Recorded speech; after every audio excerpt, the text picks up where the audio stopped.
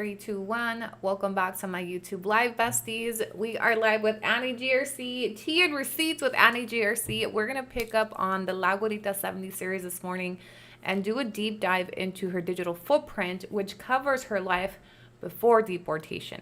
So if you're new here, welcome to my channel. Thank you so much for joining my live stream. I'm going to be pinning in the chat how you can support my live streams by becoming a YouTube member or sending in a TTS shout out to the course of the live. Welcome everybody, classes in session. If you were here last night, we had to end our live abruptly after I received another tip from one of the besties. We're going to be going into La Guarita 70's life before deportation through her digital footprint. So grab your snacks, grab your coffee. We're streaming simultaneously on TikTok and YouTube. We are live on YouTube. You're going to want to join us over there because that is where we're going to see all the receipts, all the craziness, starting with, hold on. And before we get into too much, okay, I'm going to give some disclosures on this particular live. If you were here last night, we uncovered some stuff. Sorry, not that one. We uncovered some stuff last night that has us hee-hee-ha-haing a little bit. Hold on. I need to add receipts back on the screen. The pictures. I want to talk about the pictures before we get too far into this, okay? And just kind of give a disclosure. We are not here shaming anybody for what they did before, during, or after. Okay, the reason why this is coming into play, and before anybody tells me this is so long ago, what does it matter? I'll remind you that my felonies are older than Candice's day at the circus in Salt Lake City. Okay, and they are very relevant to my platform, and people don't let me forget about my history in Utah as I've created a storyline on my life after deportation. And my life before deportation is very relevant to my life in Mexico because it's what brought me here. Right? So y'all don't let me forget my felonies that I committed before Candice was being a can-can girl. Okay? And I don't have anything bad to say about what she did and what she dressed up as and what she was out there doing or throwing cat.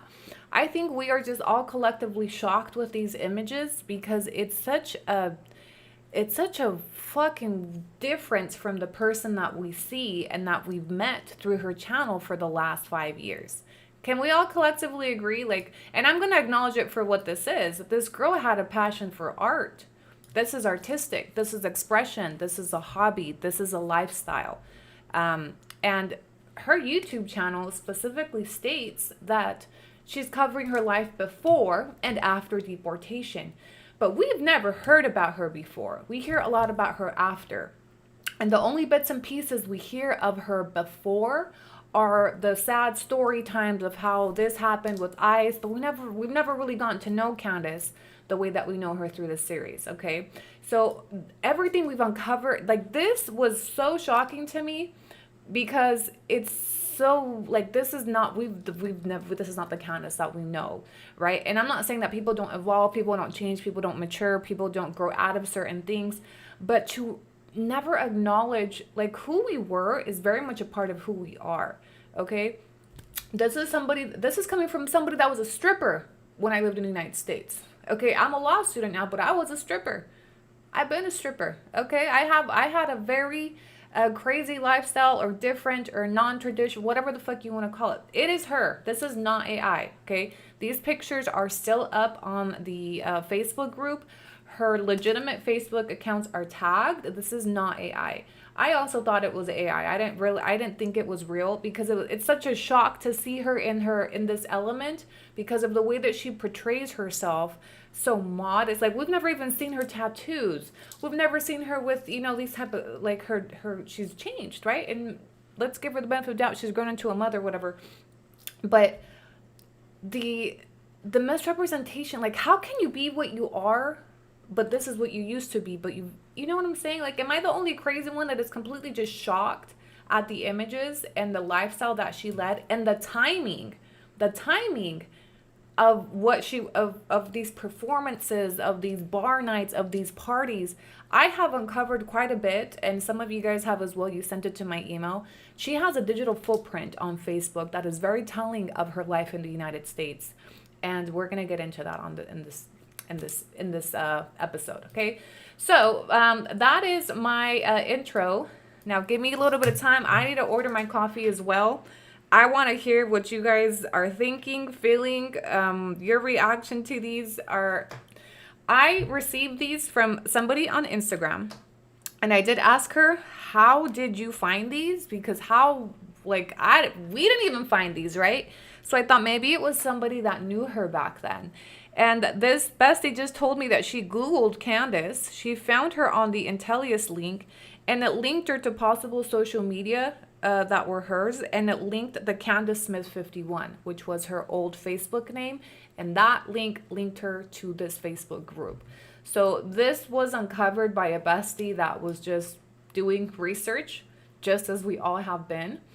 And it took her to this Facebook group that is still active. These are real images.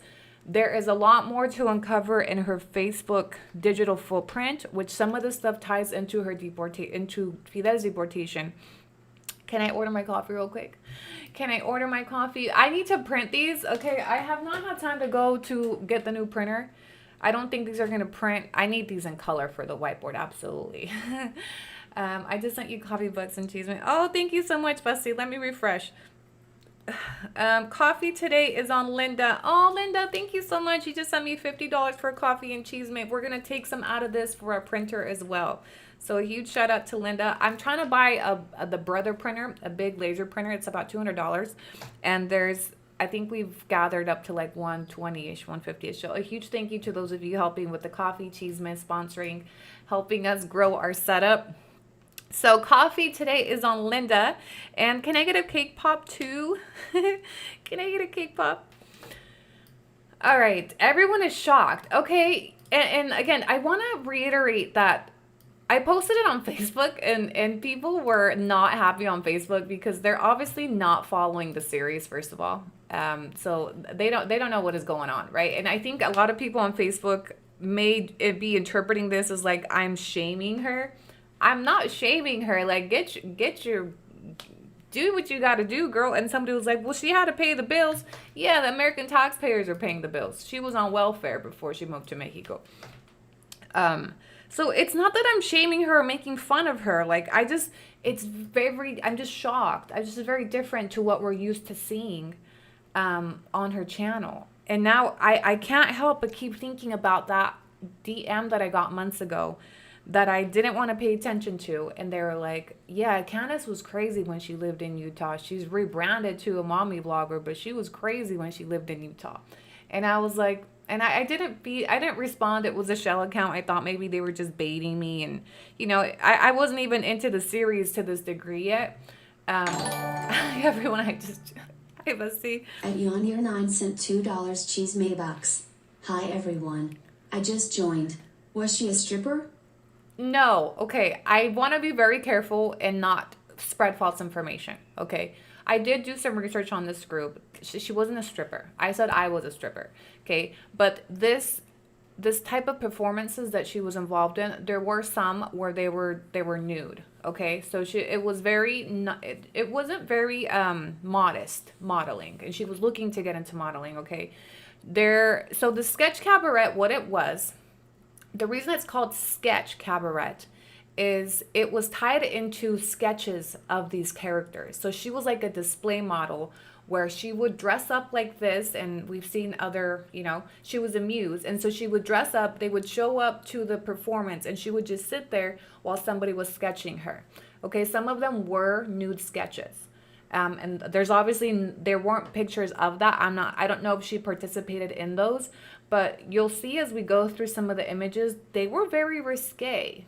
They were very scandalous, if you will. They were not in line with her modest image it's giving the Titanic. It's giving Rose off the Titanic. Exactly, yes. So that's what it's called, the Sketch Cabaret. Okay. So she was looking to get into modeling during that time. And I'm going to show you. Let me not get too far ahead. I'm sorry. Let me hurry and order my coffee. Do I want cold coffee or do I want hot coffee today? I know a girl who would. And there's nothing wrong. Again, I want to put a huge emphasis. There's nothing wrong with this. Like, I'm not shaming this. I'm not making fun of her for doing this. It's such a shock because, like, look, the girl is tatted. She was tatted. She's got the tattoo. She's got the cigarette. She's doing the nude modeling. There was one of you fucking haters when the TikTok drama came out about she doesn't want to work with you. She doesn't want your story next to yours because you do OnlyFans. She doesn't want her digital footprint linked to somebody that does OnlyFans. Oh, okay. She doesn't want to work. Oh. Okay, this girl has a problem with her story next to mine because I do OnlyFans. The girl was doing the same shit. This was the equivalent of OnlyFans in 2016. Damn near. Okay? Damn near. So, you're not going to tell me this girl had a problem with my digital footprint where her digital footprint goes all the way back to the Titanic.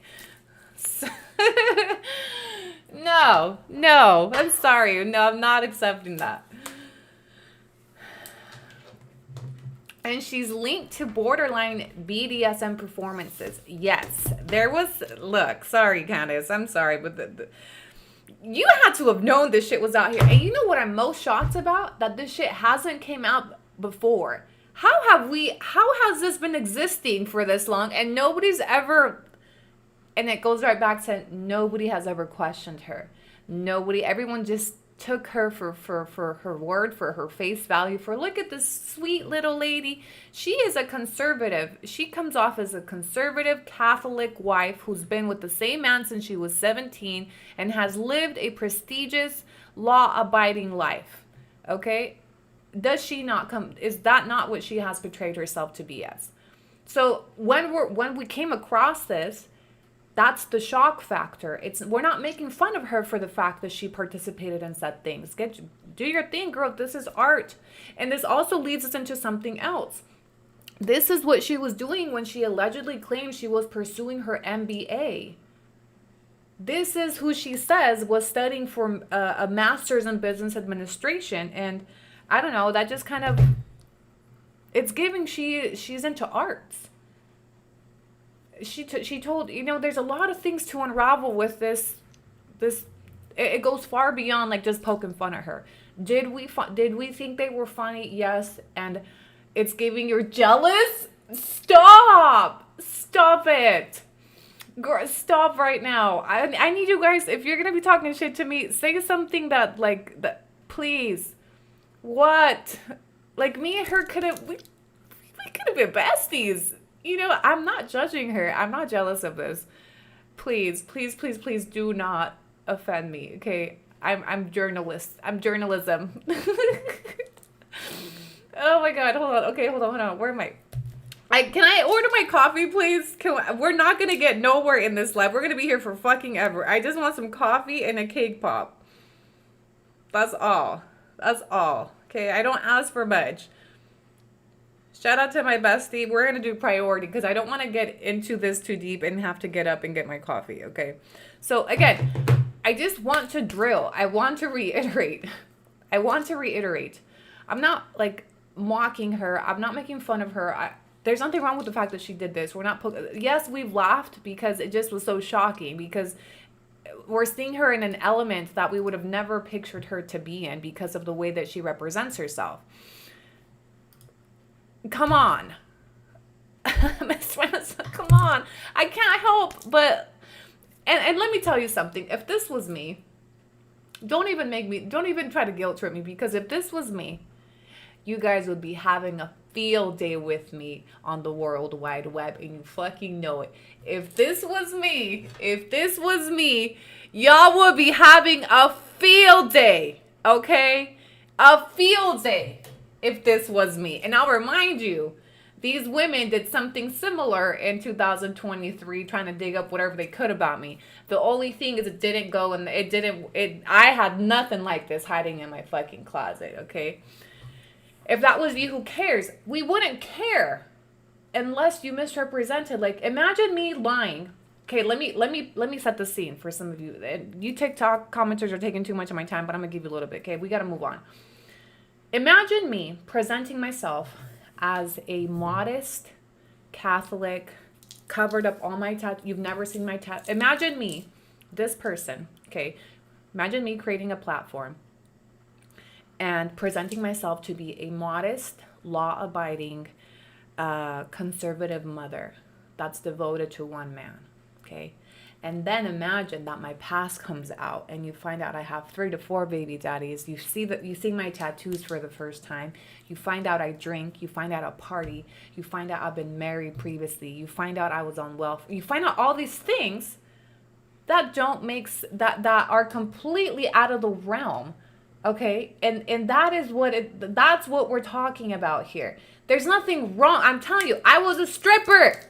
I did much more. I showed a lot more than she did. You guys are missing the point. I gotta stop paying attention to TikTok because you're not following the class. Okay? We are shell shocked with what she's been hiding because why hide this? Why hide this? Why don't you let people into? Why do you hide who you were in Utah so fucking bad? That is what we're discovering. That is what we're peeling. Okay. Bestie, make an AI of the beautiful Anne as a conservative and pops out. The point is you have drowned the baby in the bathwater. Okay, so, and then I thought about some things. Okay, look, so first let me give you guys, for those of you that weren't in the live yesterday, because it was at the very end of the live, what we uncovered, okay? And the type of the type of modeling she was doing and the dates. Pay attention to the dates. This is in 2016 when Fidel is in ICE detention. And I try to give her some grace. I'm like, okay, well, maybe this was how she was coping. Okay, let's give her some grace. So this is how she was coping.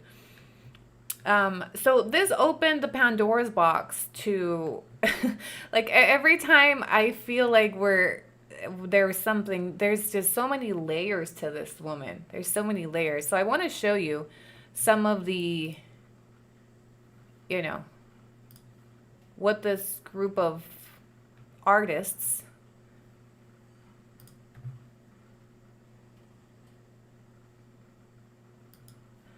okay. I don't ever want to see none of you talking shit about my OnlyFans. Ever, ever, ever.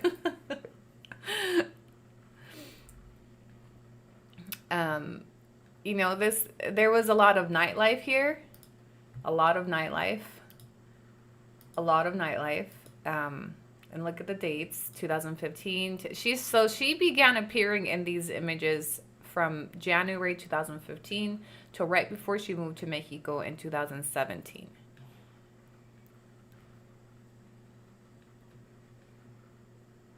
I wonder if people in public say, at least you're getting paid. Yeah, mind you, this is coming from the same bola de... So look, this is nightlife. February 19, 2016. This is right before Fidel gets apprehended by ICE. I thought she was in a relationship with Fidel. She's in a relationship with Fidel at this time, clubbing it up with the photographer. There she is again. February 19th, 2016.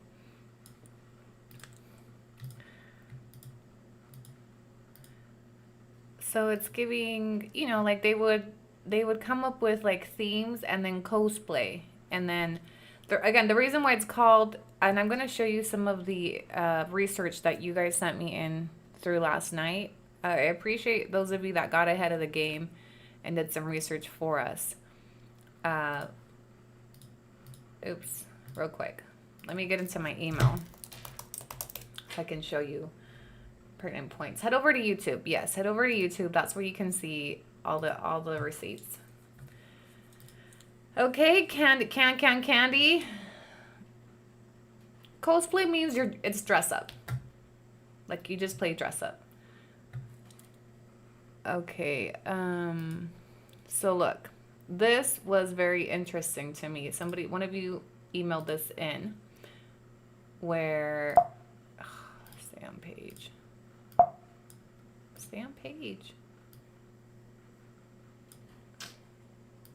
Hold on.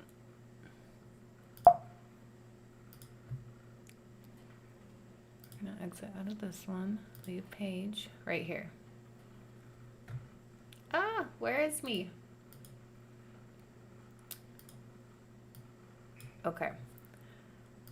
So she was, this is where it shows you what she did in the group. Am I frozen? Am I frozen? Am I frozen? Okay, I'm back. Okay. So she was a, so look, this is a breakdown of one of the events on March 18th, 2016 at the Sketch Cabaret. Okay, the animation stage, gestural 1 to 10 minute poses. She is tagged in the dynamic stage, long pose, 15 to 30 minute poses, hour-long set.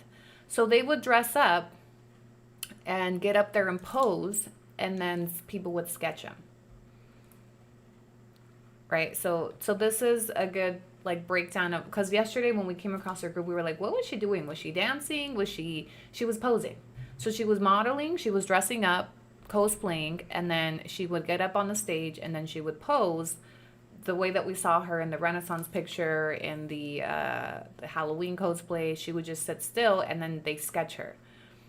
And then they found that she was part of the Utah Alternative Modeling Group, where she started looking into plus size modeling.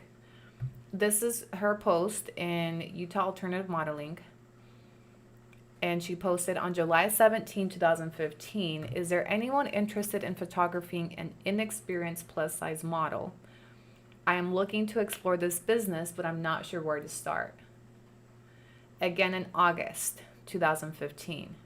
Is there anyone that is willing to do a TF plus size grunge shoot to promote a local tattoo shop? I have hair, makeup, and wardrobe covered. I just need a photographer and a location. Message me if you are interested. Okay, so Candice was trying to be a plus size model around 2015. And that's how she ended up, in the Sketch Cabaret. So now I want to take you to her digital footprint on Facebook. And also, let me know if I'm lagging. Am I lagging? In other words, upside down pineapple. Who knows if she was getting paid? Okay, so if we go into her digital footprint now, hold on. There was, when I do this on my, when I did this on my phone, it showed up with a bunch of, okay, maybe let me do it on my phone. Hold on. It shows up better on my phone, real quick. iPhone mirroring.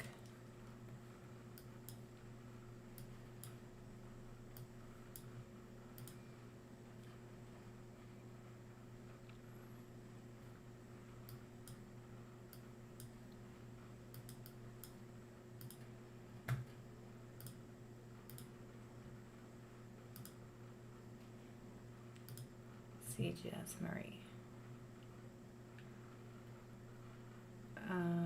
Pages, no.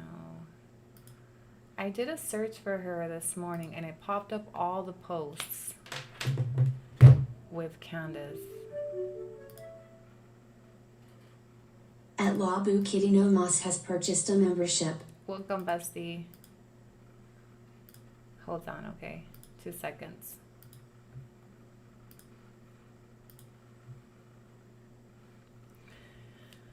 Interesting, the connection with photographer and now her.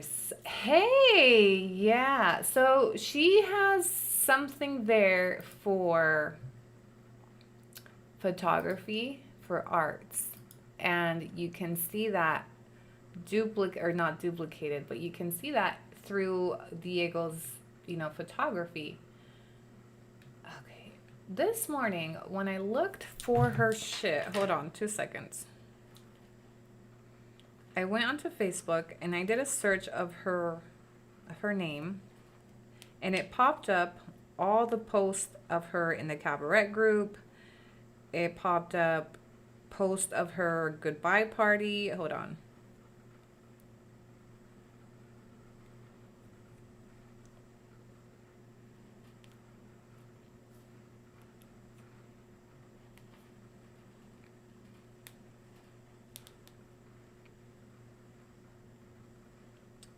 Candice Smith.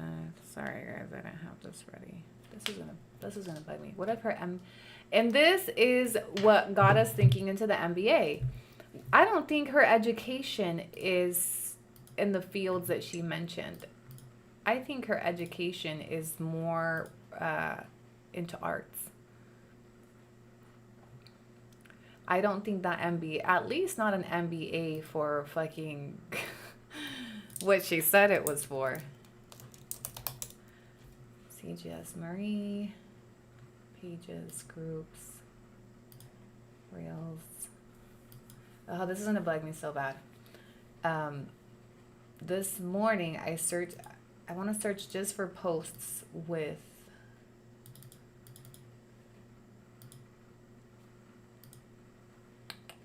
people you may know. See all.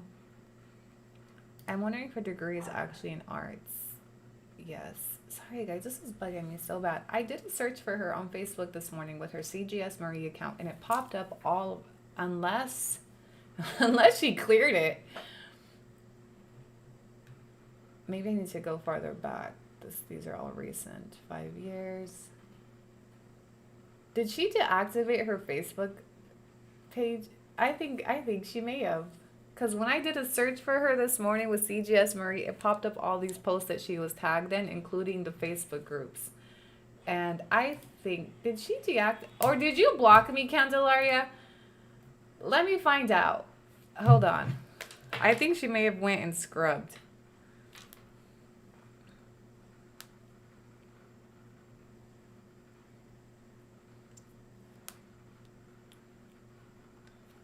I see. Or no, because her page still comes up. CGS Marie. No, her page still comes up. I'm doing something wrong.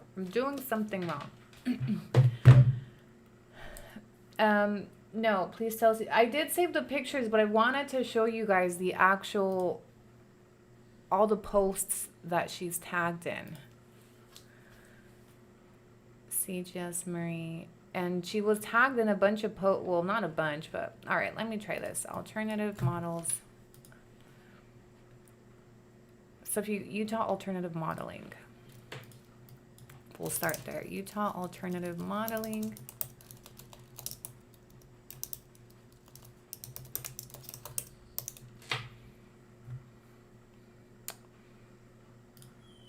Okay, let me show you what I have here. Okay, so this is the group that she had posted, and we're going to look for CGS Marie. Okay, and yeah, it still shows her posts, right, where she was looking for anybody that wanted to photograph her. And she was pretty active. Like, look, even this, there was a photographer that was searching for anybody that wanted to, do a shoot, and she commented. Right here. She says, I would love to. I would. Right, so she was trying to get into modeling, plus size modeling, like cosplay type shit. Even here, I bet she tagged here. No, not this one.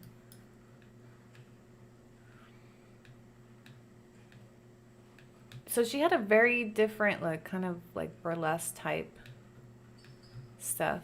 But there was something else I wanted to show you guys. And I'm just going to have to show you the screenshot. But part of her search history pulled up a very interesting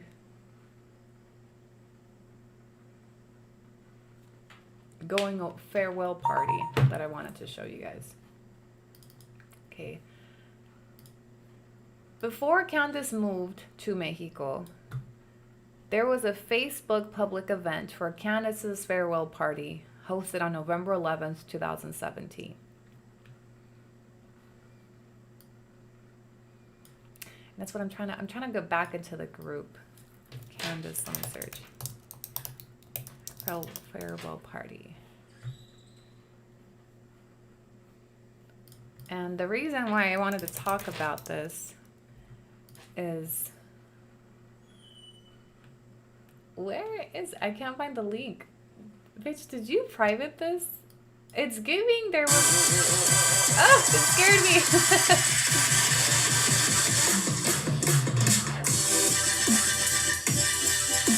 Hi, bestie.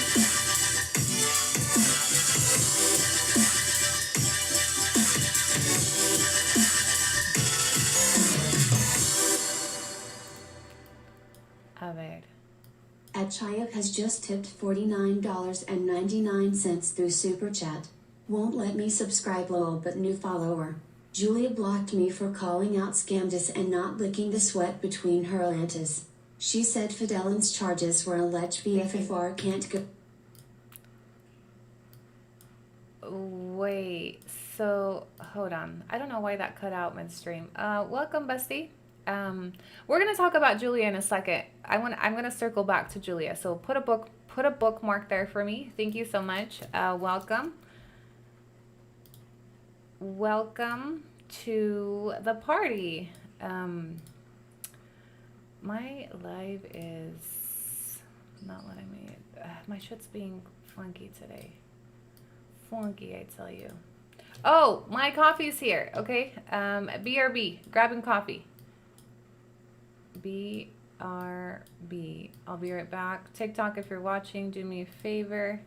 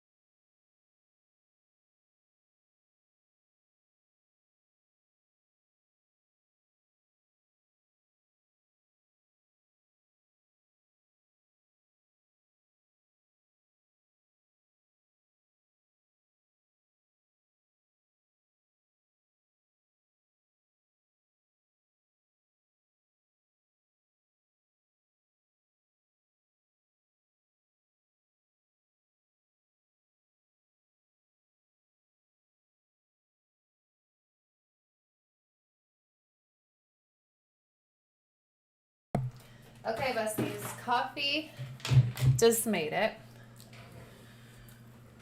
Welcome back. Okay. Am I good? I feel like my chat is... Alright, I need to refresh my chat really quick. Why my ADHD got me feeling like welfare party.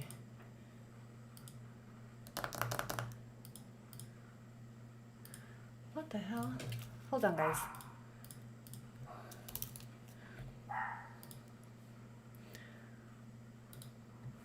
YouTube. Technical difficulties on YouTube real quick. Let me fix this. Abre el cafecito. How did this happen?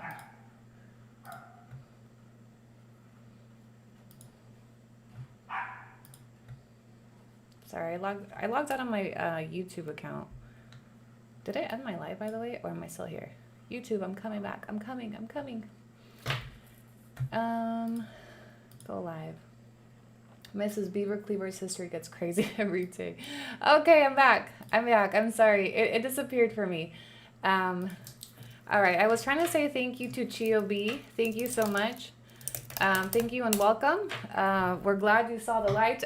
Put a bookmark for me on the Julia topic. I will circle back.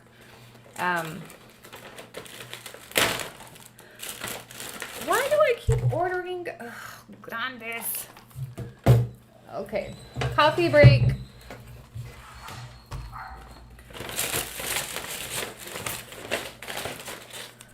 You're just clean listening. Okay. It's lagging over at YouTube. I know YouTube is being funky today. Sorry, I don't know what's going on with YouTube, but it's giving me a little bit of issues. Just bear with me. Be patient, and we'll be back soon.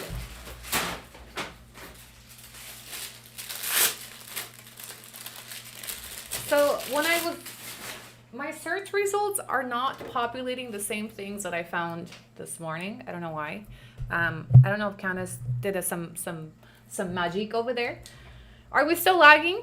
YouTube, can you do a sound check and an audio check for me? I want you to know I saved all the pic. Oh, thank you. I knew you guys would. I knew somebody would. TikTok is lagging too. Let me know. Do a quick sound check, audio check. Are we good? Is the chat good? Imagine the chisme in the pueblo. Yeah, I had to get done good today. You're gonna need to. Okay, here for the actual receipts, not biased opinions. Hi, Gio. Thank you. Okay, so look, let me just take a quick moment to address La Torta Asesina. Okay, she's the reason we're all here. I did see somebody sent me the video this morning. It was a clip of her playing the victim and talking about people are forgetting what she did. We are here because of Julia Garcia. Okay. Also, can I talk about the irony that we're all fucking Garcias? Candice Garcia, Anna Garcia, Julie Garcia. Gross. Anyway, Julia, I think we might have to put her up on the fucking whiteboard with her murderous brothers. Okay. But we are here because of Julia. There's something that drives me insane more than when bitches like Julia will cry about how I responded, how I sent people to her work, how I went live with her sister, how I did A, B, C, and D, but she doesn't tell people why I did those things and who the fuck started this. And Julia's been hiding from my receipts for 3 fucking years. Okay. So anytime this is brought up, I need to remind people all of this. Julia was the ringleader, and I just know Candice regrets the day she ever let Julia into her house. And that has to hurt Julia because Julia got cut the fuck off. Candice hit her with the, it ain't nothing to cut no bitch off. Yeah, Julia got cut off for being scandalous and getting Candice caught up in this. But Julia is the ringleader of all of this. All of it. And I put her on blast in 2023 as well. Okay, the difference is that Julia had a healthy fear of me since then and has been sitting in a fucking closet on YouTube since 2023. And she's been canceled on TikTok since, okay? But Julia's the reason why all of this started. Yeah, I sent people to her work. Yeah, I sent people to her house. Yeah, I went live with her sister. Yeah, I did a lot of things. But she needs to tell people why I did those things. She needs to tell people why I did those things. And the receipts are there, and it's not alleged. It's not a guess. The receipts are there. Her voice notes exist directing people. The screenshots exist. They're facts. They're not alleged. They're facts, and she has never been able to acknowledge or address them because she's a weak-ass bitch that hides in the fucking closet behind a screen. Okay? 600 pounds of Courage the Cowardly Dog over there. Okay? 600 pounds of ain't shit mierda over there. Talking. And then when she got slapped with receipts, she's been hiding ever since. Her follower count has been 98K for the last 3 years. She hasn't grown, except this way. And she hasn't evolved as a creator. So her entire platform is talking shit about bitches. And she picked the right first one. And eventually when I clap back, she's been hiding ever since. So she's been refocusing on PJs, on Yesenia, okay? But don't let her forget where this started. She started all of this. I love it when bitches like her, even Chancla, same thing. They love to tell people how I reacted. They love to tell people how I recorded them, how I posted them on TikTok, how she sent people to my job. You guys forget what she did to them. Tell them why, you fat bitch. Tell them why. Tell them why the fuck this started over me liking a comment of someone calling you Mama Bubba, and you got offended for being fat shamed, and now you monetize off of rage baiting on Facebook for being a fat bitch. But you started all of this over me liking a comment somebody called you Mama Bubba. Oh, okay. Get out of here. Take your Pilates and that 600-pound bag of courage and shit all the way back over to the closet of YouTube. Okay. Anyway, you be next, bitch. I have you. You're not gonna fit on my whiteboard. You and your 3 brothers, you would need a whiteboard for each of you fat motherfuckers. Okay? That bitch is too fat to fit on my whiteboard. I'd say it and I'll say it again. I don't care if she cries about being fat shamed. Because when it comes to her, my gloves are off. When it comes to her, I have no morals. I have no empathy. Nothing. Fuck that fat bitch. and her mama and her brothers that are sitting in prison for killing innocent people. And that's why she's stuck in a closet on YouTube and can't show face. Now I dare that bitch to come out here and say something. Dare that bitch to address those receipts. Until she addresses those receipts, that bitch can shut the fuck up. Anyway, that was my bookmark for Julia, because she's been talking about me for years. Like, let me throw that bitch a bone. Let me throw that bitch a bone. She's got bigger problems, okay, in her family than me over here. She's got bigger problems than how much I weigh. She's got bigger problems than how big or long my neck is. Bitch, you don't even have a neck. And you ate your forehead. Over there shaming people like Wendy Ortiz. Bitch, you ate your forehead. And you over here shaming people for the size of their neck or their BBLs or what the fuck. You have no fucking forehead, chat. Like, what? You ate it. Okay? Fuck out of here. That is the last person that should be talking about how anybody looks. Damn, that caffeine kicked in quick, huh? My bad. I'm sorry, Torta. Like, I'm so sorry. I'm sorry for not what I said, but how I said it. Okay. Are we done? Talking about she forgets what she did to me. Bitch, I would do it again.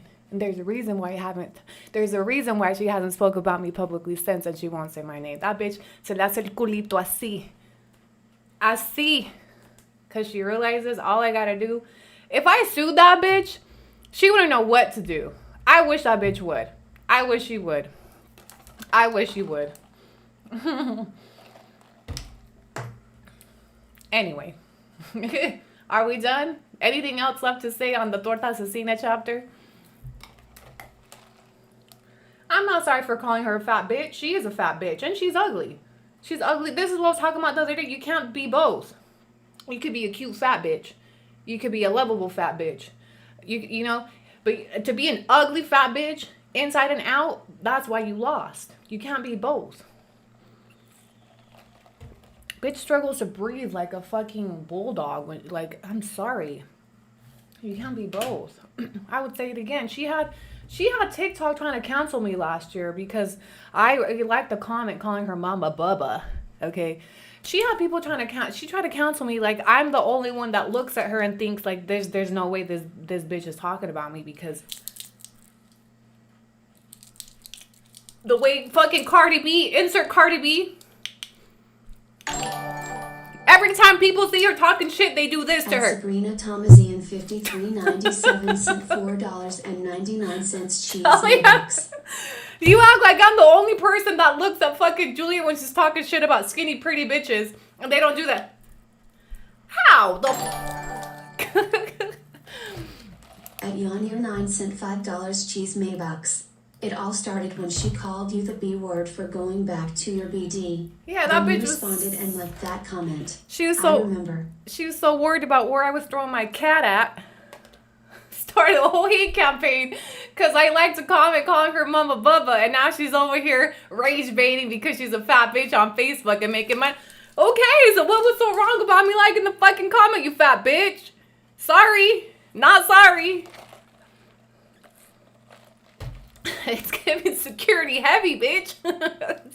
I'm not sorry. Here's why I'm not sorry. To all my besties out there that may be plus size queens, I'm not talking about you, okay? But this is somebody that has consistently body shamed skinny pretty content creators, and I was the first one. Okay, so when she starts body shaming me, she opens the door for me to do it back, and I never body shamed her first.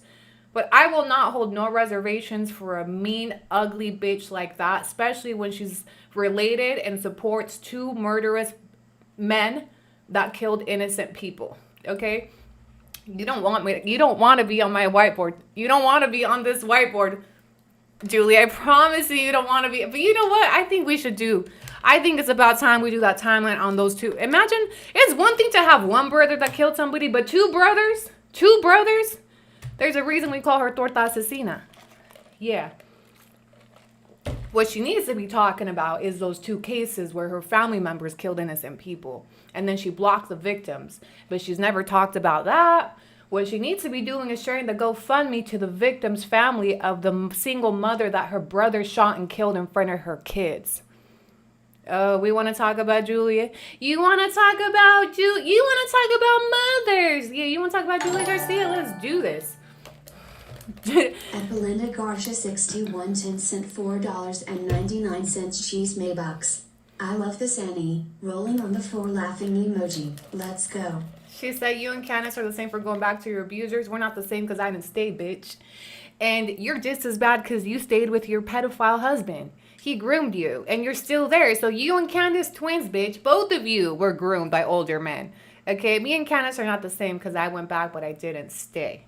The first time he clocked, if I would have been Candice, even if he really clocked her, you would have never seen me again. Okay, so there's a big difference between me and Candice. I went back like many do, but I didn't stay. Fat mama here, and I'm here for it. I know you guys feel me. I know you feel me. And she, back in 2023, she tried to flip it around like she was a fat shamer. No, bitch, I'm a torta shamer. Okay? I got a lot of besties that are plus size queen. You're the only problem here. Okay? We're croissants over here, torta guada over there. Okay? There's a big difference. And when I say you're a fat, ugly bitch, I'm not just talking about your body size. You really are just an ugly fat bitch. And I just know the reason why Julia Garcia hates pretty skinny bitches like me and Wendy Ortiz is because we remind her of the pretty skinny bitches that were probably bullying her when she was growing up for being a fat bitch. Sorry. It wasn't me, boo-boo. It wasn't me, boo-boo. It wasn't Wendy Ortiz, boo-boo.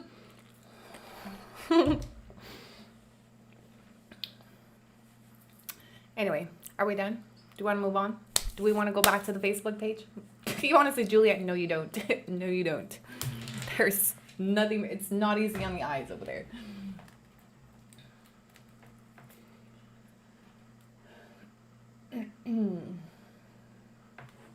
What's that song? She's been body shaming me. She started the body shaming. Let me be clear. I was skinnier in 2023, okay? I was coming out of my mama makeover. I was going through abuse. I was in the ringer in 2020. Actually, she started in 2022. Yeah, they were body shaming me for being skinny. They have all kinds of nicknames because I'm a skinny bitch. She body shamed me for being too skinny. Oh, so then when I clap back calling her a fat bitch, I'm the bad guy. You started it. You started it. So if we're gonna talk about, you want to talk about bodies? Okay, I'm sorry. My whole body is the size of your fucking arm. I'm sorry. I didn't make you like that. Yeah, the same bitch that was body shaming fucking Wendy Ortiz. Wendy Ortiz, mind you. Wendy Ortiz. The same bitch that was pulling rumors on fucking, what was her name? Itati. Right? Her entire platform is built on hating skinny, pretty bitches. And I was the first one, bitch. I built her YouTube channel. You're welcome. You're welcome. I will say this, though. I'm glad she finally took my advice. Because I've been telling her since 2022, you could make such better content. If you would start a weight loss journey, like, you could go somewhere, girl. Like, people will follow you. You could inspire people on a weight loss journey. This bitch finally got into Pilates. Love that for you. Love that for you. See, I was right. I was legitimately giving her free, like, asesoria, bitch. Go on a weight loss journey. Make some weight loss content. Bitch blew up. She went viral on Facebook for being a fat bitch in Pilates. You're welcome. You're welcome. That was my idea, bitch. I mean, I wouldn't have chosen Pilates. I would have chosen something else, like start out with some cardio or something, but you know. And now you understand. I figured out last night why Candice joined Julia's forces. I figured out why Candice sided with Julia during the hate campaign. Because Candice is a plus size queen as well. And one thing about fat ugly bitches, they usually stick together. That's why I'm gonna offend some people here, but all of the majority of Julia's followers look like Julia. I'm not gonna say all. A large part of them are just like Julia. Okay, so the reason why Candice linked with Julia is because they're both plus size queens. And Candice was drinking her Kool-Aid when she heard Julia making comments about me fat shaming her.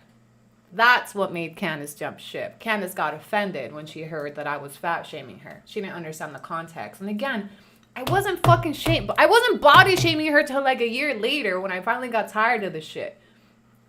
And said, fine, you are fat. So what?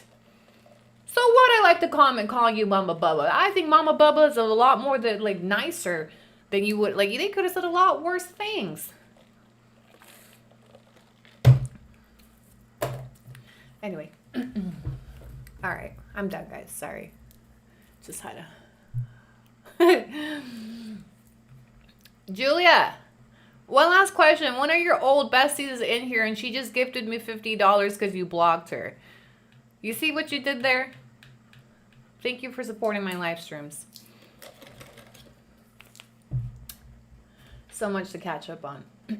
Oh, they did me hella dirty. They did me hella dirty.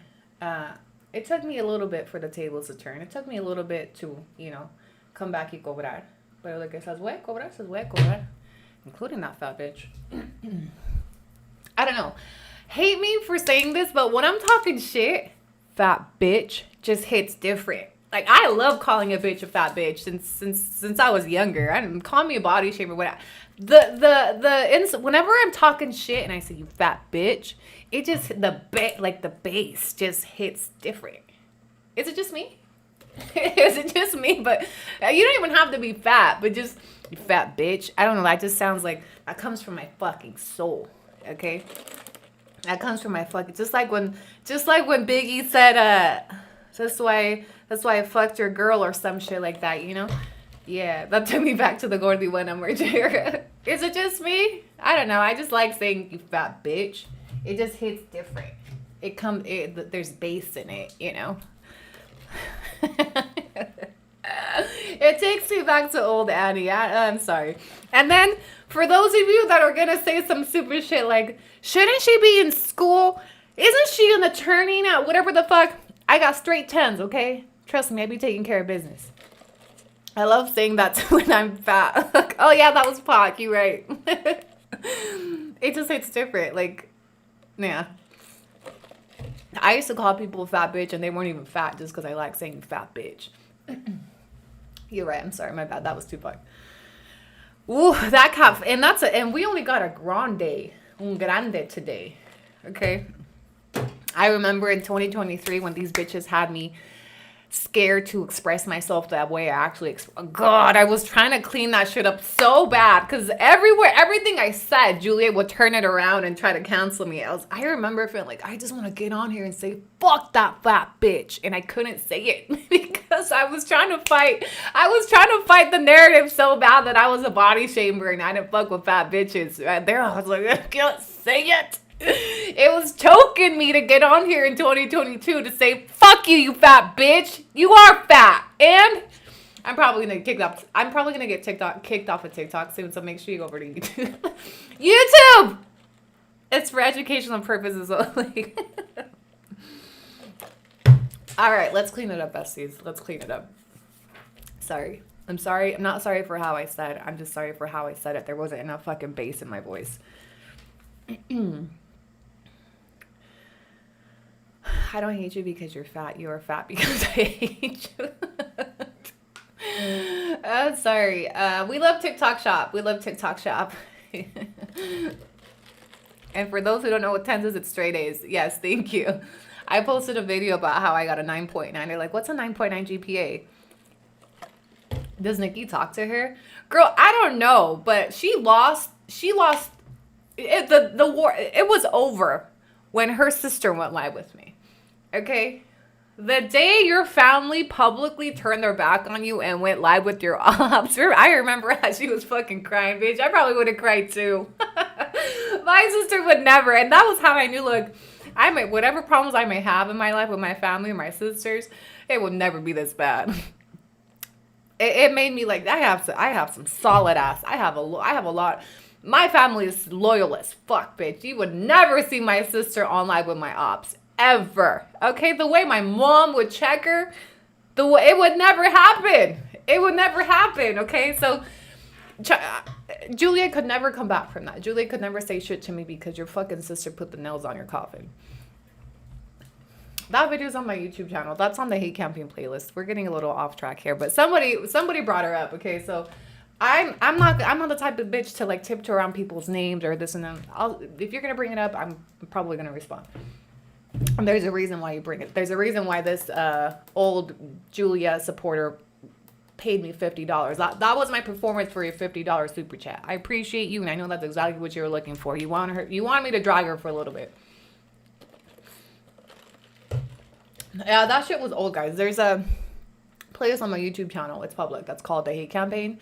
All the receipts are in there. But I will say that I wasn't as organized back then as I am now. So I do feel like I need to drop a new. It would make sense for me to do a new video on that. More organized, more receipts. In current Annie fashion. In 2023, I was just learning. It just wasn't as organized. Like that entire series, I could probably sum it up to one video with screenshots and receipts. So I think I'm going to do that. I think I need to recap the hate campaign with receipts.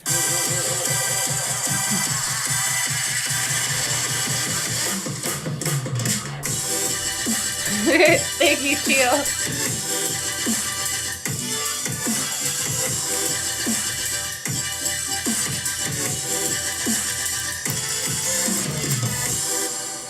Oh, torta, they've sending me super chats just to piss you off. Just tipped $49.99 through super chat.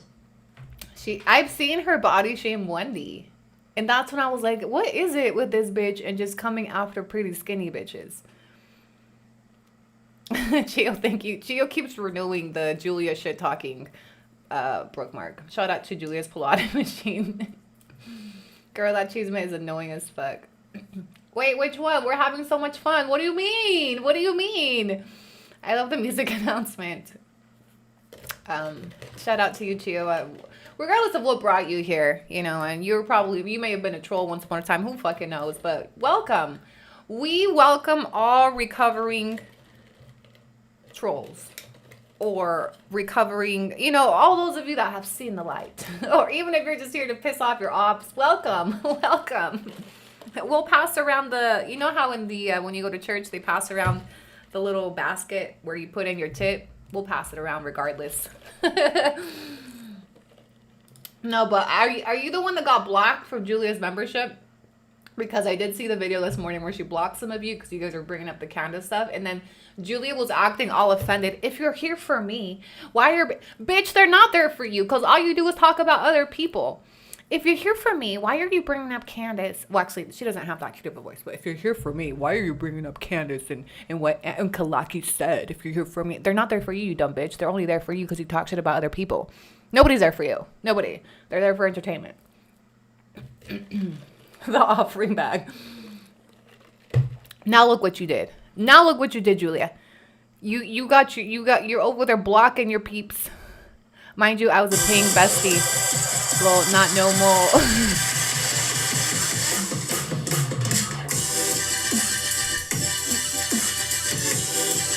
Wait.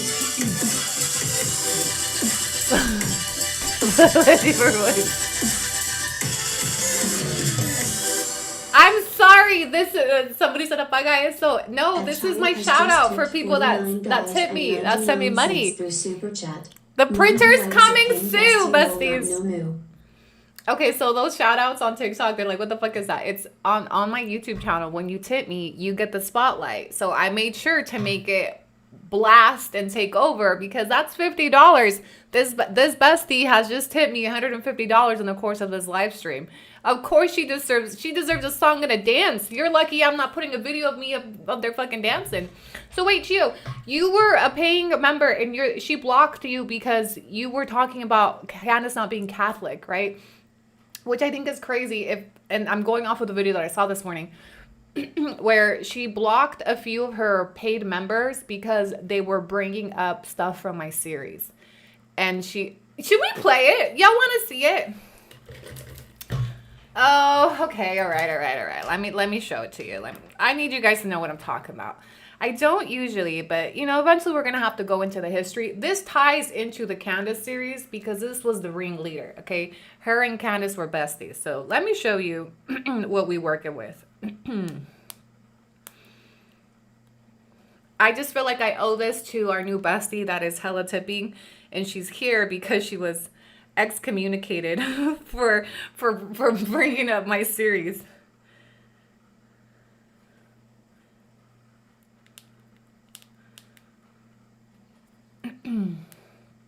Okay, hold on. Let me go.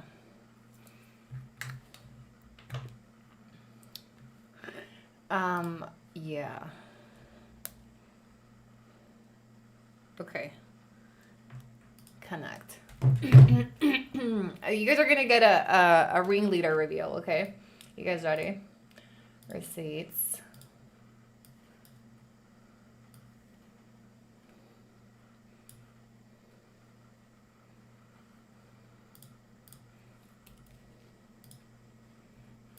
Content. Okay, so then why did you want, like, my thing is, okay, if you're here for me, why did you and this other bestie bring up Candice in the first? If you're here for me, there's no reason to bring up Candice. There's no reason for you to say, oh, we talked about Kalaki, so we gotta talk about Candice. No, like, if you're genuinely here Let me pause for the tip to come through. Thank you, bestie.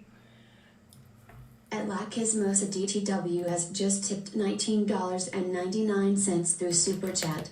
From a torta that is a nice torta here to support you. Tried to put FB, but YouTube didn't let me, lol.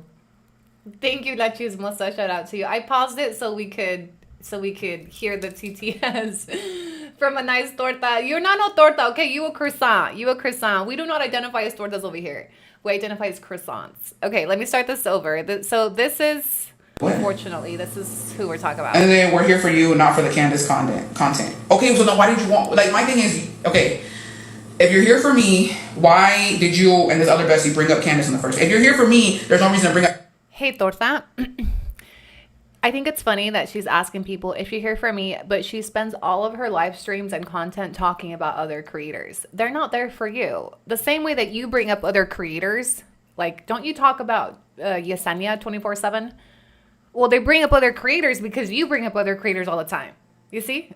Candice, there's no reason for you to say, oh, we talked about Kalaki, so we gotta talk about Candice. No, like, if you're genuinely here for me, then we shouldn't be talking about either of these bitches. If y'all don't want to hear it. Yo siempre voy a dar mi humilde opinión al final del día. So, it just, that. Okay, so didn't you just contradict yourself? Why are you talking about either of these bitches? Why are you talking about Wendy? Why are you talking about Annie? Why are you talking about Candice? Why are you talking about PJs every day, fucking all day long? You talk about everybody up in that bitch, but your paid members can't bring up other people? Like, that don't make no sense. Like, I would be kind of upset too as a paid member if I'm paying to subscribe to someone's membership that spends her entire content talking about other people, so I bring up other people and then I get blocked. Oh, okay. Doesn't make any sense to me either, because I gotta keep it 100. I gotta call you. You can't come here and tell me factual stuff when it's not facts. A lo mejor no te va a gustar, but you shifted the conversation. Not you, but the other bestie shifted the conversation to Candice. And then when I said she is Catholic, like, where's the proof that you said that she's not? Then it was like IDK. So no, if y'all don't want to, then don't bring it up and don't get defensive. Like, do you guys understand why when I was mocking her, I made my voice deeper? The bitch sounds like a man. if you don't like Candice, that's fine. She's not my friend. I haven't talked to her in fucking years. Now, Bessie, you're biased. Yeah, okay. Yeah, I'm fucking biased. Like, here's my thing, okay? Al final, this fucking woman, because y'all are forgetting what Kalakis did to me. Why the fuck would I sit here? Like, y'all, I'm starting to think que a ustedes, la verdad, Bessie, les falta como que algo. Are we forgetting all the shit Kalakis fucking did to me, bitch? Like, yes, I'm fucking biased. Why the fuck would I sit here and say that Kalakis is a good person when she did a fucking live with my fucking sister? She fucking had bitches follow me to my fucking old job. She was over there fucking trying to put a hit on me, telling bitches that you live in Austin and you want to do some weird shit. Like, you know what I mean? Torta, why did I do all that? Torta, you forgot to tell him why I did all that, Torta. Torta, you forgot to tell him why your sister went live with me, Tortis. You forgot to tell them why I sent bitches to your job. You forgot to tell them why I put the hit back when y'all were tagging the cartel, which I didn't put a hit on this bitch. I just said if there's a lot of people trying to pull up to her in Austin. So I said, well, if you I will be honest. There was people that lived in her area that offered to pull up for me. There was people that wanted to go on a tire slashing spree in Austin. But why did I do all that, Torta? Do you remember? I just feel like you're leaving out some things. I feel like you're forgetting what started this. So I think it's crazy that she's like playing victim in these live streams where like everybody forgets what Annie did to me. Bitch, you started it! You fucking started it! I was just reacting, defending. I mean, like, that makes no fucking sense. So to sit here and say that I'm fucking biased, of course I am. Of course I am. Like, why are we acting like Alakis didn't fuck with me? And I do it again, you fat bitch, for bringing my kids into it. For trying to stalk my son while he was in emergency surgery. I would do it again. I would do it again. Okay, I was fucking back. I was returning it to you. Okay, so why are you acting like you didn't start this shit? Like you weren't writing checks you couldn't cash? Why you acting like you weren't on here hee ha haing? And when it was my turn, then it was I'm afraid for my safety and she's sending people into my work. Oh, it's giving a lot of I don't know. Why are y'all acting like Alakis did not fuck with me? Why would I sit here and say, oh yeah, Alakis tiene razón? No. Why would I defend a person who fucking fucked with me for so long? Y'all don't make any fucking sense. And honestly, like I have to be like real, like for real with y'all. This is a fucking bestie membership live. I think y'all should go subscribe to Kalakis because some. And she did. She did. Okay, Julia, she did. She's here. She's tipped me $150 so far at your behest. Thank you. Shout out to you. We're gonna go buy the printer with that so we can do your whiteboard next. Some of y'all really ain't fucking right in the head. Y'all ain't right in the head. Please, I'm being so for real. Y'all need to go subscribe to her fucking membership and y'all need to go discuss that shit over there. Because over here, y'all really must not know what the fuck went down or y'all forgot. Because, yeah, I don't like that fucking bitch and I would never defend her. Yeah. So, what do you mean? So then she took a couple minutes to block the besties and she's here now. So welcome, bestie. You do have freedom of speech here. It's limited, but it's much more than you get over there. I do allow for different opinions. I do allow for questions. I do remove the candy cults that are just here to like defend without any logical like back and forth. 6110 sent $9.99 cheese Maybucks. We need a Chewbacca emoji. Yeah, so she calls me she calls me Kalakis for being too skinny. So she refers to me as a skeleton. So when I call her a fat bitch, that's why. She body shames me every time she speaks about me. And I don't know, Torta. I'm gonna make some people mad with this, but you could never. You could never. Your thigh is the size of like my whole circumference. Your arm fat is probably as big as my whole circumference. That heifer will never take responsibility. Right. So every time she references me, she references my body size. So if you're ever like, why are you calling her a fat bitch? I'm matching energy. Okay. Which, yeah. Yeah. Even her weight loss. Yeah. So anyway. That is Julia. She started all of this, and she's actually why we're here today. She's why Candice was a part of this. She was the ringleader. She was the one telling everybody what to do, how to do it. There's receipts that came out. Her voice notes are on it. Her group chat threw her under the bus. Like, she did all this. Okay, she did all this, and she dragged Candice into it, and Candice was a willing participant. So, not my circumference. Am I lying though? Am I like I'm a skinny cute bitch? You will never. And which is why she projects all that bullshit. Like, get us to see that. Like, you can make the same points without talking about my body. So when you act offended that you're being fat shamed, it's because you started it. How is a fat bitch that looks like that with the face of a fucking ogre gonna sit here and talk about how anybody looks? I saw a video not too long ago where she was talking shit about my neck. Bitch, you don't even have one. I saw a video where she was talking about how I've been going to the gym. I know that bitch watches my shit religiously. She's probably fucking in here. I saw a video where, can I show it to you? Hold on. Is it on here? I saw a video a little bit ago where she was talking about the size of my neck. And I was like, bitch, how? You don't even have one. She was like, yeah, she's looking too manly. Hello? Hold on. If somebody finds it, I don't have to. It was a while ago. If somebody finds the link, send it to me. But just recently, it wasn't that long ago, where she was talking about how I've been going to the gym and my neck is starting to look too meaty or some shit. And I was just like, you literally don't have a neck or a forehead. And you're making videos about what? Okay.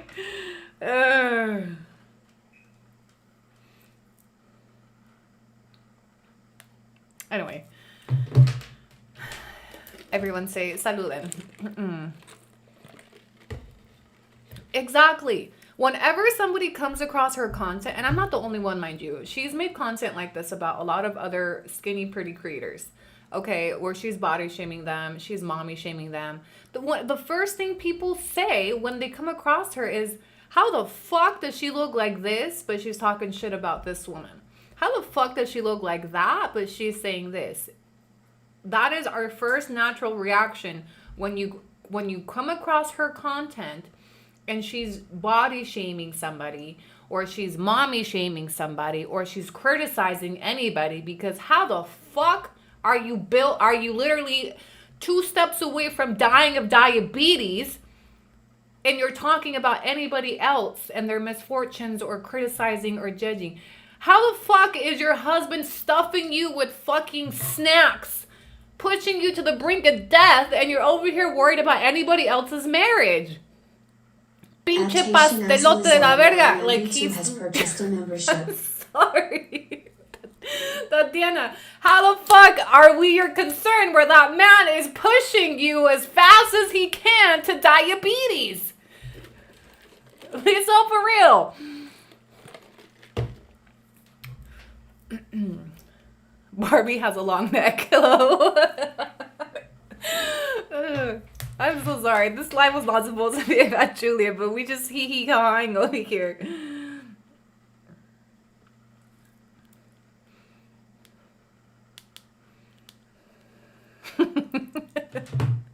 She stays talking shit, and then anytime somebody talks shit back, then we're the bad guy. How long has that bitch been talking shit for? On multiple, and nobody's giving her the time of day. You're welcome. You're welcome. You don't want to see a picture of that bitch. I showed it on YouTube. Am I wrong, though? That man is pushing her to her grave. And she's over here romanticizing their love. She's just like fucking Candice. I'm sorry. Over here romanticizing this love story where, one, he groomed her as he's a pedophile. And then 2, that man like is cake popping you to your death. Like, anybody that loves you and sees that that's the current state of health that you're in is going to push your ass to the gym, bitch. And the funny thing is, like, her man gyms. Last I checked in 2023, when I was following their shit, that man goes to the gym, but takes his wife fucking elotes and pasteles and cafés and jugos. that man don't give a fuck about you. He don't give a fuck about you. If your husband cared about you when you weighed 600 pounds, real shit, he would not be feeding you no fucking pastelitos, okay? He'd be taking your ass to the gym with him. He'd be taking you to especially because he goes to the gym. It'd be one thing if they were both fat motherfuckers, right? But the fact that the husband leads a healthy lifestyle and allows her and enables her to be in the state of health that she's in, that's crazy. And then talking about he loves you? Nah, girl, that man loves that fucking green card.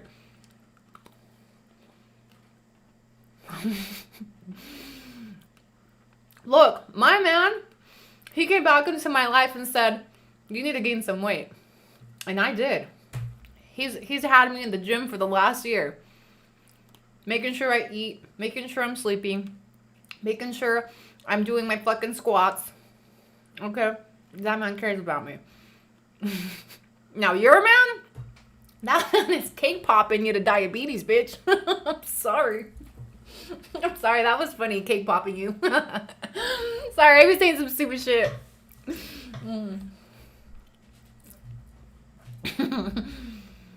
That's real low. Sorry, you can't enjoy cake pops like I can, Torta. She's a Mrs. Visa. Yeah, that's another story of romanticizing PDFs and grooming and all that shit.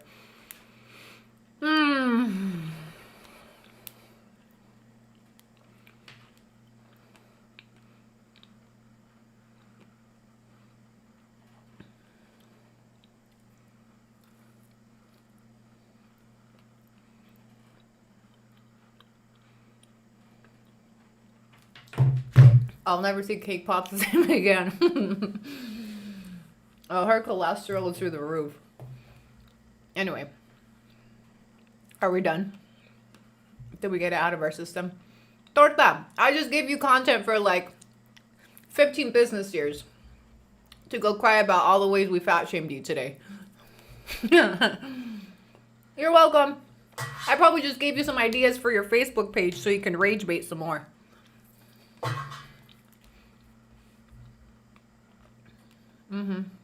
Muy turbia esta situación.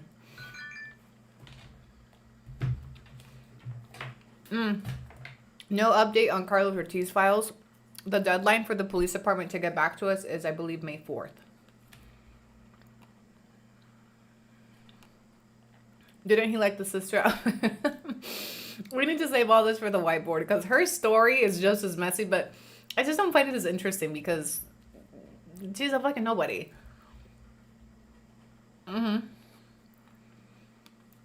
That story is fucking twisted too.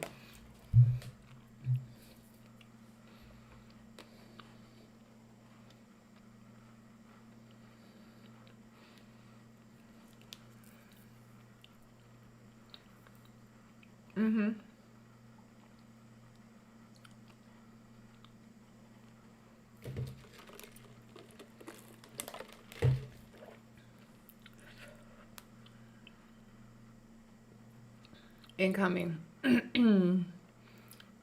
Wait, are my mods on here?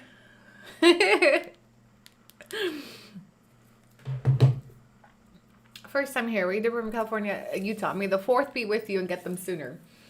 Maybe I'll call. Should I call today? I called earlier in the week and they said that they had received they were processing a high amount of grammar requests. So they would probably get to me on the 10th business day. Bro, therapy in 2 minutes. Fat ones think they're models. Okay. 15 business years. Yeah. All right. So should we get back? We just took a recess. Are we back from recess? Should we go back to the county cane files or we want to spend some more time? Y'all let me know. If y'all want to spend some more time talking shit on La Torta Asesina, let me know. We need a whiteboard. We will. But we need a printer. Okay. Should I go get the printer today? It's because if I go get the printer, the reason why I was going to go this morning, but I was so excited to go live with you guys. I was like, fuck the printer. Let me go live. Back to Big Top. Tells about her brothers. Julia's brothers, both of them killed somebody. The really sad case to me is, I'll tell you the quick story time of one of her brothers, whom she still supports. Her brother, which he looks just like her, just as fat and ugly, was driving one day and there was some incident of road rage where he got cut off or the other girl cut him off. I don't know. He gets cut off and the other driver is... And Perla Angel 2287 has Welcome, purchased Perla. a membership. The other driver is a single mom with 2 young babies in the back seat. She cuts him off. He gets mad. He follows her back to her apartment, I believe, or somewhere. Gets out of the car, shoots her at point blank in front of her children with them in the back seat and drives away. That's the first brother. Yeah. The victim's family came out during the hate campaign and they reached out to me.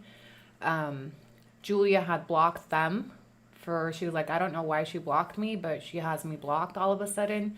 Julia didn't want to acknowledge, I guess, what had happened.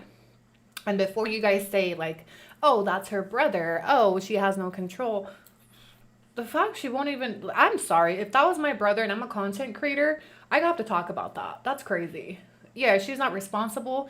But then it's crazier because then her other brother did something similar in a completely different case. So her family, like, they just be, you know, trigger happy apparently. But that story happened in Texas, right? So once we do the whiteboard on her, I'll bring that up and we'll look into those cases as well. But yeah, her brother murdered a single mother in front of her children. That's one case. And then the other case was the other brother murdered some dude that they were fighting over a girl or some shit like that, or a car. I'd have to look at, we'll get into the details. So 2 different cases, 2 different brothers, both in prison for murder. I'm sorry, but that's not a fucking coincidence. Like, who the fuck raised you guys? Yeah. And then the fact that Julia could have, if she doesn't support them, okay, why not just show condolences to the victim's family? Hello? Just acknowledge, like, may the rest, a quick public statement, especially when it came out. When it came out, the brother was still, like, going to court and shit. I get that's your family, but not even condolences to the victims' families did she offer. She blocked them instead from her page. And I don't know. That's fucking weird to me. If that was my brother, like, yeah, unconditional love, that's your family. But let's hold them accountable at least. Let's show some solidarity, some empathy to the victim's family. No, not Julia. She was more worried about talking shit about Annie. Yeah. And that was Candice's bestie. Yeah, he's in prison. They're both in prison. Where they should be, and I hope they rot in hell.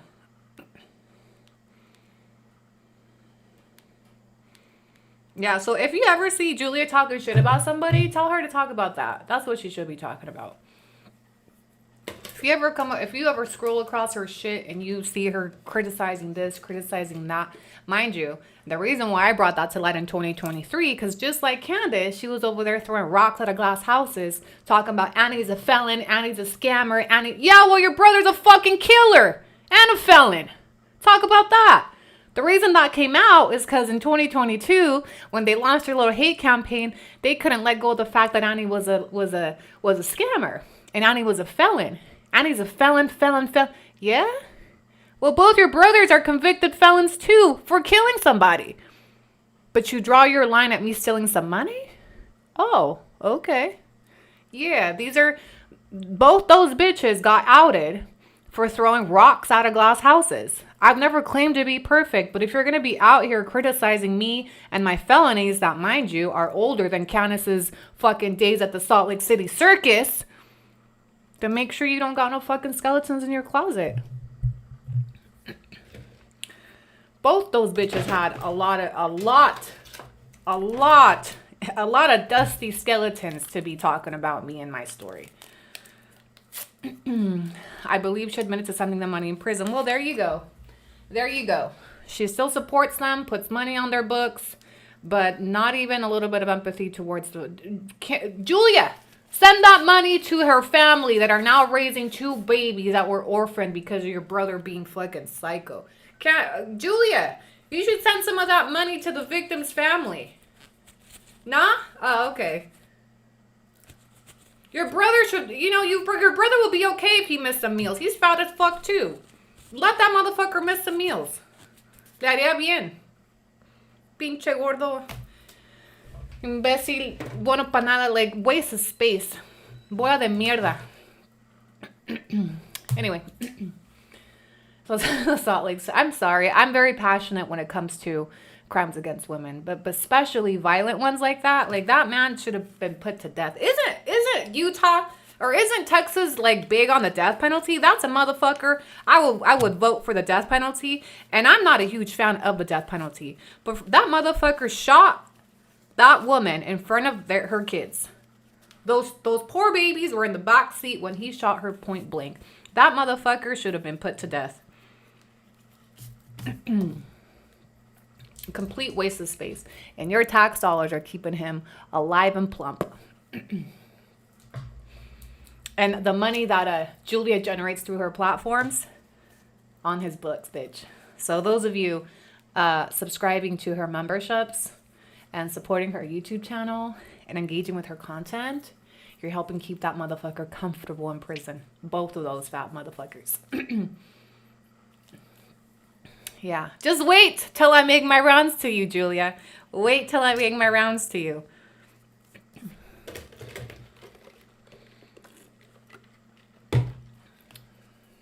Yeah. Just using oxygen. So,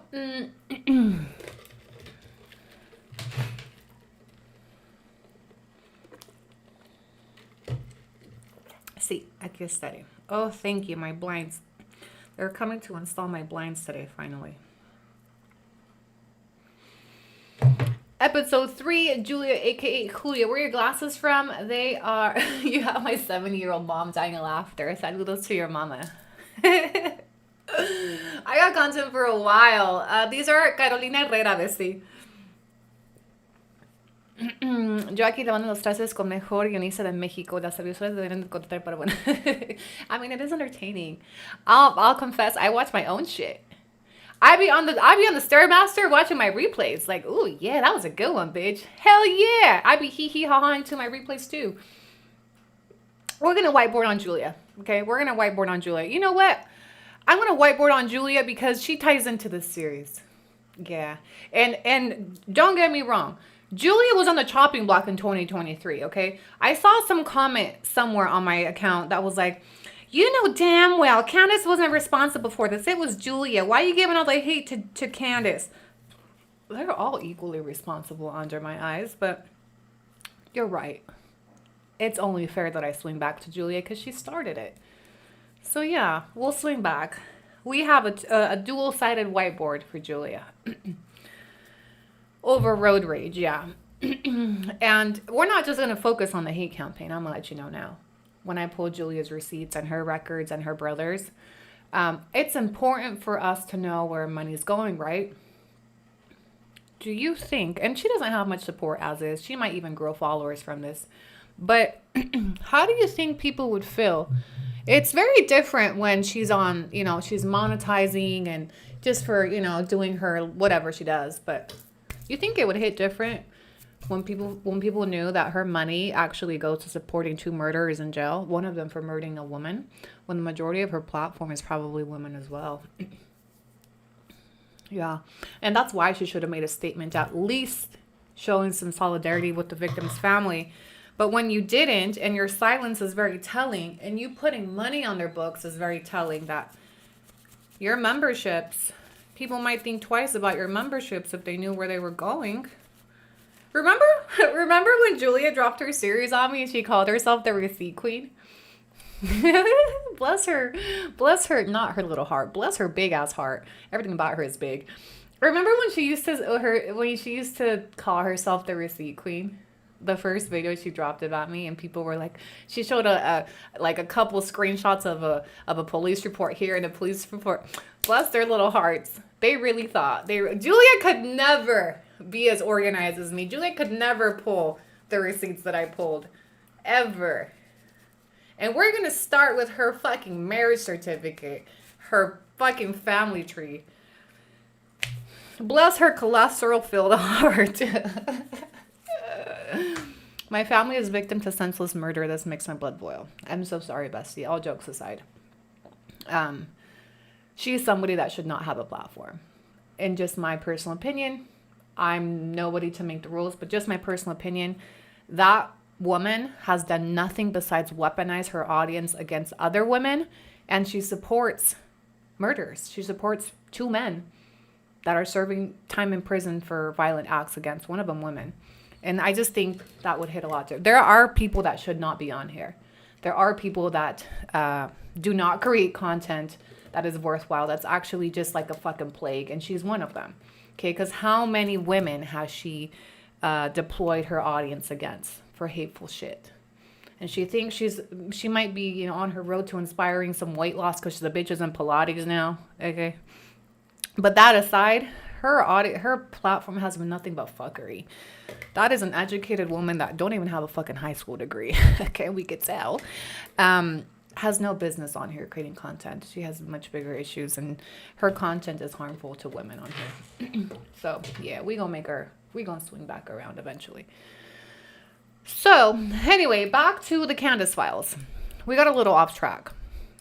The reason why I had wanted to show you guys,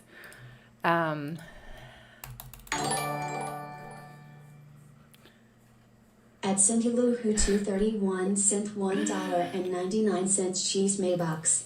Happy early birthday, Tortalo. wait, is that bitch's birthday soon?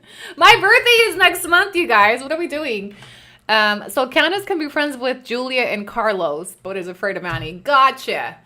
And this takes us back to the afraid for my safety. Oh, okay, so you let people like Julia into your home. People like Carlos on the run. But you draw the line at Annie making okay. Okay, the call is coming from inside the circle, okay? So anyway, the reason why I wanted to show you guys her digital footprint, and this was part of it. Esto me llamó la atención bastante. So before Candice moved to Mexico at the end of 2017, her family and friends hosted a farewell party before she moved. Now, I'm glad that she had support. It looks like she was part of some type of community in Salt Lake with, the artsy circus stuff and the cosplay, whatever we want to call it, the modeling, all that shit. When she tells us about how hard deportation was on her, why does she leave these things out? Why does she leave out that they had a going away party? They had a deportation party for her, a relocation party for her. How many deported individuals do you know that get to say farewell to their family members? And then notice that Fidel is not a part of this picture. When Fidel is the whole reason she's moving. Right? Did Fidel get to say goodbye to his family members in the United States? Do we get the privilege of a farewell party? Or are we shackled like dogs, put on an airplane, and dropped off like trash? Okay, well, it's not our fault. It's not our fault. But then appropriating the deportation story, the struggle, how hard it was. Bitch, you had a whole party before you left. Mind you, it was a 21 and older party. I'll have you know. Okay, it was a 21 and older. It was a drinking party. It was a 21 and older at a bar. You can go look up. I wasn't able to find it just now, but I found it this morning. Okay. It's listed from 8 p.m. to 1 a.m. Okay. So you threw a whole celebration to see you off. And it's part of that privilege that refuses to acknowledge. Now, mind you, her YouTube channel specifically states she's sharing her life before and after deportation, but we've never seen any of the before. The only before she ever shares is the sob stories of, I had to marry my husband in jail. It was so hard. He got arrested. Why don't you ever talk about this, Candice? Why don't you ever talk about the fucking parties you were throwing? Why don't you ever talk about the fucking risque photo shoots, what the community and friends that you had and the support that you had? Oh, that's right, because then that wouldn't invoke lástima. Then that wouldn't make people feel sorry for you. You know? Yeah. She got to say bye to her loved ones when the one that was actually deported was sitting in a fucking jail cell while she's doing this type of shit. The one with the actual trauma, the one with the actual experience is in the fucking jail cell while she's throwing farewell parties to send her off to Mexico with her son. And again, I find it very interesting that Fidel is not part of this picture. Why isn't Fidel part of this picture? I get he wasn't going to be there, but she's moving to Mexico for her family, unless that's not what she told her friends and family, unless she told them it's just part of her, I don't know what the fuck she told her family, but it's very telling Fidel's not a part of this farewell party when he's the reason she's being farewelled. No? The same way she appropriates everything. The same way he's not part of any of the interviews. The same reason he's not a part of any of the collabs. He's not on any lives. It's just Candice. This whole deportation is about fucking Candice. The party's about Candice. It's a fucking party, mind you. She's throwing a party during deportation proceedings.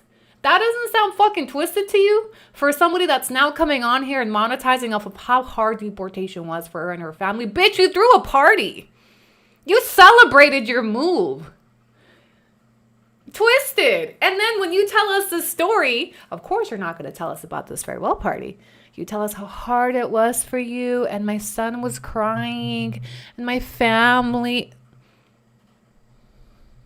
Stop. It's fucking weird. It's fucking weird. When you're throwing a celebration in the middle of a traumatic event like deportation or relocation, because mind you, she's clung onto the deportation. She's never used relocation. Ever. Her story has never been life after relocation. She's never used the word relocation. She clings to the term deportation for a reason. So your family's in the middle of deportation. Your family is split apart by a fucking border, and you're throwing bar night parties. You're celebrating at a bar, mind you, with alcohol and friends. Like, I don't know. It just seems kind of crazy to me. I just remember when I was in these proceedings, like, it just, I don't fucking know. It just seems weird to me. It's so out of touch with reality. Real people in the middle of planning life-altering moves and this are not fucking celebrating. For as much as she claims this was so hard on me, bitch, you were celebrating your move. You were celebrating your deportation. No, I didn't think about throwing a farewell party. I had no mind for that. No, my only concern was I didn't even get to say goodbye to my kids. I didn't even get to say goodbye, let alone a party. Hello?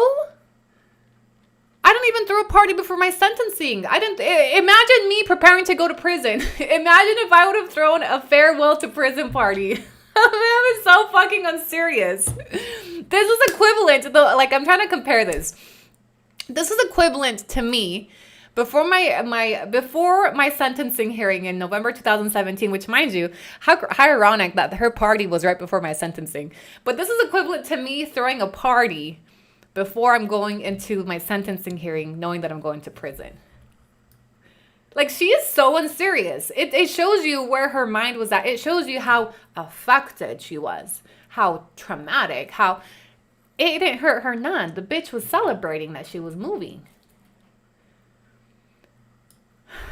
I remember when my dad was deported in 2012, my mom, the last thing was a farewell party. Like, she was working nonstop to pay for lawyers. Exactly. With what money? Oh, we know. She was on welfare. American taxpayers were taking care of her kid and her kids. Somebody commented on my Facebook post when I posted the pictures of her at the circus. She had to pay her bills somehow. Taxpayers were taking care of her. Which, no shade, if she wanted to go work at a bar or whatever. But how the fuck did you have a headspace to throw a party at a bar? Mind you, this is not a family get-together. I could even try to give her some grace and say, okay, they threw like a family barbecue. This was a farewell party at a bar for 21 and older. You don't house like a family get together where your son could be. Why is he even in the picture? He didn't even get to go to the party. What the fuck? Were y'all just taking the shots? And this is for Diego. Tip. This one's for Fidel. Tip. What the fuck? I'm trying to like visualize this. At the very least, okay, maybe they held like a family get together. They had a barbecue and that was the farewell party. I could try, but bitch, you were throwing a party at the club, at the bar. Why is Diego in there? He didn't even fucking get to go. With Diego on the invitation is diabolical. Yes.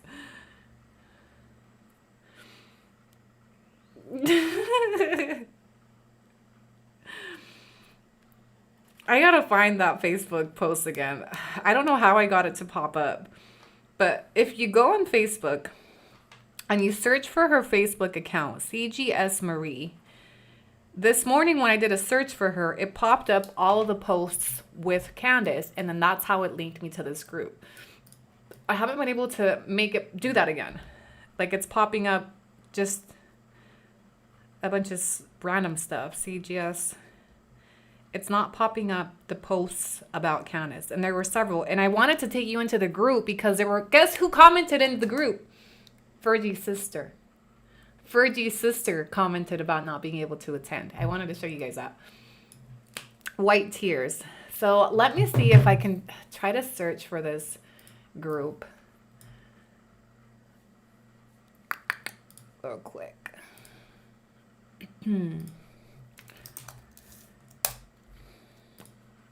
The way she still victimizes Diego is what made so uncomfortable. Wait, the way she still victimizes Diego is what made me so uncomfortable, and I started believing Annie. What do you mean by that? Okay, Candice's farewell party. Andrea Dominguez. Unless she called them,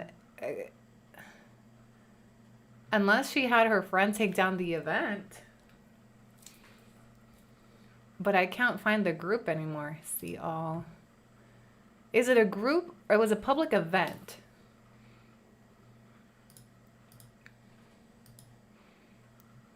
Events.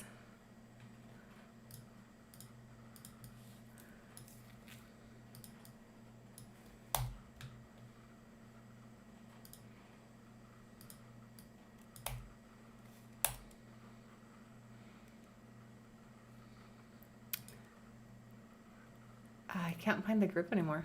It says her account is locked. The event is called Candice's Farewell Party by Andrea Dominguez.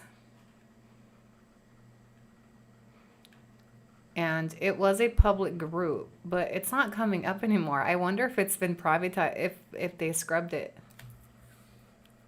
It's blocked only to friends. It was public. Look, when I took a screenshot of this, it was a public event.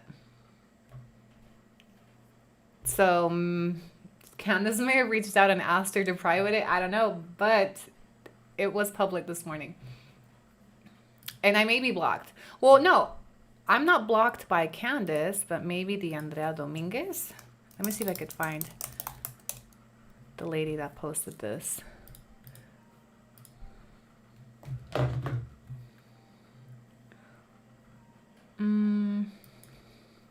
Yeah, no fat chance.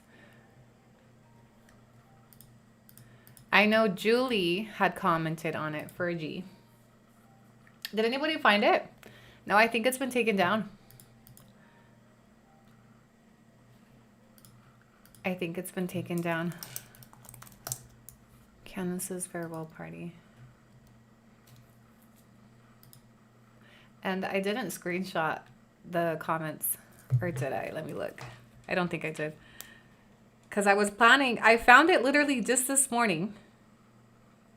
And I also found her brother. And I was like, oh, I'm going to go over this with the girls. Look, this is her brother. Hey, we might have a clue here. So her brother went to Utah State University. And I found her brother because when I did a search for CGS Marie, I found a post that it tagged him on a post that she made. So look, this is the brother. He went to Utah State University, and there's a post with a baby that she commented on in 2019. Are they Mormon? Yes. Right here. 6 years. There's Candice.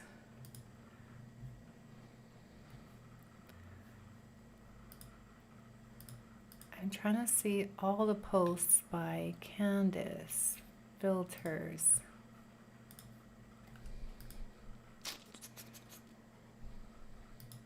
Yeah, it's not popping up anymore.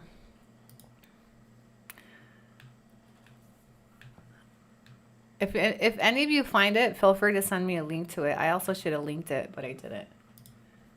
Found it CGS Marie. I believe Utah State has all their commencement programs online. So we were looking into Utah State University because the photographer was a teacher at Utah State University.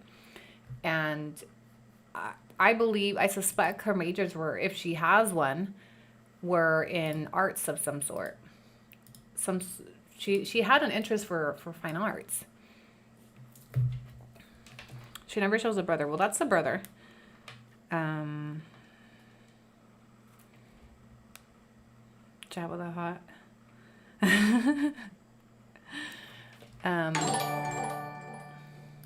It's been blocked. Send me a screenshot. Sent $1.99 cheese Maybucks. Candy face. We know you're in here watching. Send me a screenshot, because as of this morning, when I took a screenshot of it, this was a public group. It was public to anybody on or off Facebook. I specifically remember it said public to anybody on or off Facebook. So if it's been privated, that means she was working this morning, and she probably reached out to the Andrea Dominguez and said, can you make it private?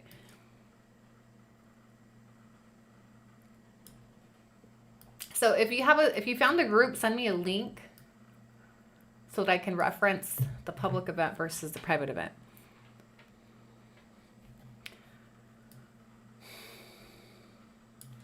That's our email right here. I'll drop it into the chat.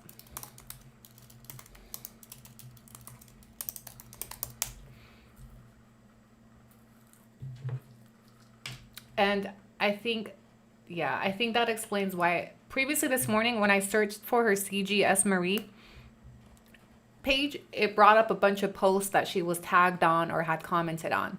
So I think what she did this morning is she went back and scrubbed any public post that she was tagged on, any event, and it included this Facebook page. Why do you think she doesn't want you guys to get into the farewell party? And there wasn't much. Honestly, I went through the comments. The only thing that I thought was worth showing is that Julie Ferguson commented on it. And she was like, hey, Candice, I'm sorry. I won't be able to make it because I have to close. But send me your address or blah, blah, blah. It's private. Well, it was public. It was public as of this. Look at it. It says public event. It was public as of this morning. Let me go look. Candice. No, not her profile. The group. I need you guys to find the group, the event page. It may have been deleted. I know her profile has been locked since a long time. I'm talking about this event page. Thank you, Diana. Daniela Ergai sent $1.99 cheese Maybucks. I got her Netflix credit. Love, Lies, and Deportation. A story about a Utah native that immigrated to Mexico following her husband. The crazy thing that I was thinking about this today, you know how Shelby says, I moved to Mexico after my husband was deported.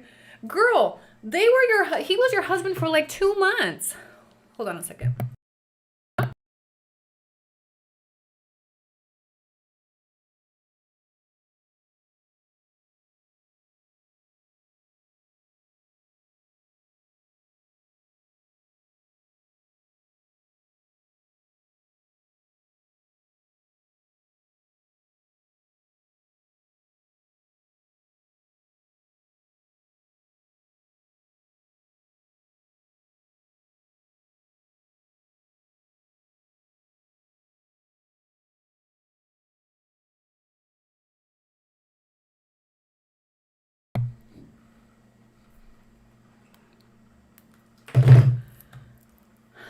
Okay. Yes, it's deleted. I can't find it no more. And I was just in there. Let me see if I can email the link. Oh, yes, Alma, if you have the link is what we need. I didn't copy it. I honestly didn't think, because I hadn't publicized it. I hadn't publicized that I found this group yet. So this tells me that this morning, Candice, probably after she saw that we found the pictures of the circus days, she was scrubbing her digital footprint on Facebook, which included the privatization of this group, or deleting this group, or reaching out. And she wasn't the organizer. It was Andrea Dominguez. So she has probably been working on going back to her digital footprint, because the CGS Marie Facebook account, it hadn't been publicized that it was her. Right? Thank you, Bestie. Ergai sent $4.99 cheese Maybucks. I live for the cheese May your lives keep finding me on my days off. Thank you so much, Bestie. Yeah, remember, anything you find, always take a screenshot. I know, I guess, hard lesson learned, but I just didn't think, it's really not that serious. It wasn't like it was anything crazy I found on there. I was like, oh, I'm going to show this to the girls. I took a screenshot to show because I sent it to one of my besties, but I just didn't feel like, I don't know, I guess I underestimated her, okay. Found it. Is on their public on IG. I don't know. So let's see. I want to find the link before we can, so that I can confirm that it's been made private or deleted. This screenshot where it shows that it was public was taken like 30 minutes before I jumped on live this morning. So this tells me, I believe that she hadn't cleaned up this digital footprint because it was linked to her private Facebook account, CGS Marie, which, mind you, I also have a private Facebook account that I've had since 2008, where it's not for social media content creating. It's just for me, my family. You know, it's got a lot of my history on there. You guys, some of you have seen that before. So I've posted like on this day from 10 years ago with that Facebook account. So I think she was just hadn't paid it. We caught her slipping because she was confident that that account would remain private and nobody would figure out that it belonged to her, right? Nobody would figure out that it actually belonged to, that's why the name of the account is CGS Marie, no profile picture of her. She didn't want to tie it back to her. And we were able to tie it back to her through old tags, etc.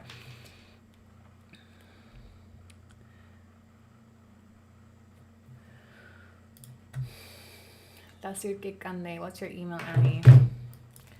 It's AnniGRCX@gmail.com. And then let me pull up.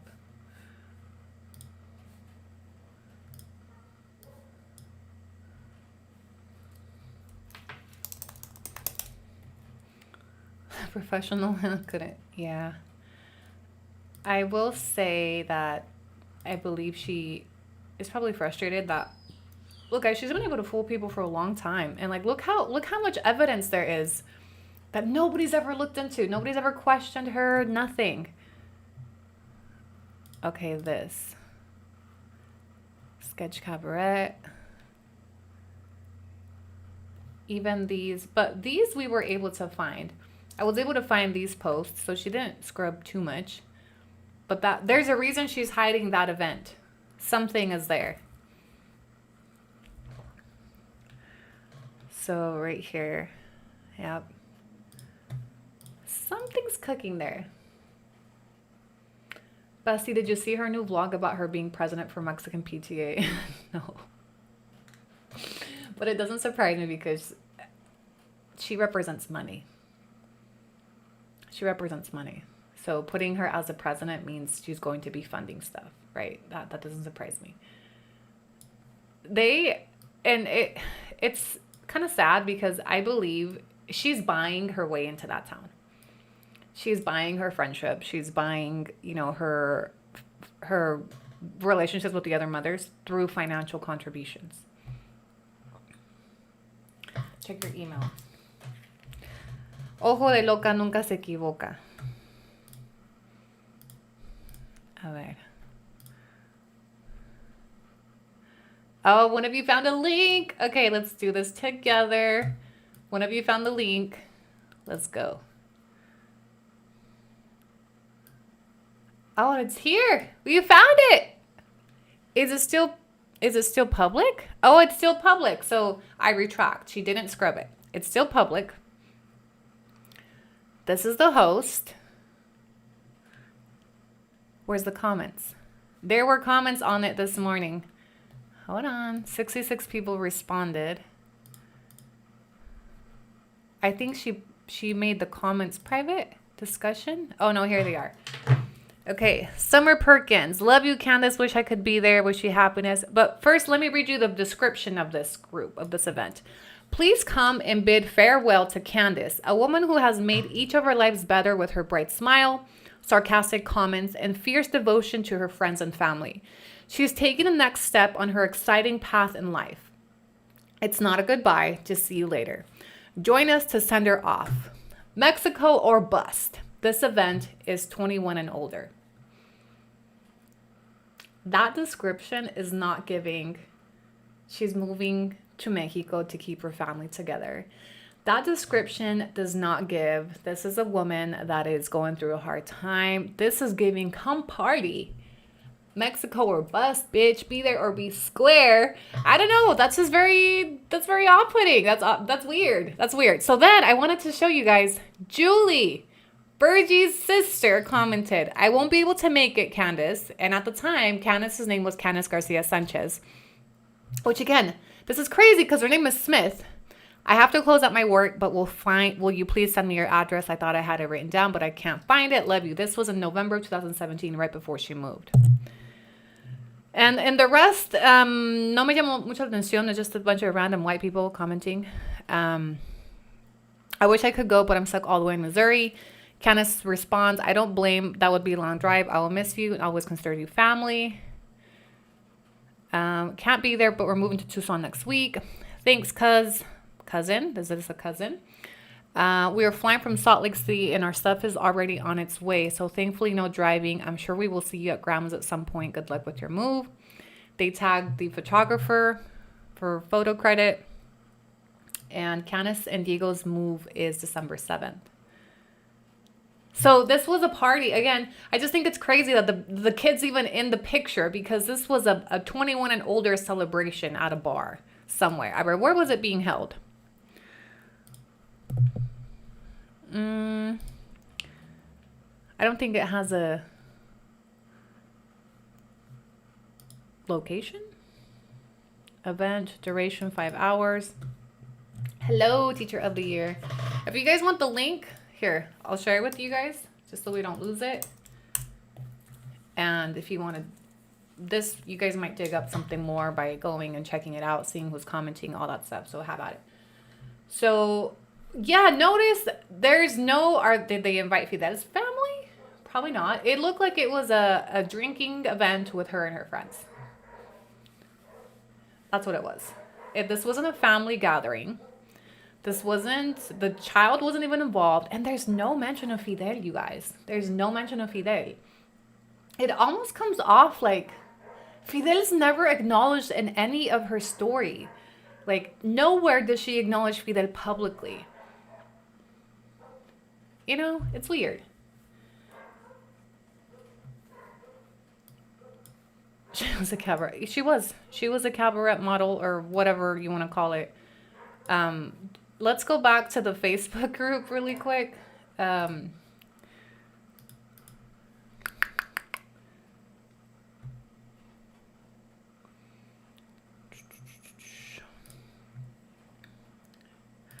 mean, I'm just going to actually just show some of the pictures that you guys sent in. Some of you guys were searching the group, and this is easier than having to go through the whole page.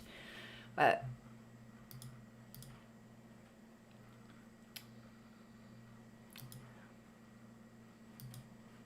yeah.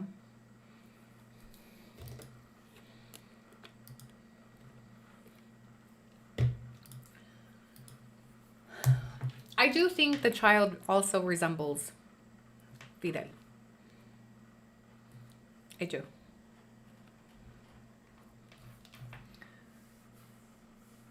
I bet that's how Fidel met her in el cabaret. Well, it paints a different, like, image of her. Like, what type of stuff was she involved in while she was meeting him?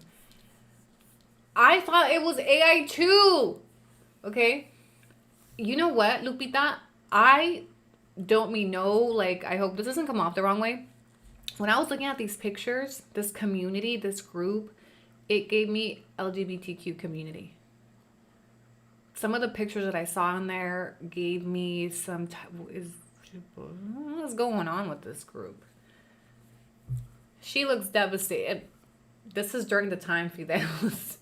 And again, okay, maybe this was her way of coping. This was her social group. This was I don't mean to imply she had to be miserable and she didn't have a right to have a life while Fidel was locked up. I'm just shocked by the persona that she was back then versus what she presents in her content now. Can we all just agree It's not that she did this. It's that, or that she participated. Who cares if she was gay, if she had 3, 4, 5 baby daddies? It's that it clashes so much with the Candice that we know on social media. That's all. You know, it's not that she did this, or, you know, she had a passion for it. She had a hobby. Yes, we agree people can change, but that drastically throws up some red flags, especially because the documentation that we found that she lies. So yes, people can change, people mature, people grow out of things, absolutely. But would you not be would you not be shocked if that was me? Pretend that's me. Pretend the roles are reversed, okay? And you've never seen my tattoos. I'm always in long sleeve. I present myself on my platform as this conservative, well put together mother that has never had any clashing with anything, that I've just been with a one man for the rest of my life. You know, imagine that's me, and then all of a sudden this comes out. Tell me you wouldn't be shocked. Whoa, Annie has tattoos? Annie smokes? Annie drinks? That's not her only husband? That is what we're reacting to. Not the fact that she liked to play dress up or she partied or none of that. Like, we're reacting to how much of a change, and that she's never spoken on any of this. And now you guys are going to say, she doesn't have to tell us everything. No, she doesn't. She doesn't. But no mention of it at all is crazy. No acknowledgement of who she was. That's like me. You guys don't let me forget my felonies. Mind you, my felonies are older than her time in the circus. My felonies are older than these pictures, and you guys constantly tell me they're still relevant. It's like me trying to build a platform without acknowledging my past. It's like me trying to build a platform but never speaking about my felonies, or never speaking about who I was. It forms who I am today. So before you tell me this is not relevant, people change, but you guys don't say that for me. People can change. Then how come you guys still bring up my felonies that are older? My felonies are from 2015, 16. Oh, some of them are older than this shit, 2012, and you guys tell me they're still relevant. You guys don't say people can change when it comes to Annie. You guys make sure to remind me that I was this. You guys hold me to my identity in the United States, despite how much I have drastically changed my lifestyle, not who I am. You can change your lifestyle, but you don't see a red flag in changing who you are, like the core of you. I've changed my lifestyle, but I haven't changed who I am, because who I am is also part of, like, my past forms part of who I am. She changed her who she was. She changed her fucking identity to create content for you guys. That's what I'm pointing out. She changed religion. She changed how she dressed. She changed how she talked. She changed everything about her. And you don't see like a red flag in that? You can change your lifestyle, yes. You can evolve, yes. But to change your fucking identity is why I'm calling bullshit. That's what I'm pointing out with this. Not that she did this. And she changed her whole persona. So those of you that have constantly said something about her content comes off fake, like, you weren't wrong. Who you see on her platform is not who she is. It's all fake. And this forms part of who she is. She has a passion for art and photography, which is why she's coaching her son into photography. She has a thing for fine arts. That's fine. But why do you tell us that you have a master's in business administration and criminal justice and human studies, whatever? Your passion is in fine arts. Your education is in fine arts. Why did you tell us you were an MBA holder? That's bullshit. That's part of her trying to change her identity through lies. That's why this is relevant. We're not making fun of her for choosing to play dress up when she lived in Utah. We're not ridiculing her for what she partook in. We are pointing out the inconsistencies in who she is versus who she leads people to believe. She's a smoker to this day. I bet you would be shocked to see her smoking a cigarette, right? Because she's built this online persona, and part of her image is this sweet little white lady, conservative, that does no wrong with a bow in her hair. Bitch, you was out there doing some BDSM shoots. That's crazy. And the reason why we're reacting to these images is because it gives you a visual representation of how much she has faked her shit. Of what a fake persona has built that platform. Like, come on.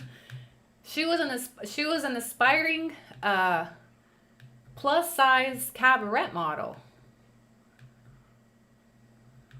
That's vastly different than what we know about her. So I'm not hating on you, but why are you bringing up PPP stuff with the felonies you have? What do my felonies have to do with her PPP fraud? How much money did you take from those companies and people? $22,000. But what does that have to do with what we're doing here? It's gonna be Little House on the Prairie. Hold on, I feel like we need to have a visual while we're talking about this. My favorite one has got to be the goth one.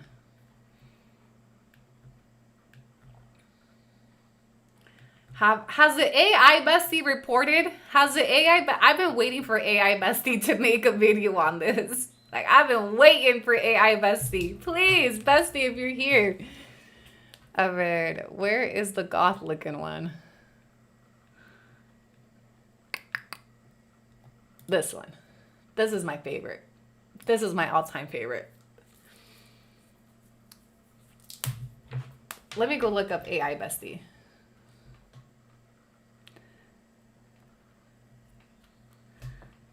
Okay, AI bestie. I gotta take a potty break soon. You can change your hair, you can change your clothes, but you can't change just the way it goes. Wait, you can change your hair, you can change your clothes, you can change your hair, your mind. It's just the way it goes. Hannah Montana, not you, Cody. Hannah Montana. Bam Bam, no, Bam Bam hasn't made no AI videos yet on the new Discovery. Because you're judging her on all this shit, really want illegal. She used all the loopholes she could. That didn't make no sense. Please correct your grammar. Not gonna lie, I would be really interested if she actually talked about this part of her life. Yeah, mind you, the parts of her life that she tells us about before deportation is that she was working to get her MBA at the same time that Fidel was serving prison time, and she was a single mom. The only thing she's ever mentioned of her past is that she was studying. Does it look like this girl is studying for her MBA? This is during the time she claimed she was studying for her MBA. And the reason, I'm not saying she wasn't capable. What I'm saying is her interests were vastly different than an MBA. What was she doing with what was she trying to do with an MBA when her passion was in arts? Fine art. She was pursuing photography. She was pursuing being a model. And then you expect me to believe this girl moved to Mexico and immediately found online work with her MBA? That girl wasn't even practicing with her MBA. So now that also brings in the speculations we've had about her education that she's publicly mentioned multiple times. Her education seems to be in fine arts, which is okay. But you expect me to believe that up until 2017, she was a plus size model for this type of stuff. And then she moved to Mexico and all of a sudden secures online work with companies all over the world with her MBA? That don't make no fucking sense. How did she land into online work? How did she discover that was even a thing? It wasn't common knowledge back then. So you can tell she wasn't practicing online work. You can tell she wasn't preparing with her MBA. She was practicing fine arts, which is okay. But this tells you why she never talks about her journey in finding online work. How many times have I told that fucking story so people can replicate it?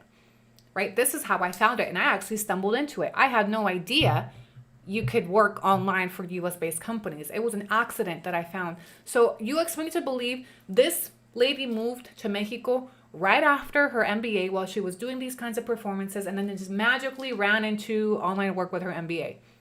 And now she's working for millions. Now it tells you why she does content. This makes sense with why she does content. She's been practicing photography, creativity, art. This is why she's been so successful at platforms, and that makes sense, and that's okay.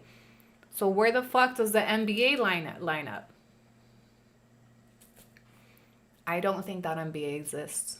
I don't think she actually does online work. I think she's always devoted herself to this type of stuff, which is fine.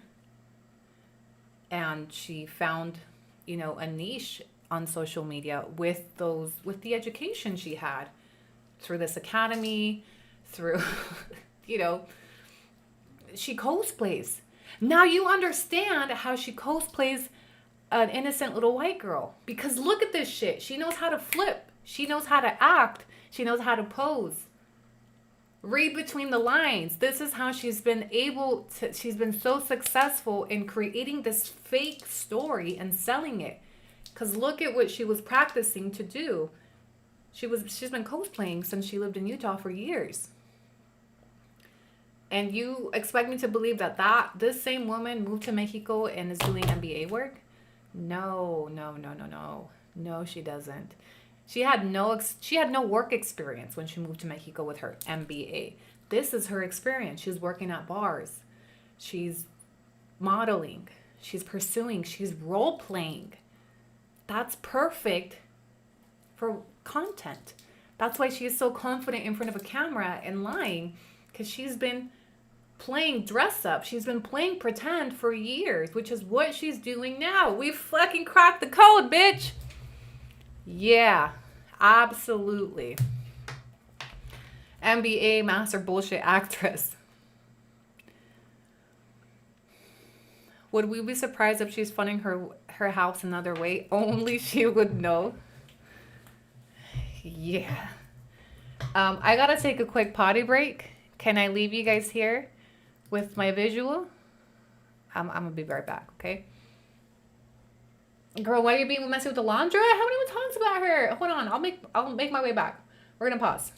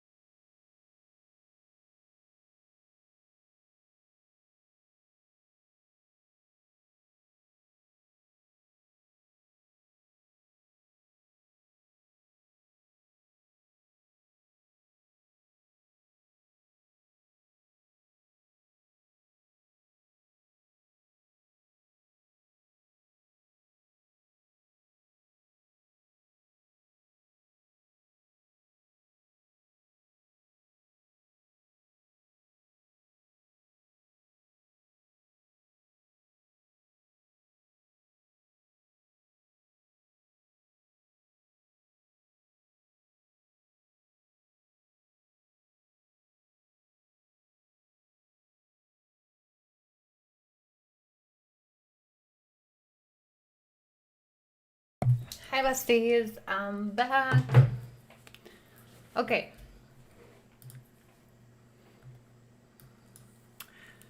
She has a foot tattoo. She has a lot of, well, I don't know how many tattoos she has, but remember one of the Facebook posts that we found where she was seeking work as a model? She was looking for a cameraman to help her promote a tattoo shop. So once upon a time, Candice was into tattoos, and she has several of them.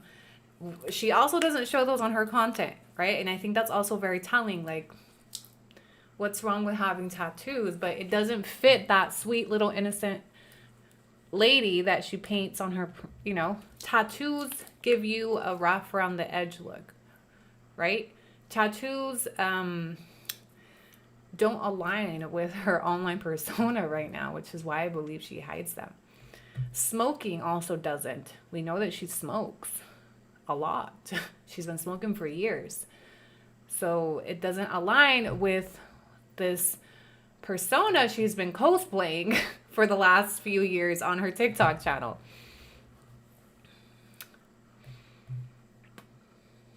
There's a name on that foot tattoo and I couldn't make it out. Let me find out she's got ex-boyfriend tatted. I think she was lying about going to school. Well, this Sketch Cabaret was also an academy. So it's possible she could have been going to class for something like this, not an actual university, not bachelor's or MBA type shit.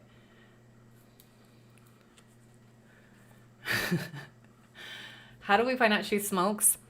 Somebody that was working with her, she was part of the hate campaign in 2023, and she had FaceTime. She loves to FaceTime. And one of the girls that she FaceTimed messaged me and told me that in one of the FaceTimes she was smoking. She was smoking around the kids. So yes, she smokes. Somebody saw her smoking on a FaceTime back when they were working together. She always wears long sleeves. I think that's probably, I also think she's insecure about her body size, which is why she dresses how she dresses. But yeah, we've never seen, and her tattoo is not in like a bad place. It's on her arm. She never shows her arms. She smokes. She's a smoker.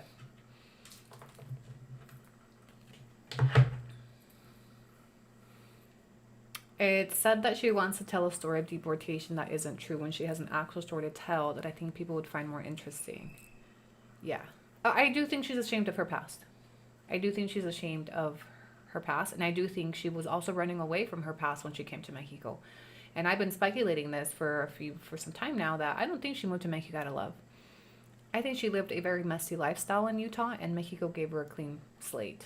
And she's ashamed of what the lifestyle that she lived in Utah, and she's done everything that she can to start over and hide her history, from changing her name to, she's gone through a lot, you know, trying to suppress her history from Utah. From, you know, objecting to the release of records to, you know, trying to delink herself from these tags by making a new account. So she moved to Mexico trying to start over and to leave that life behind, which you can, right? It's okay to start over. But I think it's very misleading in how she rebranded without any acknowledgement of her history, and then portrays herself as the complete opposite of what she was. That throws up some red flags for me, especially with the amount of lies that we've uncovered in her story. There was a time in the lives where we were like, why doesn't she ever talk about how she was able to get a degree with so many things happening around her? How are you able to get your degree while your man is serving prison time? He's in deportation proceedings. Like, we all know that's a very stressful process.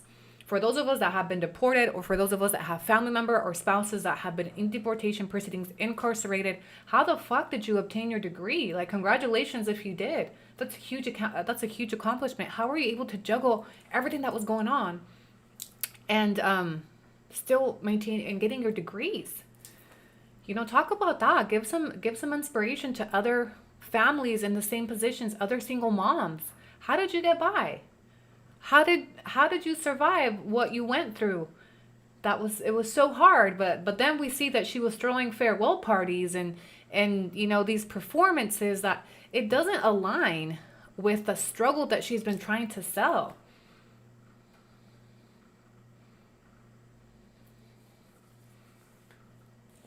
Not the no regrets on her chest.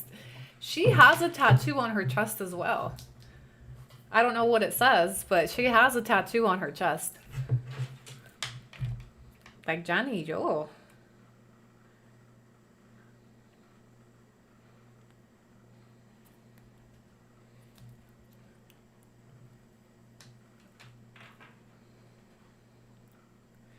I'm hungry. Master in burlesque arts looking at us. Just for me to finish my junior year in high school was hard. Between work, school, it was stressful. Can't imagine a college degree. As a single mom with a man in prison. Is that why she always has her ponytail to the front of her chest? Yes. She has a tattoo on the side of her chest that is always covered with her hair. Go look. Okay, here's your homework. Go back to her videos and see if any of you guys, she has to have slipped sometime in the last 5 years. What is that tattoo on her chest? When they were talking about her being wild back then, this is what they were. Yes, I think about that DM all the time, and I wish I would have responded. I can't find the message anymore. I think about that DM all the time when they're like, she was crazy in Utah, but she rebranded as a mommy vlogger since she left. This is what she was doing some crazy, some strange things for some change. And yes, I do believe she moved to Mexico just to make money because she was on welfare. Like, she's struggling like most Americans. She moved to Mexico and cashed in on this story. She would have never, ever obtained what she has here over there, and we know that. Welfare, from welfare queen to queen of the White House, queen of Atzintla. She posted a video of her swimming, saying how insecure she was, but Fidel wanted that video. It was her and Dominic. Send it to us. She has to have slipped. How did she go from this level of confidence to being so insecure? And I guess, I mean, she's had kids, but the girl had a level of confidence back then to do these things. What happened? That now she's this insecure, like, goals. This is, out there. This past year, I saw the tat. Yeah, I'm just curious what she has tatted on her chest. No regrets. Somebody's name.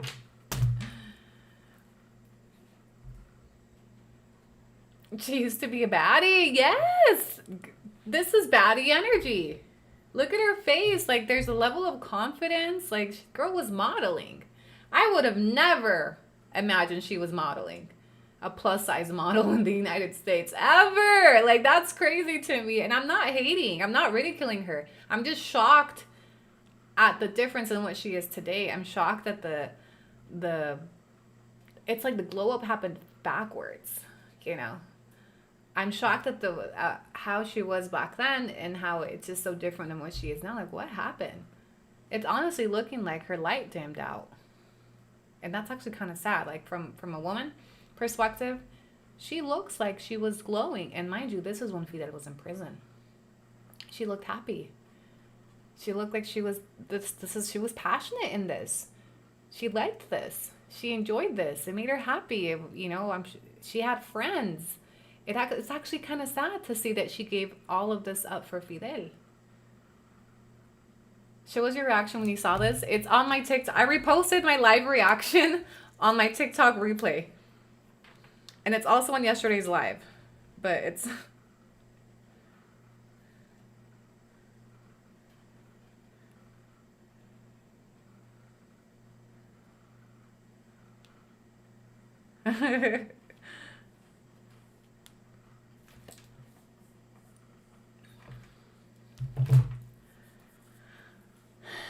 One of you said she looks like Jonah Hill. Oh my God. One of you on yesterday's live replay, I was watching it and said, they said she looks like Jonah Hill, and I can't unsee it. Oh, that was funny.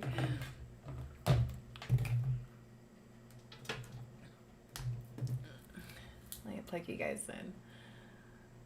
At the very end of the Friendsgiving video, if you guys manage to catch her tat, send it to me so we can try to see what did she get tat on her chest. Because can we all agree the chest placement is crazy. I've never even gotten a chest tattoo. So whatever you tatted on your chest has to have meant something. So if you're able to find a slip where she showed the tattoo, I'm curious what she has tatted on her chest. Cause Danny Joel.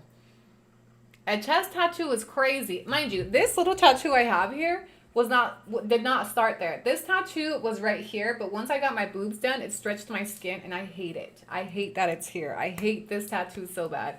I'm not a fan of chest tattoos. I think only certain women can pull it off. A chest tattoo is crazy. Like, that had to have meant something to put on your fucking chest. Her confidence is low because of who she's making herself to be, and that's not truly her. I agree. Going back a little bit to, like, I'm kind of sad looking at this for her, because I feel like she gave up her light for this man, for this life, and it's not her. Look, she had friends. She had a community. She was loved. She looked happy. She looked confident. She was exploring. She was learning. She was finding her place. And it's actually kind of sad to see that she left all of that to follow Fidel across the border. And the woman that I see in the content today is not the same woman. And I think this is like, you see, she lost her light. I think she lost who she was in this transition. And I think that's really sad. Just from the perspective of a woman, like, all shit aside, yeah, I think that's why she goes back to Utah. Like, Utah is who she is. Utah is home for her. As much as she tries to convince us that she's home and she's happy, this is Candice. This is what makes her happy. And she goes back to Utah, and that's where her friends are. That she belongs in Utah. She belongs in Utah. You know, that's where she was. Se estaba desarrollando como mujer, como artista, like, como modelo. And she lost her spark. Absolutely lost her spark with her move down here. And I just think it's kind of sad.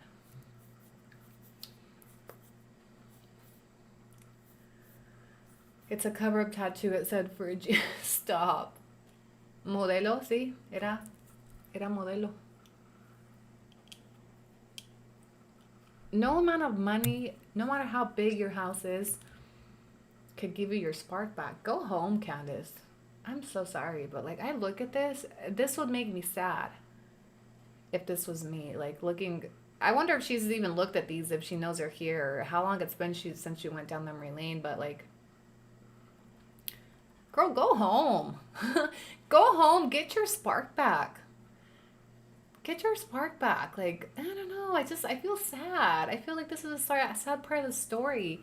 Like, seeing, she looked just happy. Like, this is where she was thriving, you know? You should talk about that. Talk about that, Candice. Like, talk about how you lost your light over this man. Y'all, don't ever give up your lives for men like these. I'm sorry. Like, this was... Don't do it. You know?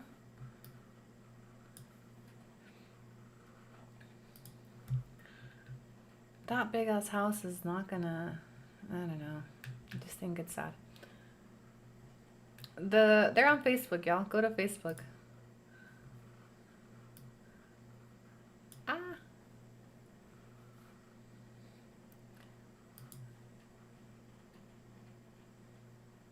It's called plus size model. Let's use the correct term. Like, look. She looks happy here.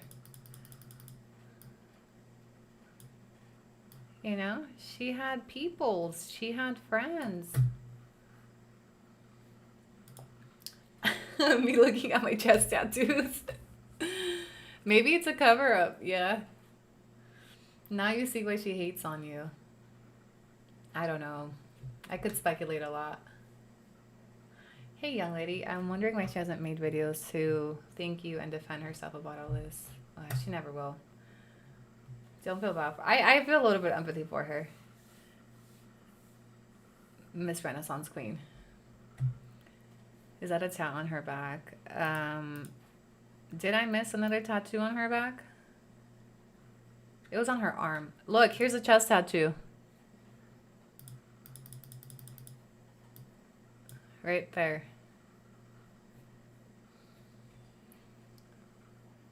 Yes, it seems to have brought her a lot of joy. And I've never seen her participating. I've never seen her like that before. That's, again, another part of the chocolate factor. Like, wow. Here's a friend. Can't Love on Doula. Are they books? Definitely looks like, probably has, it looks like something here. But notice how it's always covered up. So it's something she's trying to get rid of and just hasn't covered up. What about, and I think they photoshopped it out of her vampire set, because look. Oh. Look at the one where she's looking over her shoulder. It's on the bottom of her back. Okay, hold on real quick. But look, it's not here. Did they Photoshop it? Or did she get it after?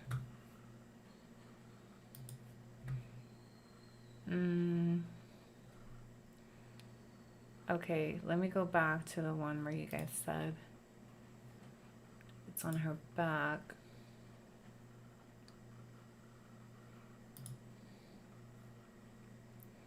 This right here, I think that's a belt. I'm pretty sure that's a belt right here. Let me look at the front of that outfit. I thought that was a belt. I don't think there's a full body picture. No, that's not her. Seguro dice Carlos. Oh, it's a belt. Look. Here it is.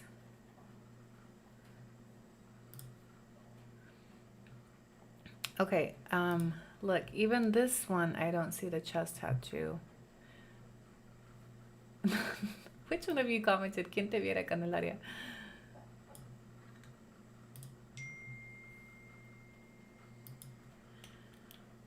Okay, I gotta jump off at 1. I have 45 minutes left, okay? 1 on the dot. What is it, a basket of fruit? Oh look. Here, no tattoo here. Look. Oh no, it's right here. It's right here. Look, it's like on her shoulder in this area right here. Again, covered up by her hair. But on the other one, it sticks out over here. So it actually does kind of look like a cover-up. Veo y no lo creo. That's how we were when we saw it too. Yeah, it's not on this one. If any of you guys can find, you can tell she purposely covers it up in all her pictures. I don't think we're gonna find one with like with a focus on the exact tattoo. Her hair was always covering it. And the screenshots I sent you last time on IG, they're visible.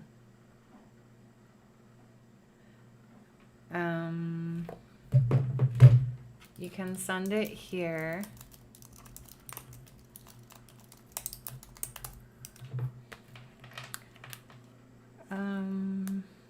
You sent it on Insta. I've gotten so many DMs on Insta that I have no idea where yours is. Oh, that's the video if you're blocked. Oh, that's a hella cover up. It was smaller back then. She covered it up.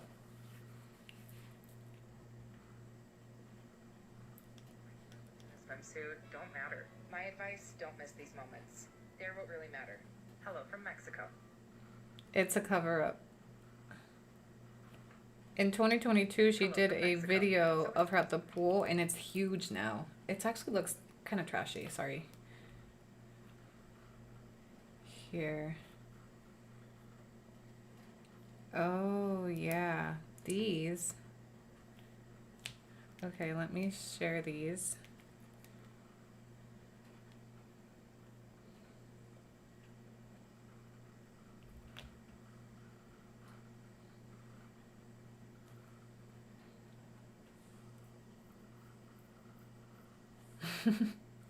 Sorry, just catching up on my Insta DMs.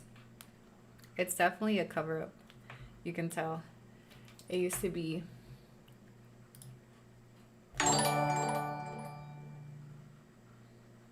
At MO Own Child 57 cent $9.99 cheese Maybox. The number 70 symbolizes perfection, completeness, divine order, and judgment. Nothing like her. Was she trying to change her image? Yeah. Well, notice how in her previous Facebook name, it was 51. Okay, so look. In these pictures, oops, you can see something there. Okay, whatever the fuck it was. And then in this video of her swimming, you can tell it's much bigger now. Hello from Mexico. So it's no secret that I'm plus size. And I used to cringe at videos and pictures like this. If there's anything that I've learned since Fidel's deportation, it's that life is too short and it's unpredictable. And things I used to think were important, like how I looked in a swimsuit, don't matter. My advice, don't miss these moments. They're what really mattered. Hello from Mexico. So it's huge now. She covered it up. It's huge now. And that was from 2023. It's much bigger than it was here. So whatever this was, she covered up. So this was the original tattoo right here. Someone said no secret at all. Okay, very interesting. Very interesting. Candice tattoo from Alma. Alma, it didn't send me your attachment. Whatever you just sent, the forward, didn't send me your attachment. It looks like some type of rose, but it must have been symbolic for something.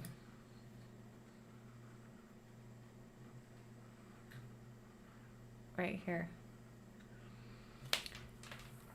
Liar, you did the sketch thing. How could you?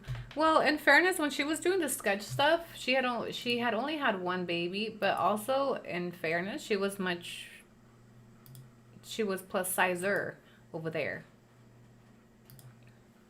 Yeah, that's kind of crazy how she went from, it's sad also that she went from being this confident to being a plus size model to completely insecure about herself, being able to, you know, it's what happened there that just crushed her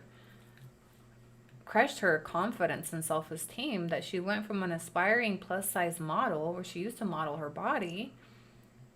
She used her body as art, and you know, now she's like this is a perfect representation of what she did here, right? She would dress up and she would pose for an hour or so, and then somebody would sketch her. Just takes a level of confidence, you know. How much used to happen? Yes, something happened that dimmed her light, and what historically, it's always fucking men. It's always men, insecure men, that will make women give up their passions because it makes them feel a type of way.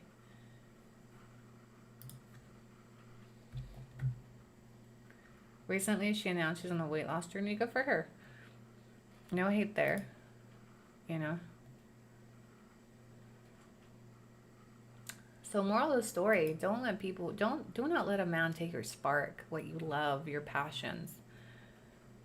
This, again, I think this is kind of a sad part of her story, because we see what she used to be and what she gave up for this man, for this life change. But then se me pasa, I don't feel that bad for her, because she's making it now. You know, the life choices that she made, she had to sacrifice who she was. She's had to sell her soul pretty much to build the big, beautiful White House.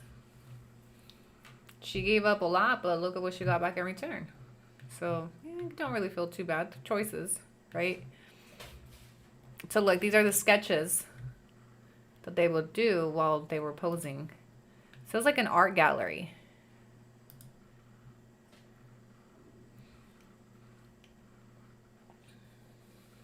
It's the DV that killed the sparkle, if it happened. Then we'll remember all her lies, and I'm like, well, then maybe I don't actually feel that bad, because I think she chose this. But being materialistic doesn't buy you happiness. Yes, facilitating to deportations. And then it also gives you an insight to her social circle. You know, when she says that she met Fidel through her friends, I mean, her social circle was this. You really think Fidel was up at the art galleries? No. You know, when this is where she was hanging around. Where she met Fidel, that will be another mystery for us for a minute, because these are, you know, this is her social circle. I've been saying, God, money doesn't buy you happiness. Yeah. I'm late to the party. How'd you find these? So, I received it through Instagram DM, and I did ask the bestie, how did you find these? Because at first I was like, only somebody that knew her back then would know she was a part of this.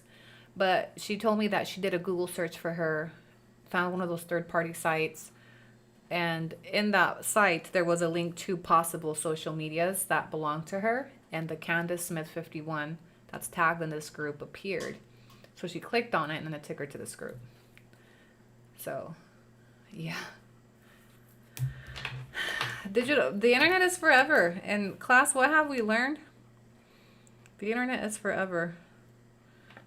Oh, the arm tattoo. Oh, hey. This is good. Let me show it. So her arm tattoo shows pretty clearly what's on it.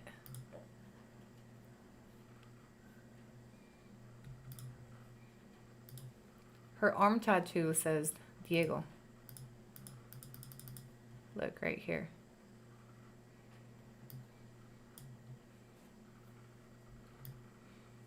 So she's a fan of tatting names. What could be on the chest that she covered up? Maybe AI bestie would use that for her.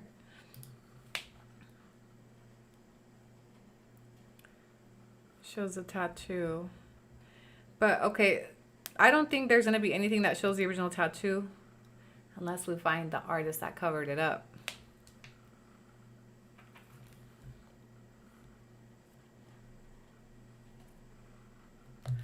I mean, it doesn't have that much.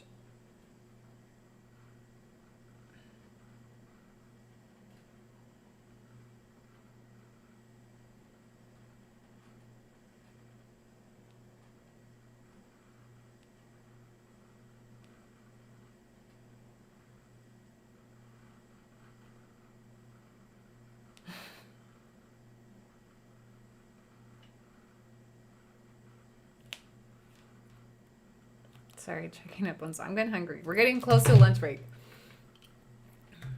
What's the name of the tattoo shop she was promoting? She doesn't say. So let me go back to the Utah Alternative Modeling and the post that she left. Okay, so CG Marie. Look. Okay, so is there anyone that is willing to do a TF plus size grunge shoot to promote a local tattoo shop? I have hair, makeup, and wardrobe covered. I just need a photographer and a location. And then it just says I messaged you. But there's no mention of the tattoo shop. This was in 2015.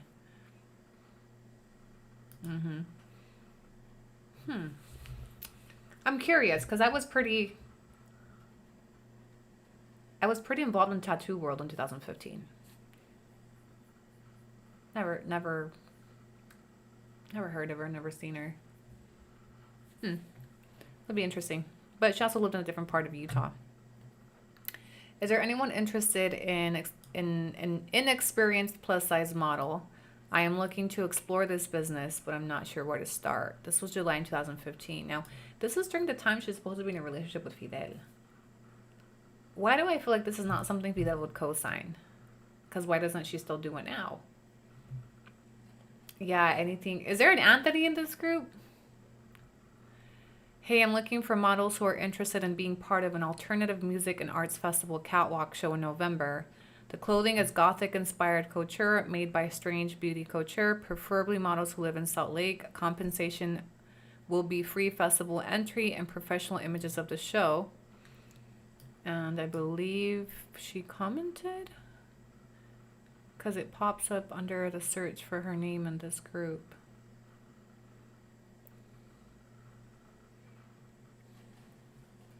right here. She says, I would, right? So she was consistently trying to land these gigs in 2018. Huh. I'm just looking for her. I'm sure if by now she's going through and like deleting all her comments in this group.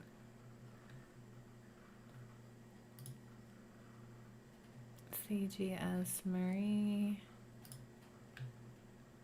Looking for models for a shoot in August. What if she needed it for her school portfolio? Here she is again. I would love to. This is during the time she's allegedly enrolled in school.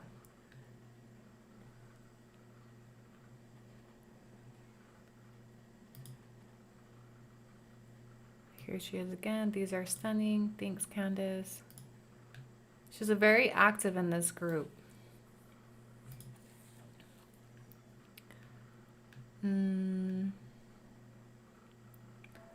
That's the school, major in arts. It's just, don't you, if you're in school during this time, it would just make sense that she is studying fine arts or something related to this because she expresses a ton of interest. Hey, I know Saline.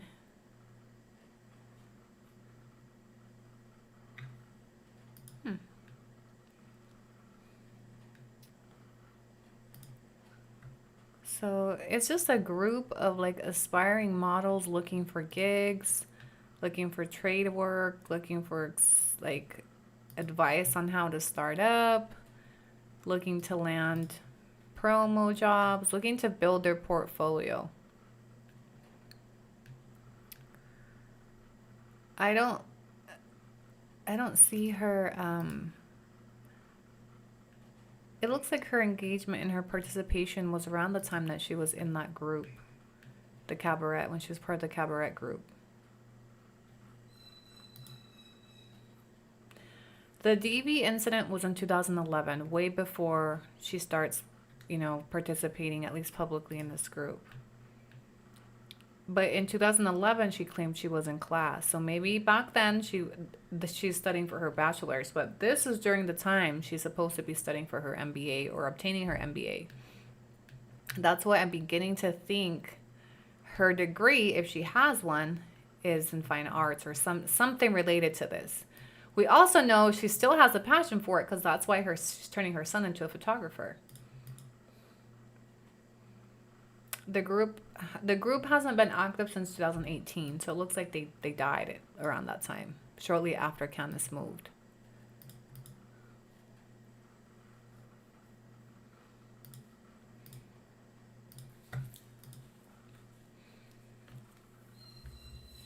They say Wine Woman investigates. You know what? This has been a group project because I did not find these. It's active now with comments.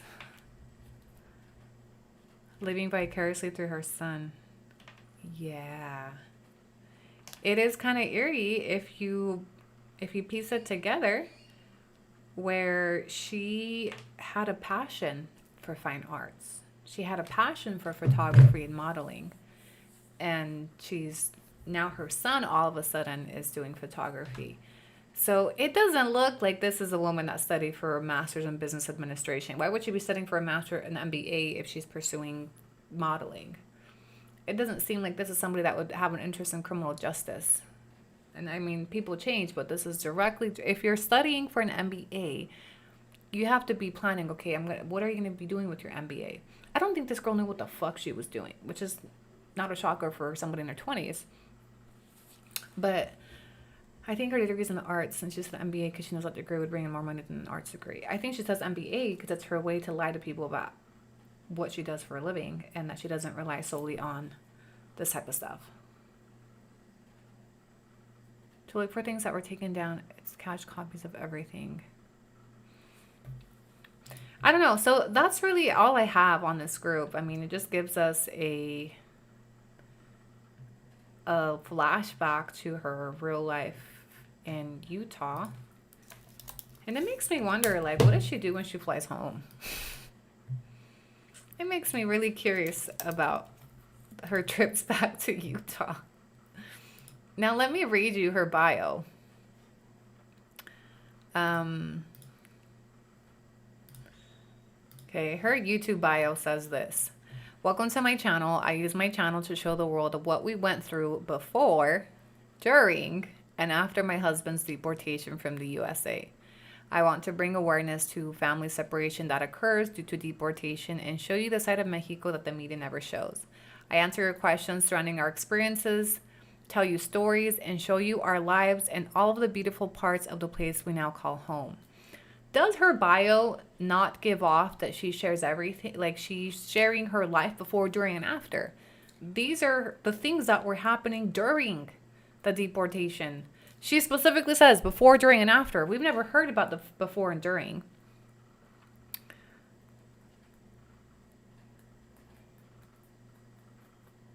Yeah, I don't know. Gently asking to get out of it. I get paid. I don't know. I just feel like there's something missing. There's something missing here. Receipts. Where's my chat? Chat, where did you go?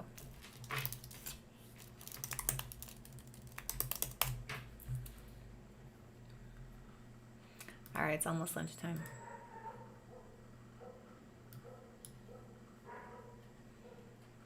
Chat rate 10.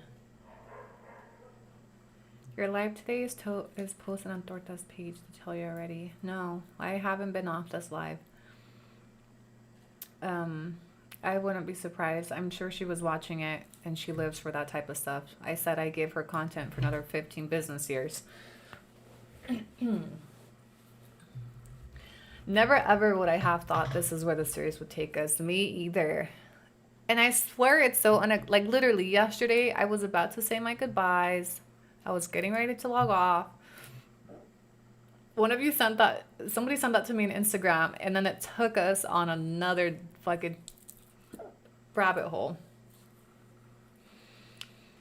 People questioning for this while we pay you to be here.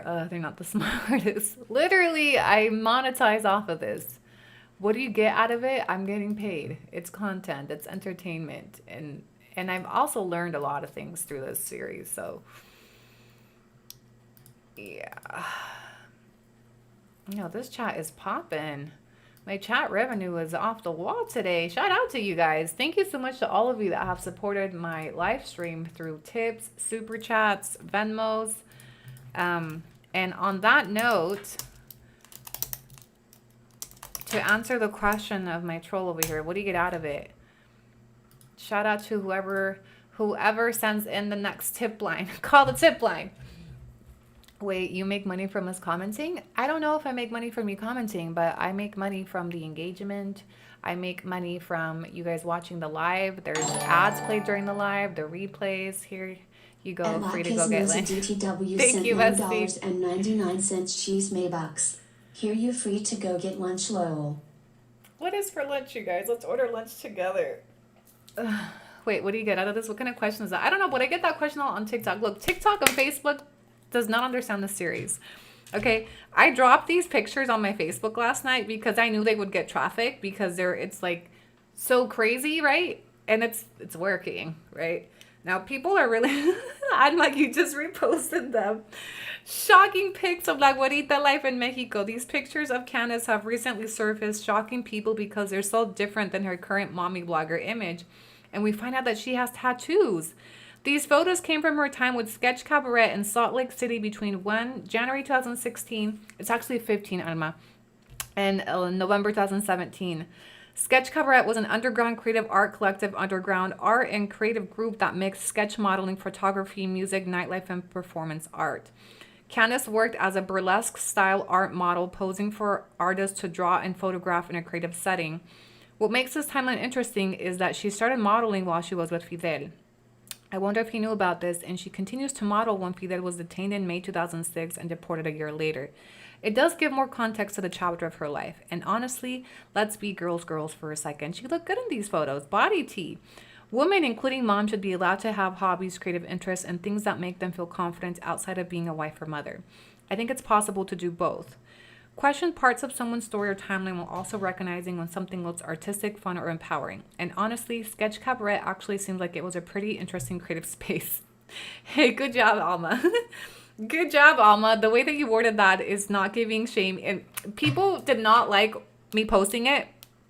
All I said was, hello from Utah before deportation while Fidel is in ICE custody about to be sentenced to federal prison time. Right? I shared these photos knowing that I was going to piss people off. People took it as I was shaming her or ridiculing her. No, I never said she didn't look good. I just said hello from Utah before deportation because the timeline is very interesting. Now, most people are not following this on YouTube, but I knew that those photos would bring a shock factor, and they did, which is why I posted them on my Facebook page. And that people are mad. People are so mad. But good job, Alma, on the way that you reshared those. I think that was very, like there's honestly nothing wrong with what she did. We're all just shocked. We're all just shocked at who she was before.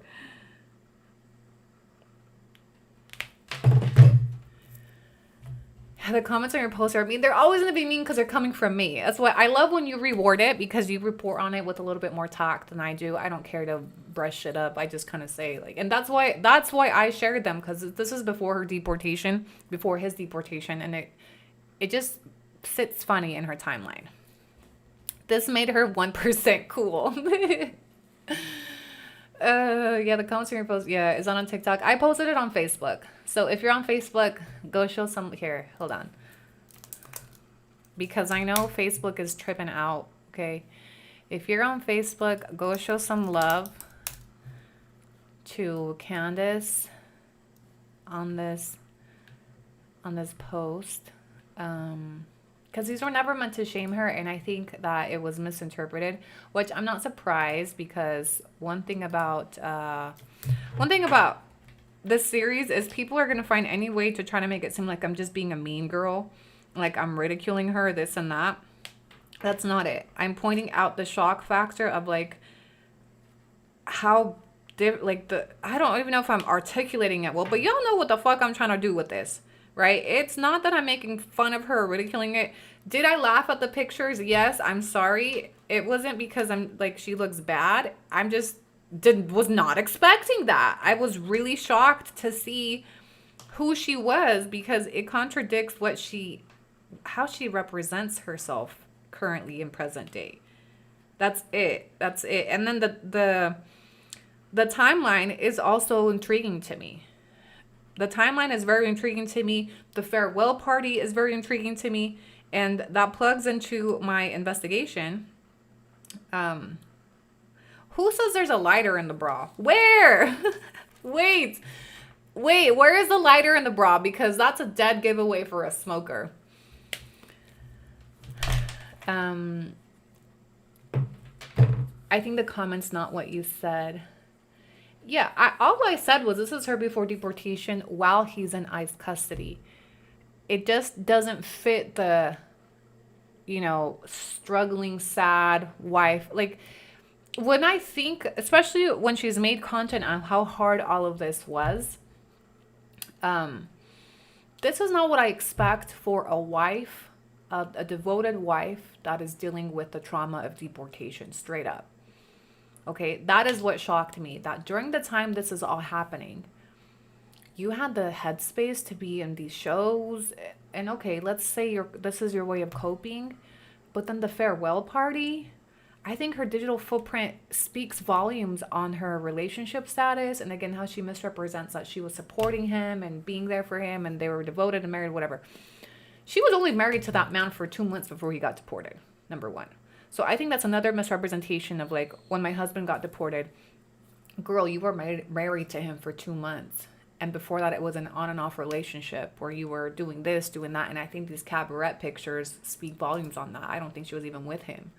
So, she paints it like she's this devoted wife that was suffering through the trauma of deportation. No, she wasn't. She had just married him, first of all, and she was in an on and off relationship, involved with a lot of different men, doing her thing as she should be, living her life regardless of him being detained. I mean, how much did it affect you if your life still went on as normal? You're still performing, you're still going to the bars, that is not what I envision of what a spouse would look like. Just like when people criticize grieving spouses, okay, like Erica Kirk. At Patty X sent Thank you, Patty. $4.99 cheese Maybucks. Heart hands emoji. Heart hands emoji. You know how people criticize the way that Erica Kirk grieves her husband?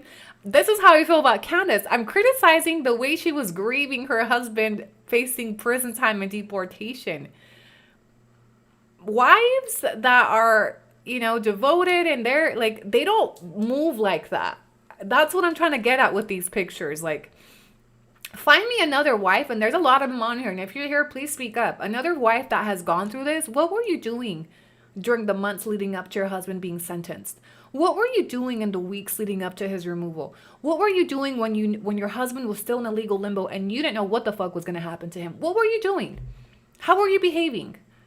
What is normal behavior for the situation? I know that when I was facing deportation, bitch, I was not, my mind was nowhere over here. Okay? So a lot of you have dealt with this. What the fuck were you doing? Were you out at the bar? Were you business as usual? Were you with your friends?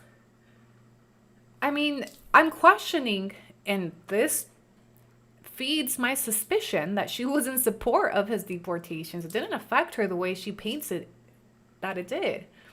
She has told us that how hard it was to marry him in prison. Just days after she married him in prison, she was in one of these shows. It's like her life went on. Nothing changed. So that's what it's giving Erica Kirk. It's giving the way Erica Kirk comes out with the fucking fireworks and she's selling merch on her husband that died. It's giving the same fucking behavior with Candice, that she's out here with doing burlesque and semi-nude and at the bar and taking shots and leaving the baby with the mom. She's behaving like, I'm questioning the way that she was behaving during the time that she claims was so traumatic and forced her to take the move. She literally celebrated her move to Mexico. She threw a fucking 21 and older party to send her off. Personally, I was at home crying and throwing up. There you go. Was there anything during that time that you look back and you were celebrating? Like, I feel like when you're really going through that shit, you're not celebrating shit. You don't have this, like, your family's being ripped apart. People that are actually living through the deportation and the trauma, you are sick, bitch. You are sick. You have no idea what's going to happen to your family. Like, the world stopped spinning. There's so much uncertainty. Like, you're sick. That when I'm looking at this, part of the shock factor, when I see these pictures and the dates, is like, you look fine. You were moving business as usual. You're throwing parties to celebrate you going to meet up with him in Mexico. You were throwing your wedding reception at the bar. Yeah, you're not saving money for your move. You're not working 2 shifts to save up for your move to Mexico. Can we talk about that?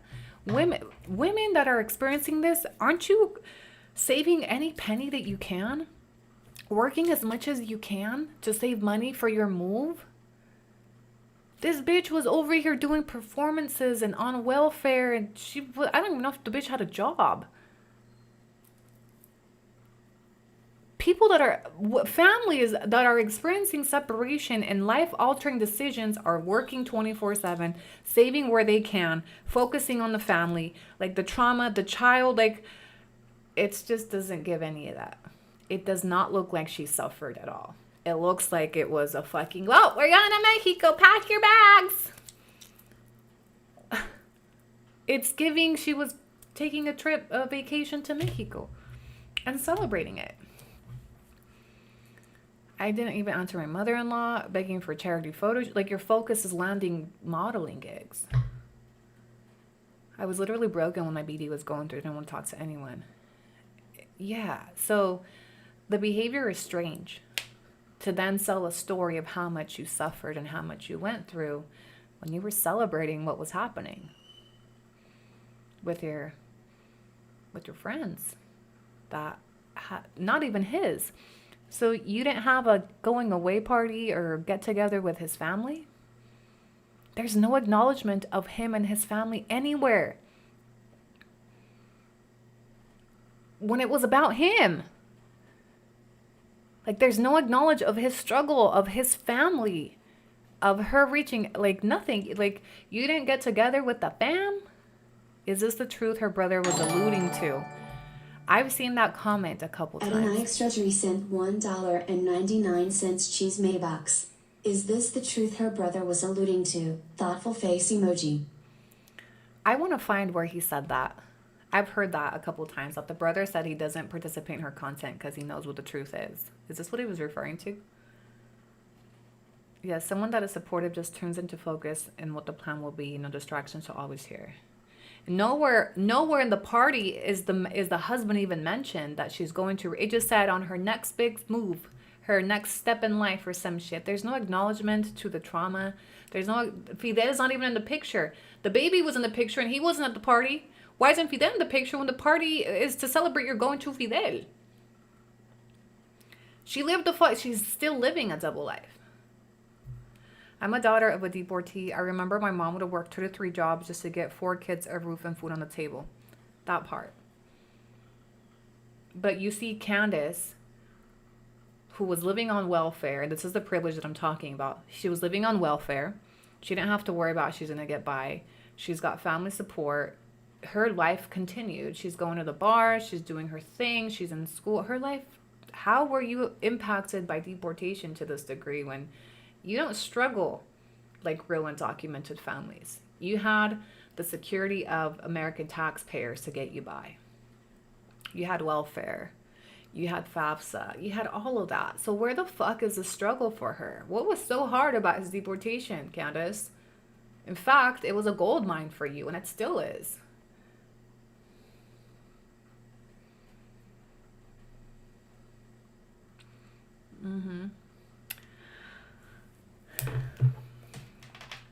I don't think Fidel was a part of her life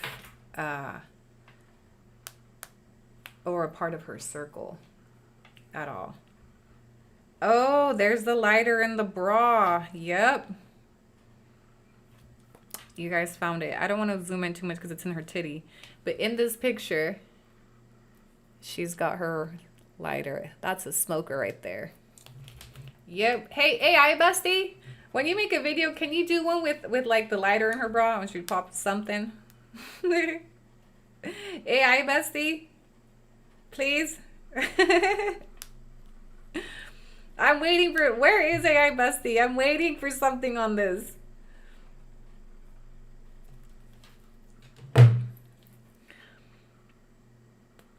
Those videos are funny.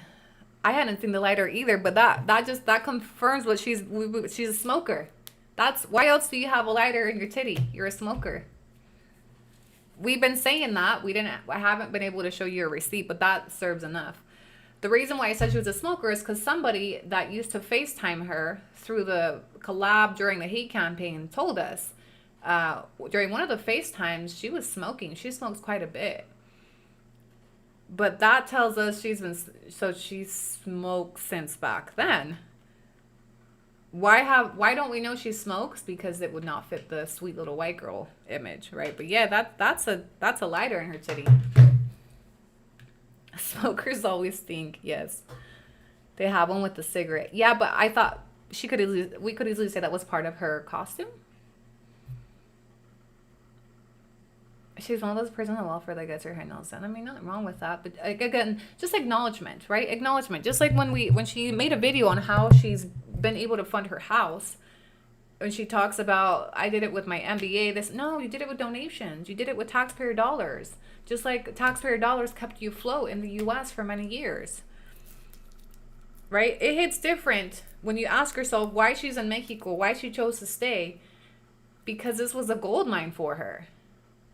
Deportation is how she's been able to monetize what her husband of 2 months went through. Is how she's been able to cash in on this. I have no doubt she planned his deportation. Tell me this doesn't give Erica Kirk vibes. I got a few minutes left we got 10 minutes left. Any last minute questions? I do have to wrap up at 1. What do you do for a living? A lot of things. I go to school. I create content. I'm a virtual assistant. I sell my ass. I sell cups. I run an online store. I do live streams. A little bit of everything. And I do make a decent amount from social media.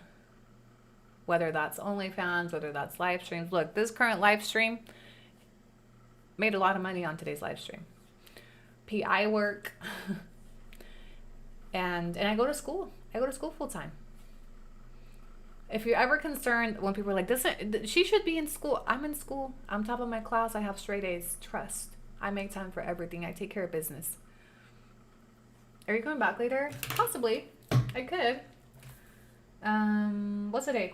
Wednesday.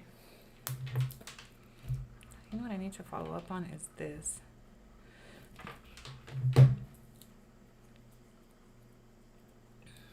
I love how real you are. Some people don't. Some people don't. And if I wasn't, do you know how mad people would be? People get mad because I don't disclose OnlyFans on every single video. Don't forget to tell people you do OnlyFans, right?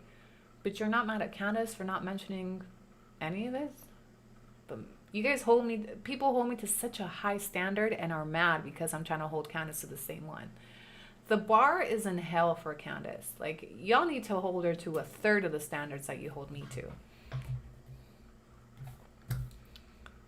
I know. I'm lagging. Hold on, besties. Stream health. Stream is healthy. Video capture device. Me. I'm coming back. 2 seconds. Oh, I'm dark.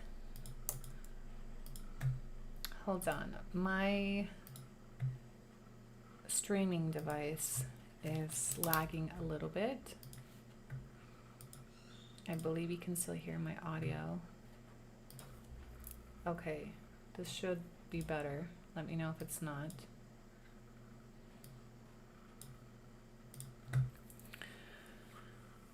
If Desmond knew she worked in a bar, she never sold that land to them. Well, who knows? Maybe, oh my God, OBS. Okay, this is my cue. It might be time to wrap up.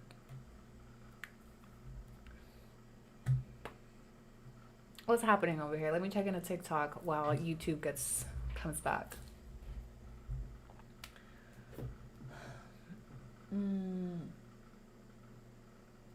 You would think you wouldn't have to do that anymore. Do what? OnlyFans? I'm going to take advantage while I can. I'm not always going to be young and beautiful and fit and sexy, So I take advantage while I can. And even if I don't need to, like, it's been something that I do part-time-ish because it makes sense. Am I still frozen? I think I'm lagging bad on YouTube. All right, well, while we come back, I'm going to wrap up for lunch. And how long have you been on? 3 hours. Hang tight, besties. Okay, am I back? I think I'm back. Sorry. We can hear you. Yeah, it was just my... I have somebody arriving at 1. I have an appointment for my blinds. So this is a good... It's a good moment to...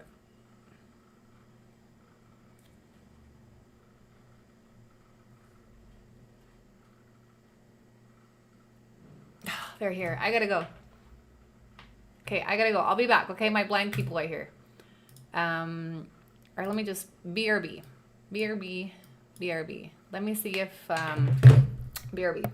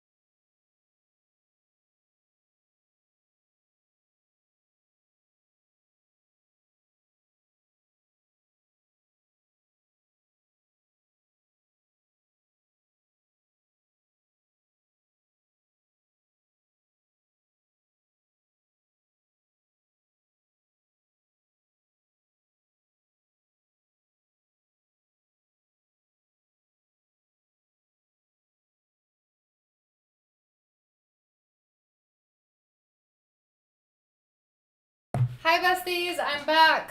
I'm so sorry. Hi. It was either that or I end the live and I never come back. Okay? So I hope you had time to refill your drinks, your cafecitos. I know. I'm sorry you guys don't get hold music, but YouTube is really huge on copyright. So I just I haven't made the time to create some hold music.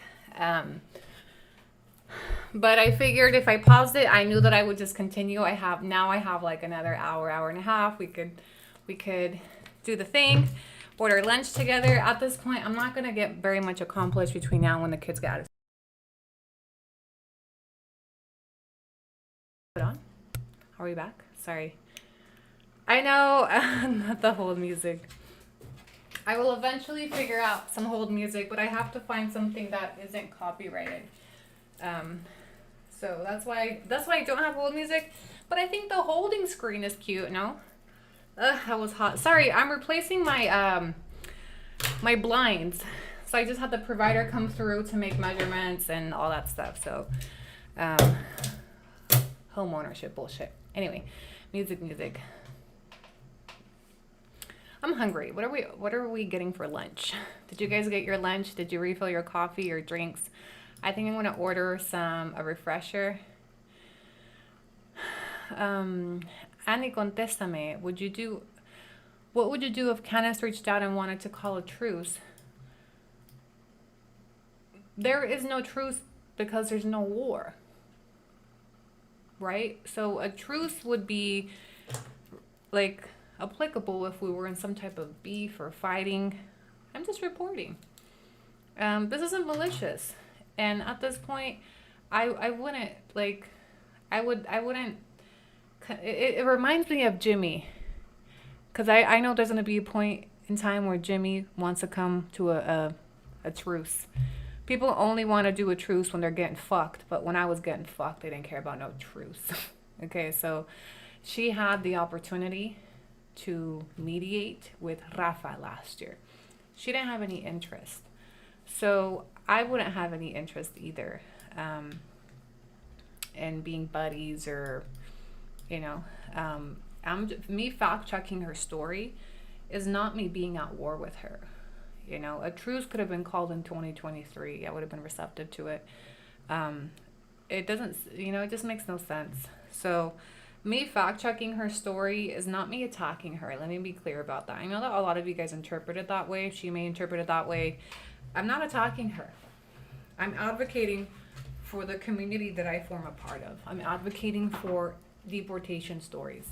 I'm advocating. So I would not stop advocating just because it makes her uncomfortable. Even if she reached out and asked me to stop. Stop what? Creating my content? I will continue making content, whether it's on this or anything else. I have a right to choose what I make content on, and I would not change what I'm creating content on just because it makes somebody uncomfortable. No.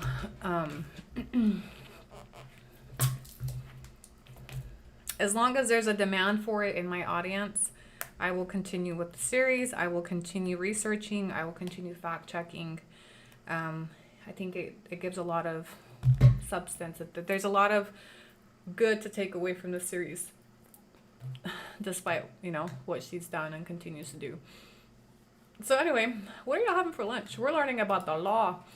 That reminded me of when my kids are trying to put the dogs away for the night and they start running from them, and Millie always says, I'll see her running after the dog. The dog is like running under the table trying to dodge her, and Millie will go, "Stop running from the law." It reminded me of that. All right, what are y'all having for lunch? Let's order some lonche real quick. What if she comes out and she said she messed up? I love that for her. Her response or lack of response has nothing to do with my content or my series or what I choose to do. I want to make that very clear. Whether she chooses to stay quiet, whether she chooses to take accountability, I wish her well. Whatever her audience, has nothing to do with me. Has nothing to do with me or what course I take with my content, because I'm not doing this to invoke a response or to get her to do something or to get people to do something. This is for my audience. This is for me, right? None of this has anything to do with what she decides to do or not do. And I think those of you asking those questions are the ones that don't understand this series. If you still believe that this is, well, what if she comes out and says this? Will you stop? No, because I don't think you're grasping what this series is. It tells me you don't understand what we've been doing here, and it has nothing to do with forcing her to do A, B, C, or making her come out, making her address this. This is for us. This is for us. I'm having leftover eggplant farm. At this point, it's too late. It's just a little too late, a little too late. She had a lot of opportunity to take accountability. She doubled down with more lies. Okay, so that's the choice she made, and that's part of why we're here. I'm gonna order some pot stickers. A ver. I'm gonna order some pot stickers and a refresher, yeah? It's just a little too late. Orders. Let's faux pork dumplings. I want steamed. I want 2 of them.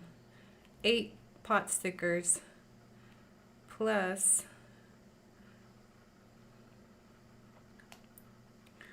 a can of soda, a Sprite. Okay, I don't need to mess up. I think just be honest with yourself. Just be on, like, she owes her audience at this point. You know, if her audience is okay with her, you know, as content creators, you guys, we move according to our audience. We are here to entertain. We are here to monetize through your entertainment, right? So her audience will guide her content always. So as long as her audience is okay with what she's doing, she's going to keep doing that. If there ever comes a day where her audience starts demanding accountability, she'll be forced to. You know, so she's not moving according to my audience. She's going to move according to hers, and that's very fair, and there's nothing wrong with that. Just like I'm moving according to my audience. My audience expresses an interest. My audience wants to know. My audience forms part of this research. My audience is paying me to find these answers, helping me pay for these fees, right? So I'm moving according to my audience. If my audience would have said, Annie, like, we're over it, like, we move on to something else, my audience doesn't want to move on. So I'm here. Do you have the new refresher at Starbucks with the mango flavor? We have a mango dragon fruit.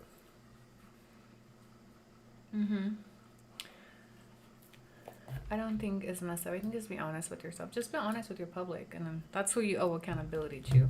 And at some point, many of us formed part of her public.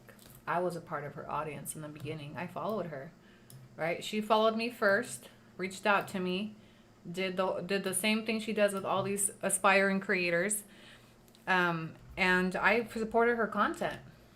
I did. I formed part of her monetization at one point. I consumed her story. So yeah, I think a lot of us at one point were. So we're here just kind of regrouping, and we have an interest in what were we actually supporting. And it's a learning experience, and like, find out who you're supporting. You know, for me, when I found out about the history of Fidel, I took that shit personal, because I would have never supported a platform with domestic violence behind it. I would have never supported a story like that if I knew he had beat the shit out of her. And that came out around the time that I was DV'd. So I would took it really personal as a viewer that she lied about that and that she covered it up for him. I took it there's a lot of reasons why I took it personal, but I would never stand behind some shit like that, ever. You will never see Your audience somos chismosas and want accountability too. Thank you, Mrs. Reyes. We all getting entertained here? Yeah.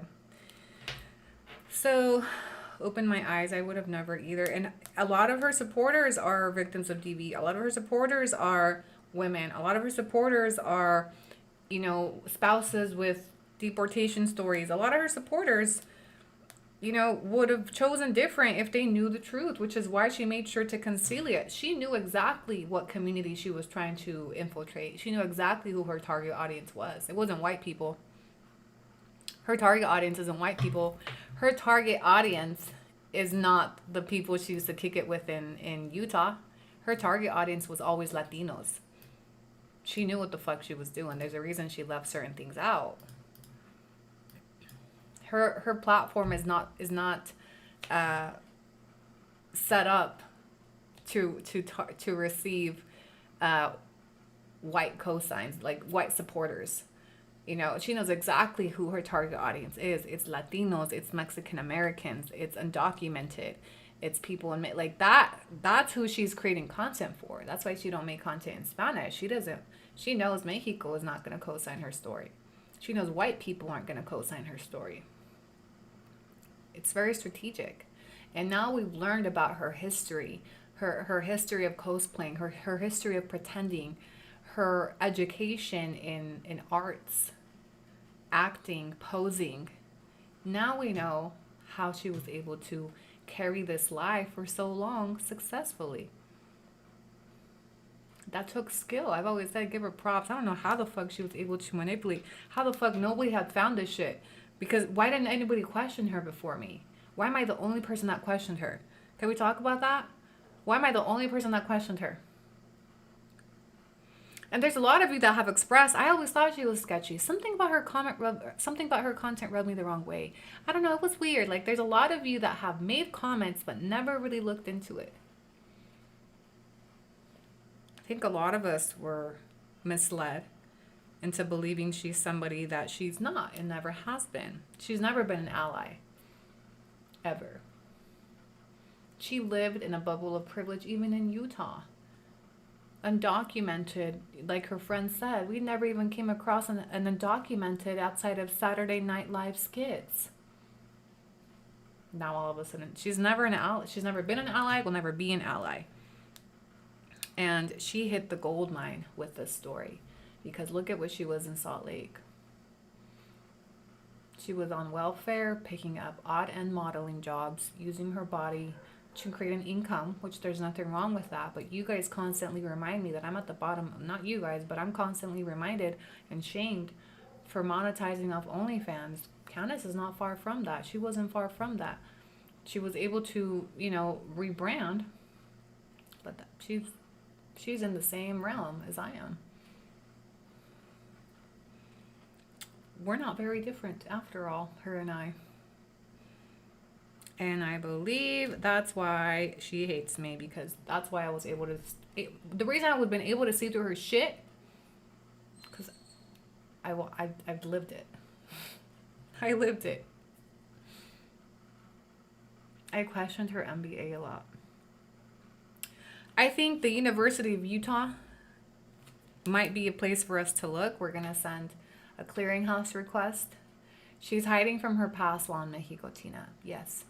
I believe she ran away from her mess, and Mexico gave her an opportunity to start fresh and hide her identity, hide her past, and rebrand, start over with no acknowledgement of that. And she's been able to do that partly through the white privilege, because I wouldn't have been able to do that.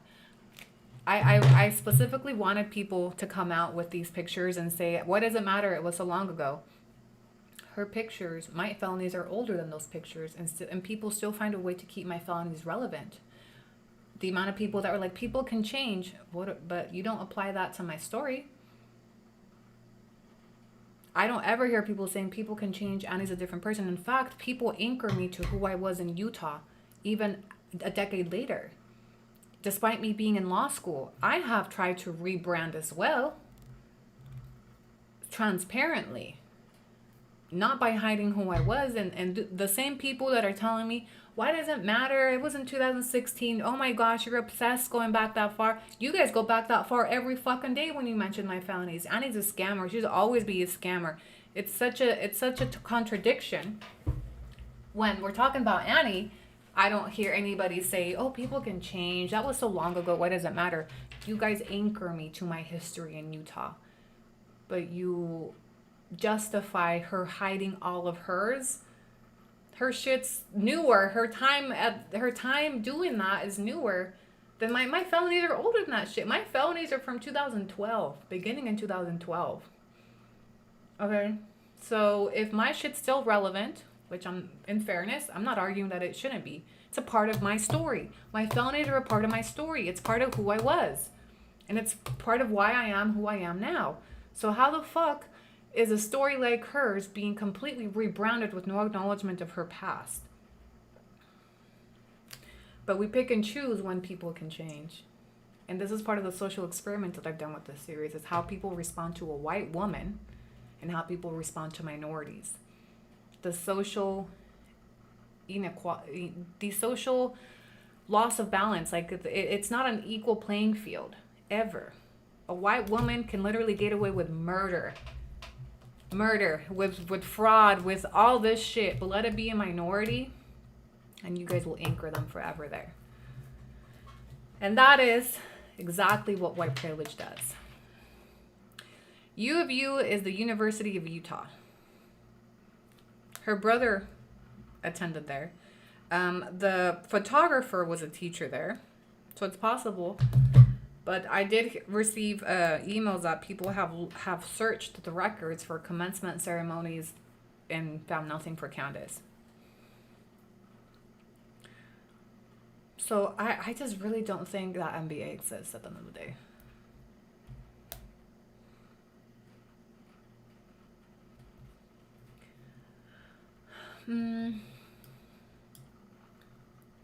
All their programs are public. Yeah, and come on, guys. For as much as we found, okay, if we were able to find her time in the cabaret, we've been able to find everything but the MBA. Something would have surfaced by now. Something. We were able to find her graduate. We were able to find everything, and even things we weren't even looking for. And you're gonna tell me there's nothing on that MBA? Not a fucking clue. Not a trace of that MBA or bachelor's anywhere we've looked. And you've seen how readily available some of this information is. Commencement ceremonies, alumni lists. She's nowhere. It's nowhere. I don't think she has. I don't think it exists. And I like to make these statements with facts behind them and receipts. This is just my speculation that I don't think it exists. I don't believe she has a degree. And if she has one of any type, it's in fine arts. I think, and if the reason why I'm trying to find it is because I want to be able to prove that she lied to a federal judge. If I can find a degree of some sort that doesn't match what she told the judge, girl, if you're willing to lie to a federal judge, you wouldn't lie to anybody. And I believe she did already. But I want proof of it. I want to be able to prove that she went as far as to lie to a federal judge about that fucking degree. And I'm going to find it, I promise you. It's taken me some time, but I'm going to find it. Her letter to that federal judge. And I already know she lied because her name wasn't Garcia Sanchez. Her name is fucking Smith. Okay, so if you lied about your name, you're lying about anything else. Okay, but I want to be able to prove that she was as bold as to lie about her degrees to a federal judge. She told the judge she has a bachelor's in criminal justice and human services and a master's in business administration. So if I find a degree for anything but that, you lied. And I haven't found any degree, which is even crazier, because imagine you didn't have any degree to begin with and you lied to the judge about it. She celebrated exactly. You celebrated your man getting deported, but you didn't have a graduation celebration. Mind you, she graduated according to her with her MBA in February 2017. There's nothing. So you threw a going away party, but not a graduation party? She's linked publicly to this, Academy of Fine Arts or whatever, the cabaret, but she's not linked to a social group of the students, a school, nothing. She didn't graduate with the MBA. Promise you.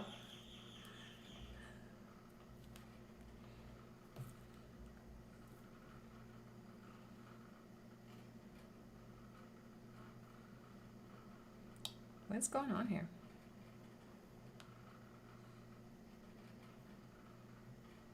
There's a lot going on that video. Anyway. I'm hungry, y'all. Food's gonna be here. Light of the judge, her subscribers, YouTube, TikTok, reporters, that part. That part. She lied to the judge, her subscribers, the public, reporters. Like, her whole life is a lie. Come on, there's gotta be someone out there that knew her back then. that she'll be able to say, yeah, this is all a lie because I knew her, and at the time she was doing A, B, C, or D. Where art thou? Where are all those? Or is she that beloved that people that knew her in Utah are watching her go viral for things like that? Is crazy to me. Am I wrong? Could I possibly be wrong? Are people in Utah really watching her go viral and be blasted all over the news knowing this is not what happened? Someone's got to know her from back then. She can't be. Somebody had to come across her or be like, hey, I remember her. She went over here. Like, come forward. There has to be one or two. There's no way. She was loved everywhere she goes. There's no way enough people knew her to look at her story and know this. She's not telling this part. Something's missing here. Her own brother made a comment.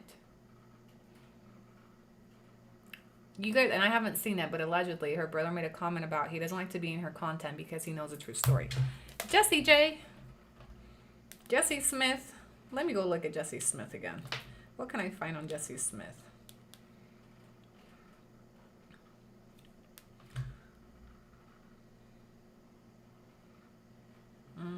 God, that's a very common name. I think we might find some answers there. We need to find a report that exposed all her right now. So many news articles about her, no one did a background check. I've always talked about that. Why? Why did they take her word for it? I think it's just white. Because I can tell you that us creators down here that were interviewed by major news stations that were coming down to report on the deportation stories, multiple of them wanted background checks. There were some that were fact-checking these stories. Olga actually turned one down because she didn't want to do the background check. Nobody looked into Candice's. Why? Because the deportation story was standing behind Candice. That's why. Because she is the face of it, the sweet little white lady. So they took her word for it.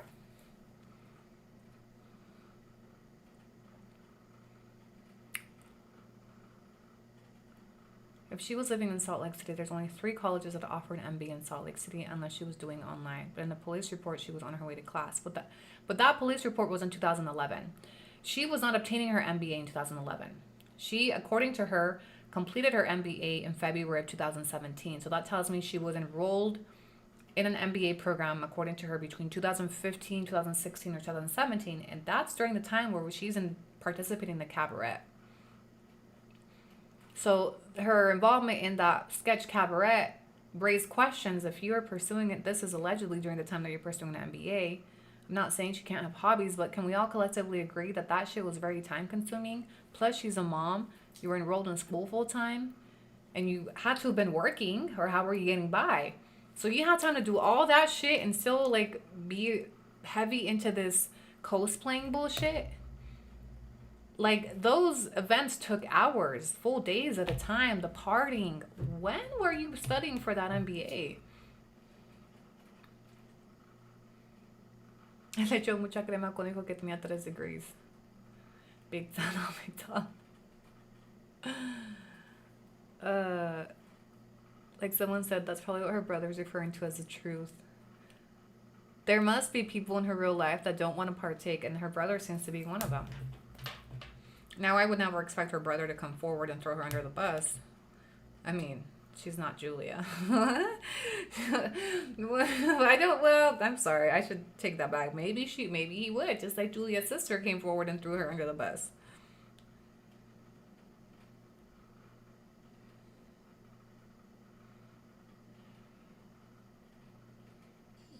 Oh my gosh, not Carol. Carol says. All right, Carol posted them as well. Let me read you what Carol C said. She said, Candice La Guarita shows how she was able to help Fidel while he was deported. She was a model for Sketch Cabaret. Basically, people can go and sketch models, and Candice is one of the models. This allowed her to help Fidel and get some nice pictures of herself. What do you guys think? Is that sarcasm, Carol? Now they're gonna be like, she had to do what she had to do. No, you know who helped Fidel during his deportation when it comes to money? American taxpayers. Candice was on welfare. Hold on, let me go look.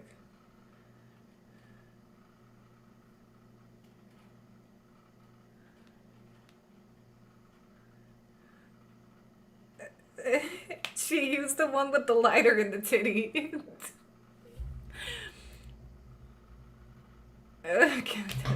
Sorry, her post gave a little sarcasm. If I had, it was giving sarcastic.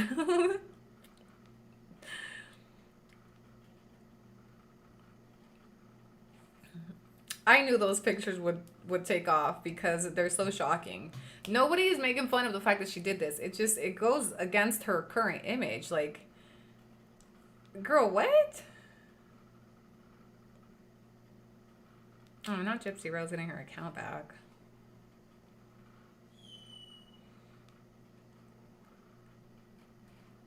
Her fans are so mad trying to... I see her fans. She looks so beautiful. Okay. Trying so hard. Her fans are trying so hard to defend her. And there's really nothing to defend here besides... We're not making fun of her. We're not saying she looked bad. We're just saying we're all shocked to hear.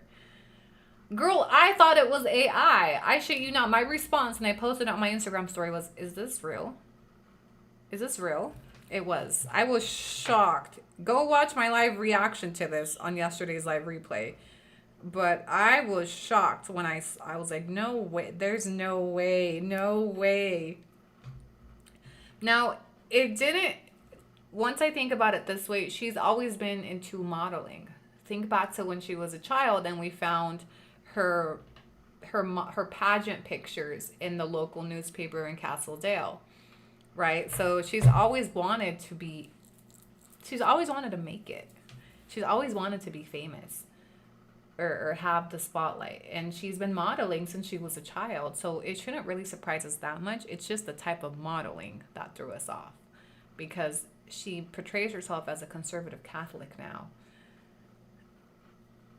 And back then she was LDS.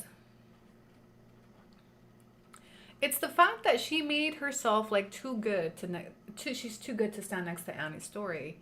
But girl, that's what I'm trying to put my finger on. I feel like Candice carries herself with a level of superiority to other people. Much. I feel she carries herself as if she's this well put together, sweet little white lady. Have only had one husband. I followed him out here, committed, devoted. She carries herself with a level of superiority. And she's been able to maintain that because, and some people believe it because Candice doesn't do this. I've seen the comments where people compare us during this feud that you're just mad because you're on OnlyFans and she does so well and she does this and she doesn't have to do this. Candice is this. Candice is so good. She's so non-problematic. You guys have seen it, right? The constant comparison, like she's on another level, like she's superior because she's this well put together. But her history, girl was in the gutter too. There's nothing wrong with that. But carrying yourself like you are so perfect, so much better, would never resort to certain things, don't want to be associated with people that do certain things. These are dangerous people. And bitch, you're worse. You're actually kind of worse. You was running around with some dangerous people in Salt Lake City. You're sleeping next to one. Okay? You made friends with dangerous people at Julia. And the Miss Goody Two Shoes, Miss Bell Bottoms, I bet excuse me, no. You're out here showing titty too. You're out here just as, doing some strange things for some change.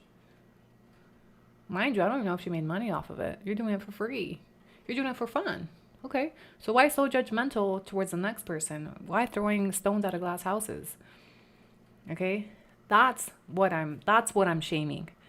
Not that she's done this, I don't give a fuck if she was selling her ass on State Street in Salt Lake City, Utah. It's the way you try to present yourself as well put together, like you could never, have never, would never, one man type of woman, when, girl, you was a hoe too.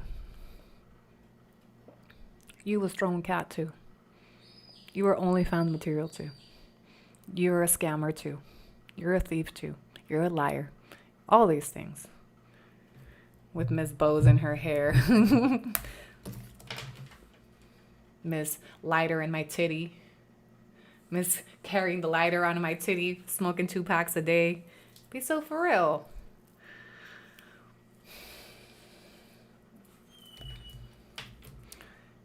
Candice is graceful and demure from Mexico, but hot toddy in Salt Lake. And we know she still goes back to Salt Lake. So you can't even just say, like, oh, she changed but never went back. Girl, what do you think she's doing when she goes back to Salt Lake? What do you think she does when she's taking these trips back to Salt Lake? There's a reason she goes back periodically. She's getting that fix. I guarantee you she's still out there, you know, shooting the can. She's not going to vlog that because it's not aesthetic. It doesn't go with her storyline here. But there's a reason she goes back periodically to Salt Lake City all the time. And it ain't just to visit family. I'm telling you that right now. My daughter's a heavy smoker and carries her lighter like that also. And there's nothing wrong with it. There's a lot of smokers. Personally, it's not my thing. I think it's a gross habit. But there's a lot of people that smoke. Why hide it? Oh, because then it doesn't feed that perfect goody two-shoes. You know, she would never want people to see her kicking it back with a smoke. Why don't we see her smoking? Why don't we see her smoking on her vlogs? We know she smokes all the time. It would make her relatable. But then I couldn't sell them a goody two-shoes. If people knew people would be shell-shocked to know she smokes. Because it's not a cute little habit. That girl has identity issues. She's living like the second life. She's not. Did you quit while you were pregnant? That's a good question for her too, right? We found we found her brother on Facebook as well. There wasn't much. I mean, I didn't look that deeply, but it says he went to, the U of U, University of Utah. The fact that these companies don't verify degrees, I can apply to NASA and say I have a degree in science. New subscriber. Hi, Rosie. Welcome. Lunch is almost here, by the way. I want to run down real quick. Oh, 1 minute away. I'm hungry. Candice in the black dress. I will say the one in the black dress is my favorite.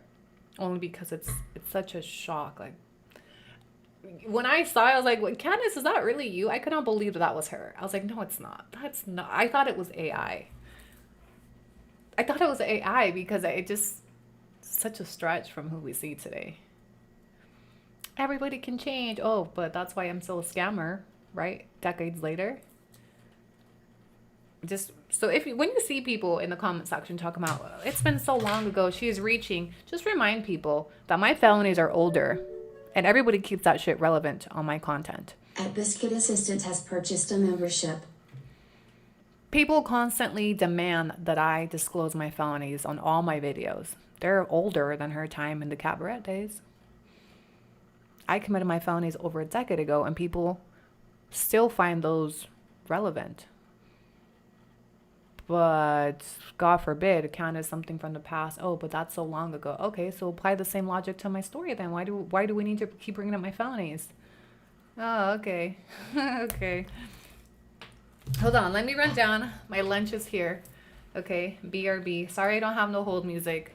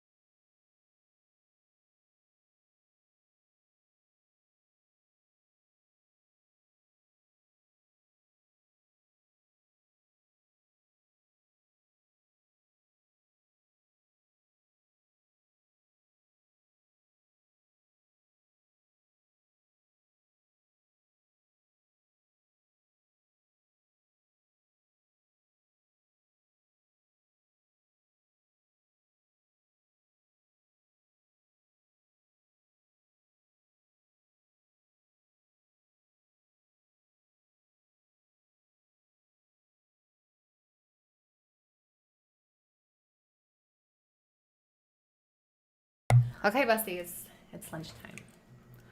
I'm gonna have lunch with you guys. I hope you don't mind. Been here all morning. Should have logged off. Dr. Watson 505. So she can rehabilitate her image and grow from her wrongs, but you can't. Exactly. That's exactly what the message that I'm taking. And what's the only difference to me personally? White privilege. Oh, I didn't bring Hold on, guys. I gotta grab a fork.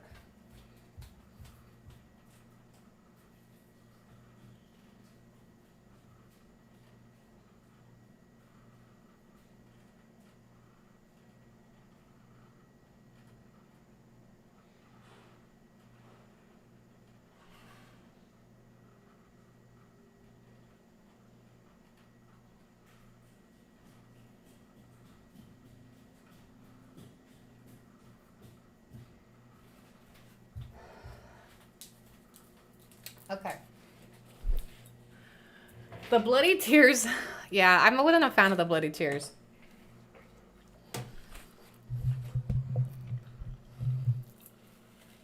I'm gonna move my mic so you don't hear the ASMR.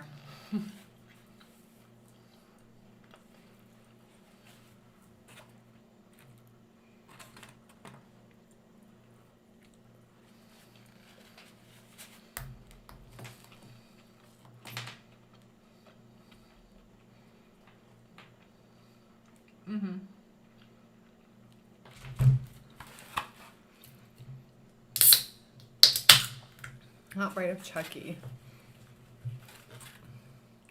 I wonder what kind of music she listened to back then.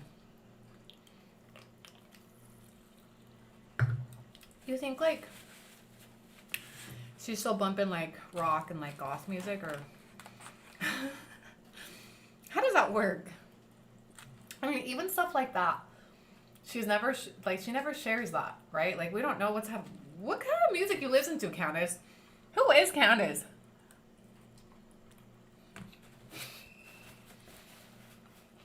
Not the death metal.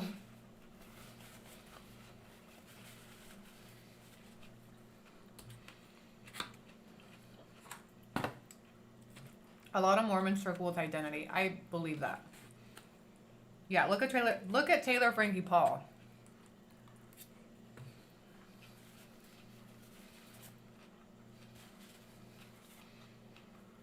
No, I hate ASMR.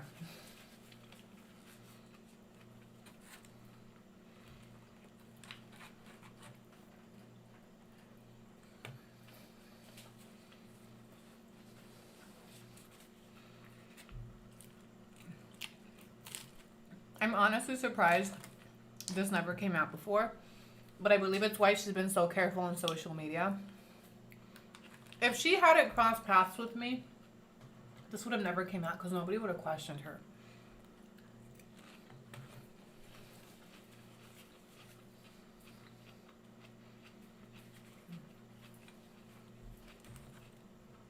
And that's an interesting thing to think about. Because, like, you see TikTokers that eventually have, like, fallout or whatever. Candice moves with such caution with her brand, I believe, so that this wouldn't come out. Remember, think back to the hate campaign? How quickly she washed her hands of it and stepped away. And, like, she was able to successfully step away from all that shit that they did and wash her hands of it and do the peace and love and I don't do drama and then redirect. Right? And then people lost it because it was me and I'm problematic or whatever. But she has been so good at taking care of her image, knowing this was out there. That's why she doesn't want to beef with people. It's why she, washed her hands. Oh, they're dangerous. I'm just here for my family. I'm just trying to take care of my family. Because she knew this stuff was out there.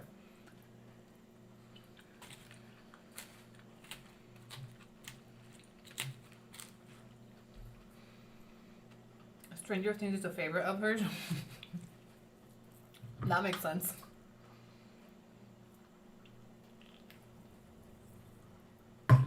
Hey, not too much. I like that music. It's not the death metal.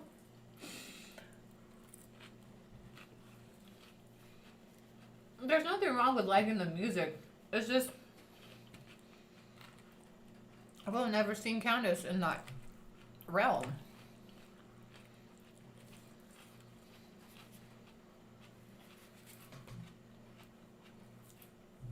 I took a nap, picked my kids up from school. Welcome, we've been here the whole time. She's very calculated and intentional, yes.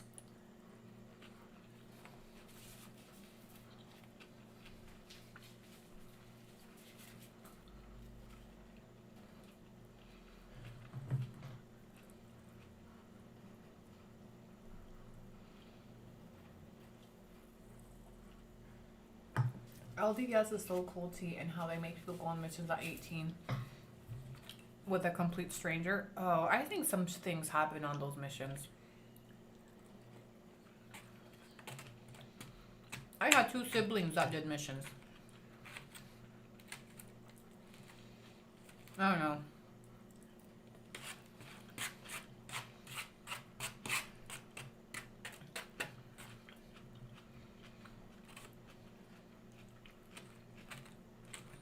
Personally, it wasn't for me, but for some people, like, it really works. I have a sister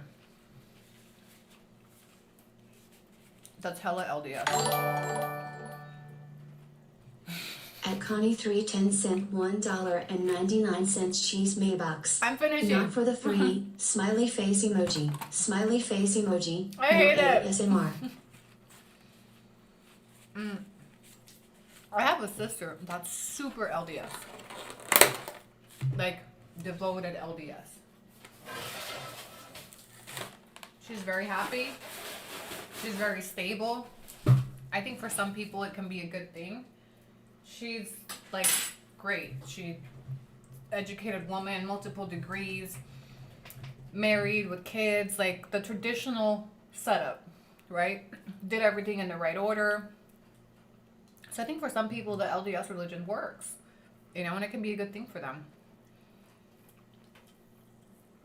For me personally, there's just things that I couldn't rewire myself. Maybe if I was raised LDS. One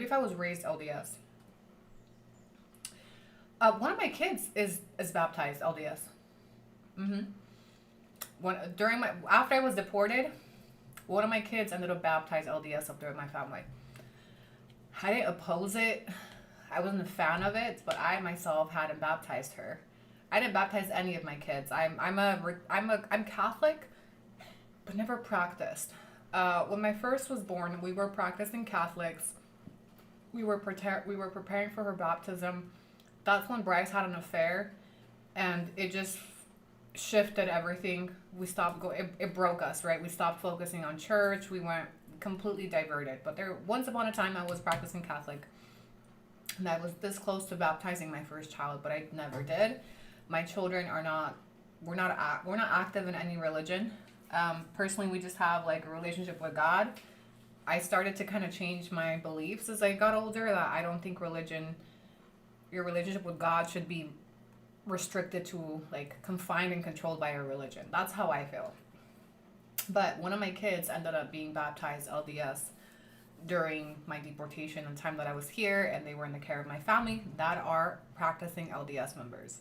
So I never, I wasn't a huge fan of it, but at the same time, I was like, how can I oppose when I'm not teaching her any religion? So I didn't see harm in, my kids learning religion from my family members.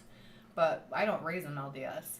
The minute I got him back, like, no, listen, it's a personal, like, I encourage the relationship with God. Yes, we pray, but we don't practice a religion in my home.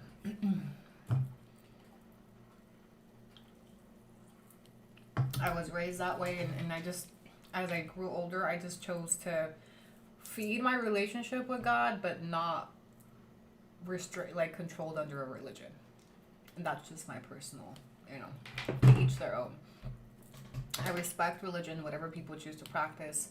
And the only reason why religion has been brought up in this is, again, part of her cultural appropriation.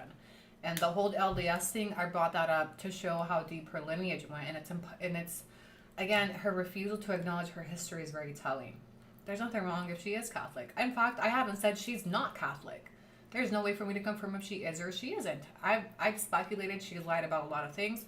All I've said is, even if she's Catholic today, I think it's a misrepresentation to not acknowledge that I'm a former LDS, but I'm now Catholic. Right? When somebody asks her, aren't you LDS? No, I'm Catholic. But you were LDS.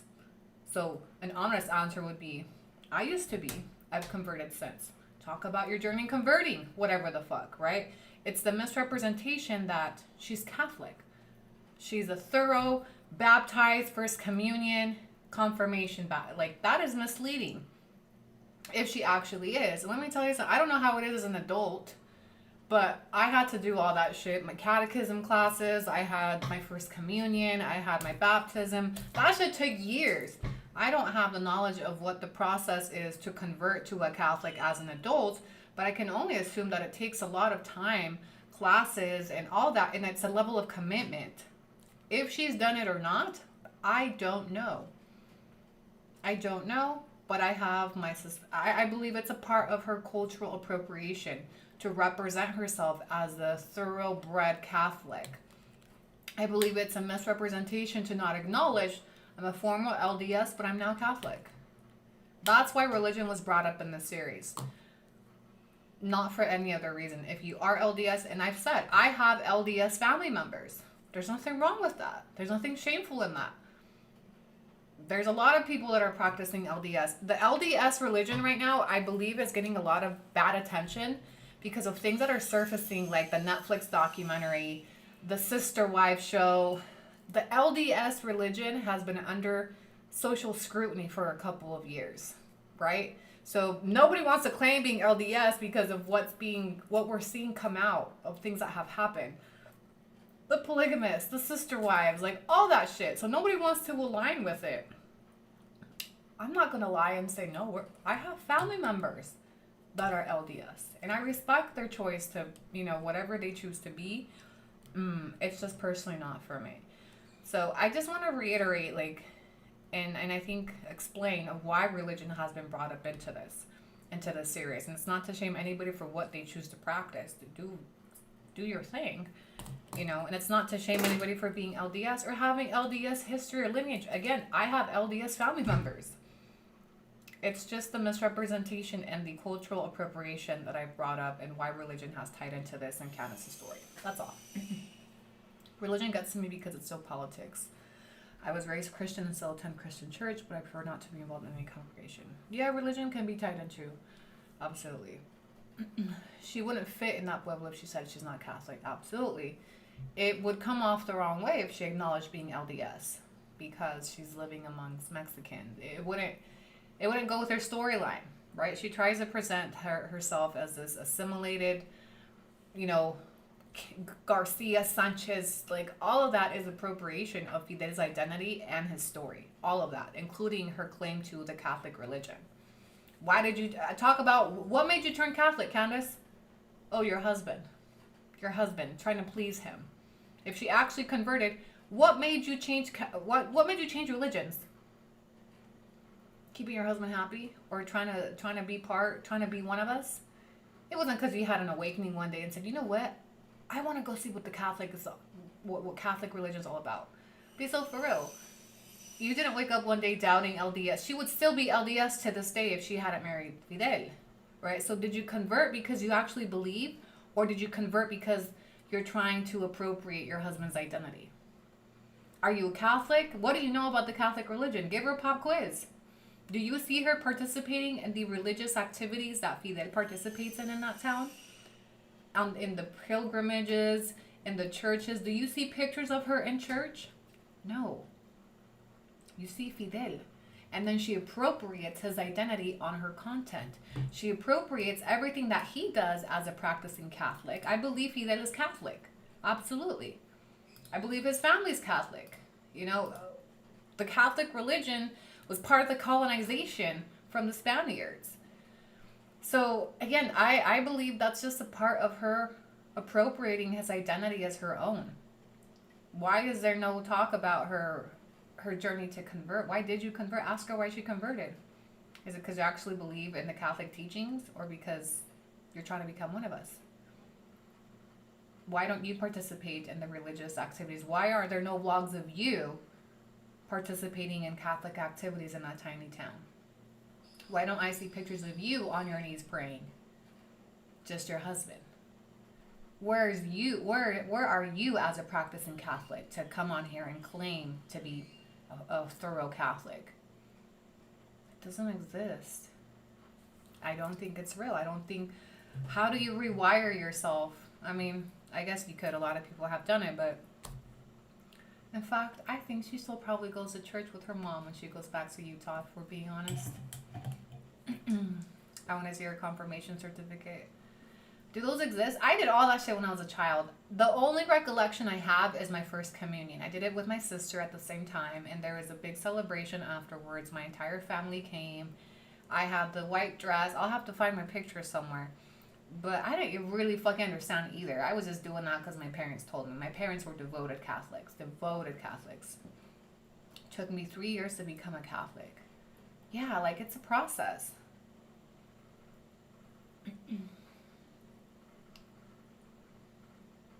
I did it as an adult. Unblended eyeshadow. Let's not make disparaging comments about other religions. We can disagree with teachings. We can have personal opinions.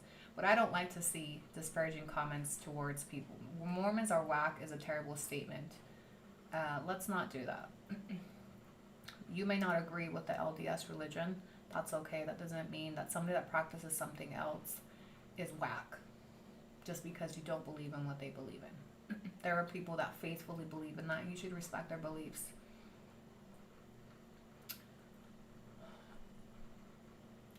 First of all, she wouldn't have been confirmed nor done her first communion as she was living in sin, living with Fidel. So the way that those two cannot be completed unless you get married through the church. She has been, exactly. That's a good point. Look, and I'm not a practicing Catholic, so you guys can probably give us better orientation. I was a Catholic as a child and I haven't really practiced since. But I do remember teachings about living in sin. I do know that having premarital sex is living in sin, and then you go and you confess and then you're sin free again. But to fulfill the requirements to convert, I could only assume that you would need to be living out of sin for some time, right? And you keep popping out babies out of wedlock. You're living together out of wedlock. In fact, es un pecado mortal. It's a mortal sin. That is harsh, y'all. When I would hear that as a child, I would think I was going to die. I remember learning about pecados mortales. Like, they called it, it's a mortal sin. Pecado mortal. Like, you take that shit to the grave, bitch. Right? Like, that is, I remember being, like, scared by that term when I was a child learning about, the Catholic teachings. But that's un pecado mortal to live in sin like that. And you need to confess in order to build, and cannot be confessed si vives en unión libre. Yeah, vivir en unión libre es un pecado mortal. You're supposed to be married. And we know her big Catholic wedding hasn't happened, which is probably why she wanted it to happen, right? So she could stop living in sin. Being in Mexico and having all your sacraments, Fidel and her would have gotten married through the church by now. The Catholic Church will take your marriage certificate and bless your marriage, but it's not easy. It's a process. That's a good point, Gregoria. The church also requires baptism and confirmation in order to get married Catholic. That probably the only reason she converted. Also very bad for someone to take communion if they're not in a state of grace. I really hope for a spiritual state she's not doing it. Yeah, don't mess with all that stuff. Don't mess with all that stuff.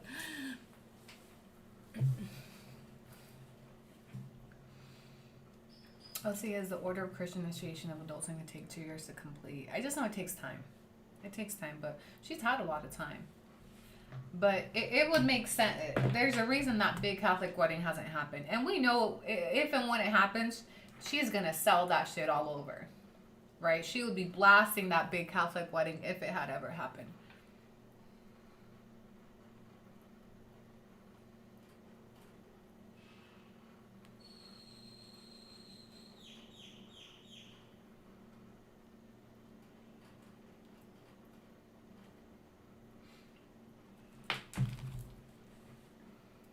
Yeah, she's had more than enough time. Just like she's had more than enough time to become a fucking Mexican citizen, but we know she hasn't done that either. She's had more than enough time to learn Spanish, but we know she hasn't done that either. She's had enough time to do a lot of things. She's had enough time to perfect her Spanish. There was somebody that was watching this other day. I forgot who it was of this creator that had been living in Mexico for much less, and her Spanish was like up there. What's whack is people that don't live their beliefs or faiths, just facades. Yeah. Yep. I saw a comment. She said she got married at the jail on both civil and church. No. She said she got married in jail through El Civil. But they wouldn't be able to host a wedding under those circumstances, especially because she was still LDS.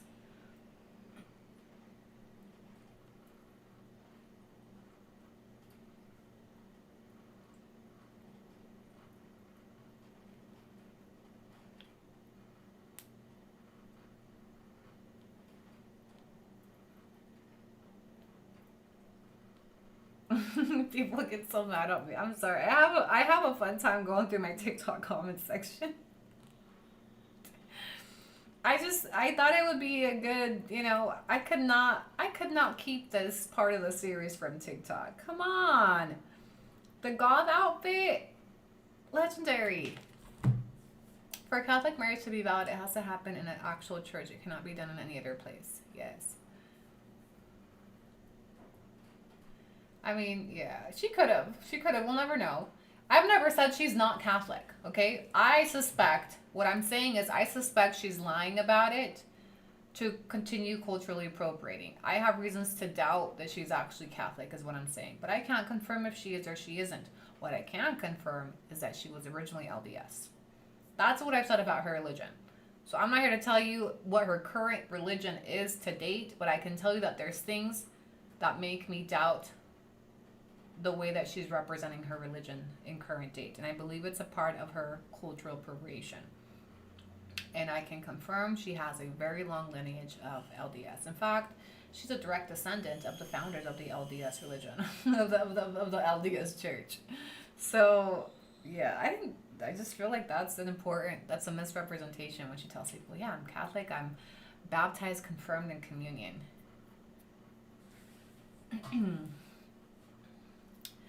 So anyway, we're getting to the end of our live, besties. Thank you so much for joining me. I'm getting a little winded. I don't know if I'll be back this evening. We did a pretty long session today. We're almost at a 5-hour live stream. Crazy.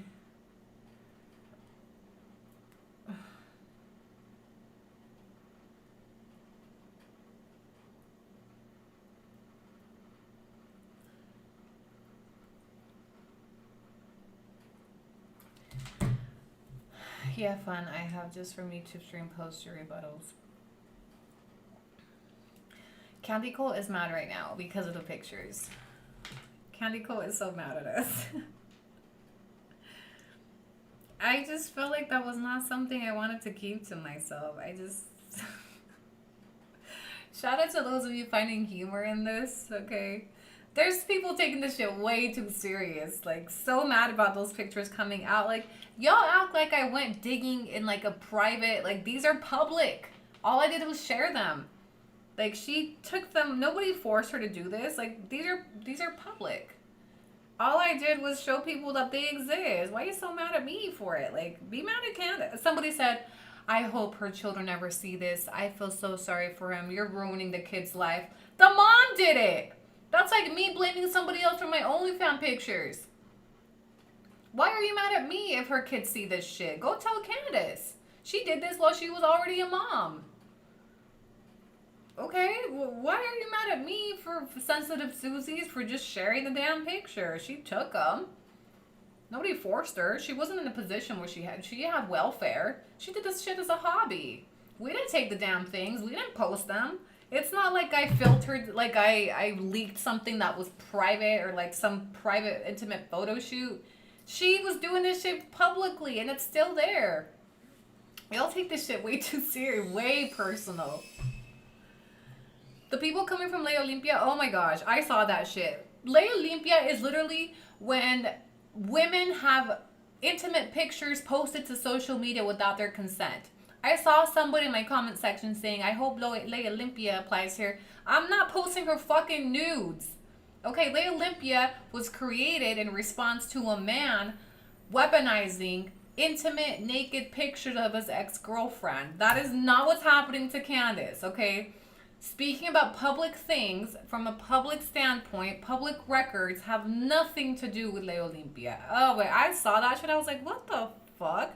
These are not intimate pictures either. These are public modeling pictures that she knowingly made public. Yeah, people commenting that have no idea what the fuck Ley Olympia is or what it's for. You know, Ley Olympia is great. I'm glad that exists, but nobody's posting intimate pictures of Candice. you know, now I want to take pics like that. Empowering, you know? Go do a shoot. I don't see people talking about Leo Olympia when they're dragging my OnlyFans all over or judging me for OnlyFans. Nobody ever, you know, they pick and choose. They pick and choose. Y'all are some hypocrites.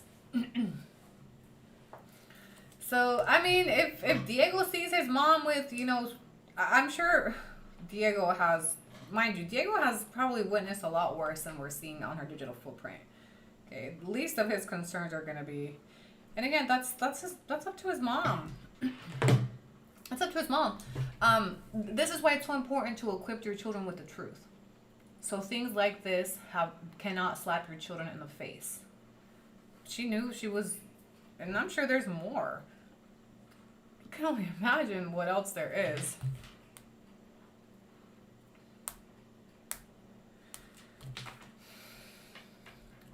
You never heard of those type pics? What? Like nudes?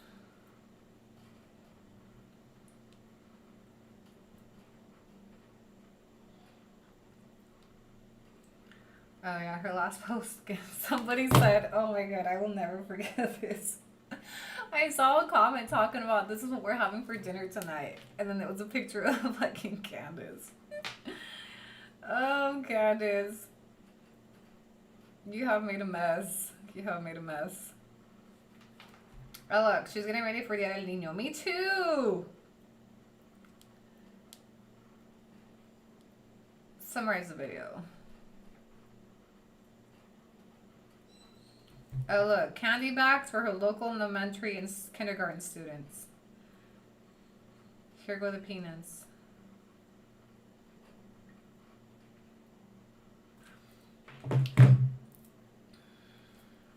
Don't know if you noticed, but Diego Senior looks timid. We don't really like to, I don't really like to focus too much on breaking apart the kid. The kid has no, you know, no fault in any of this. The only thing we've touched on with him is, you know, that his Spanish is really choppy and that he had every opportunity to integrate into their local community, and he should have been a thorough Mexican by now. But that is also a representation of her parenting and her Americanizing him, even in a tiny Mexican rural town. And that shows the amount of, like, the energy, the hard work, like, for a child to grow up in a Mexican rural town and still grow up that Americanized with that choppy as Spanish tells you how hard she's worked to keep him Americanized despite his circumstances. Do you see what I'm trying to say with that? Like, a town where there's not a lot of English speakers and there's not tourists, there's not foreigners like in a tourist area like PDA, right? So imagine how hard she had to work to raise him as an American in that tiny little town. So when people glaze her for, oh, you know, she's in Mexico, like, and like she's part of the people, part of the community, is she though? How hard has she worked to keep her children American? To name her children after Americans, for Americans, by Americans, raise them as Americans, teach them the American language, and bring in all those American holidays for them in that tiny town. That boy should have been speaking perfect Spanish by now. How much does he, and this tells you what type of a relationship he has with his dad. His dad don't speak English. So his Spanish should be perfect, regardless of if he's not living among, you know, locals, because his dad doesn't speak English. So how the fuck do you talk to your dad? Like, your Spanish should be perfect because you should at least be practicing it every day with your dad. Do you see where I'm getting at with this? Like, there's a lot of things off there. Even if he's not going to school with Mexican kids, even if his friends are Mexican, your dad, or the papi, doesn't speak English. And the only communication they have is in Spanish, if they have any. So 10 years of that, and that boy doesn't speak good Spanish yet, tells you there's a lack of communication between them. There's a lack of a relationship. There's a lack of conviviendo. That he primarily convive con la mamá in English. Even the animals have American names. I had never noticed that. Not the animals being colonized too.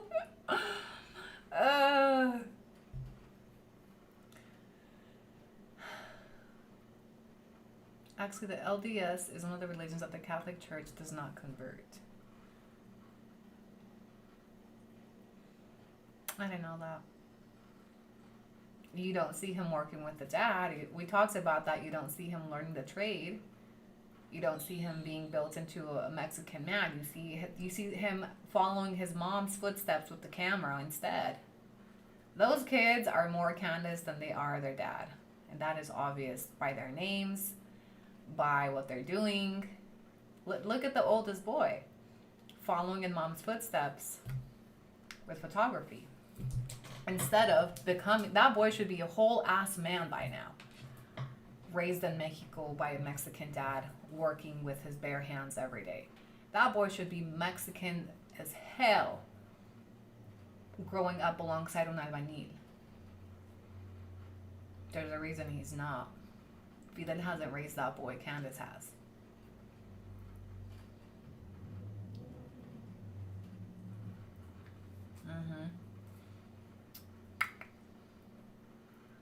I bet you should still to Brian. I seen sisters, you gotta be released to be divorced.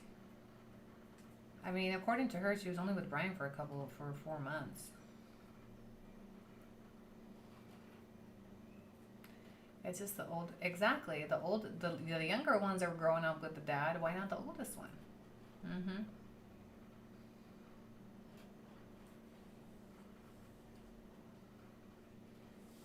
Mi hermano no quiso nunca que sus hijos aprendieran el español para que no tuvieran acento. Qué triste. My nephew's stepfather is a carpenter, and the stepdad is teaching him how to build furniture. My nephew is 15 and already has working hands. That's usually how Mexican boys are raised. But I mean, you look at her son, and that's a white boy. That's a white boy with the camera. Which, again, nothing wrong with that. But the misrepresentation, like, these are, Mexican kids, and they learn Spanish now, and this and that.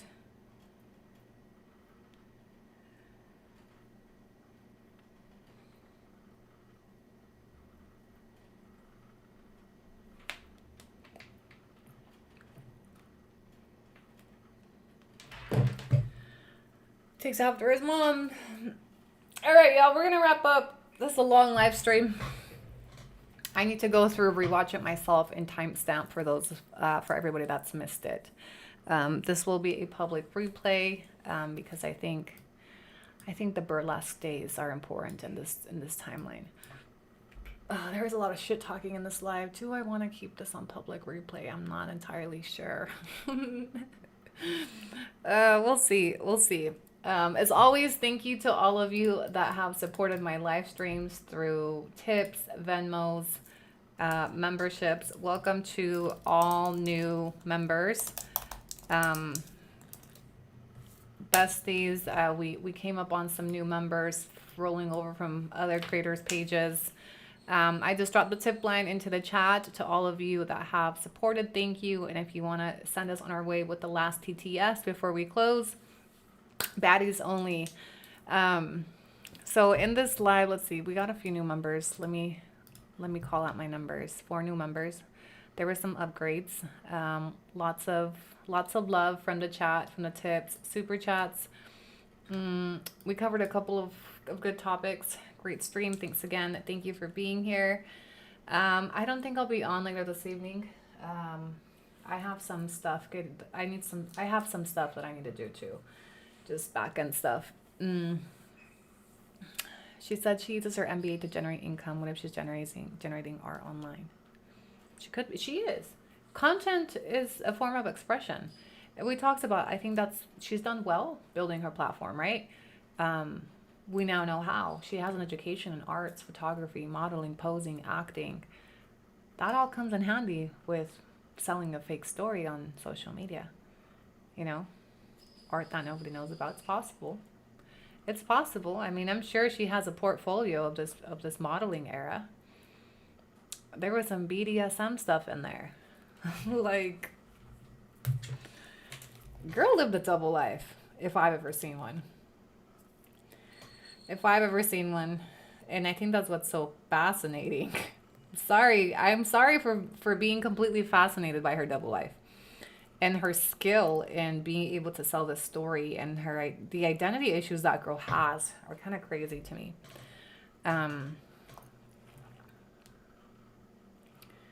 Yeah.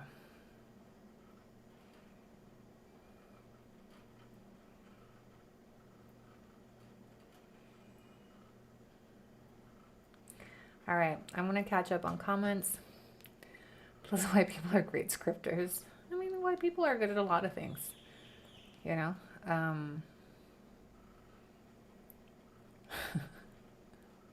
Sorry, I'm catching up on these comments.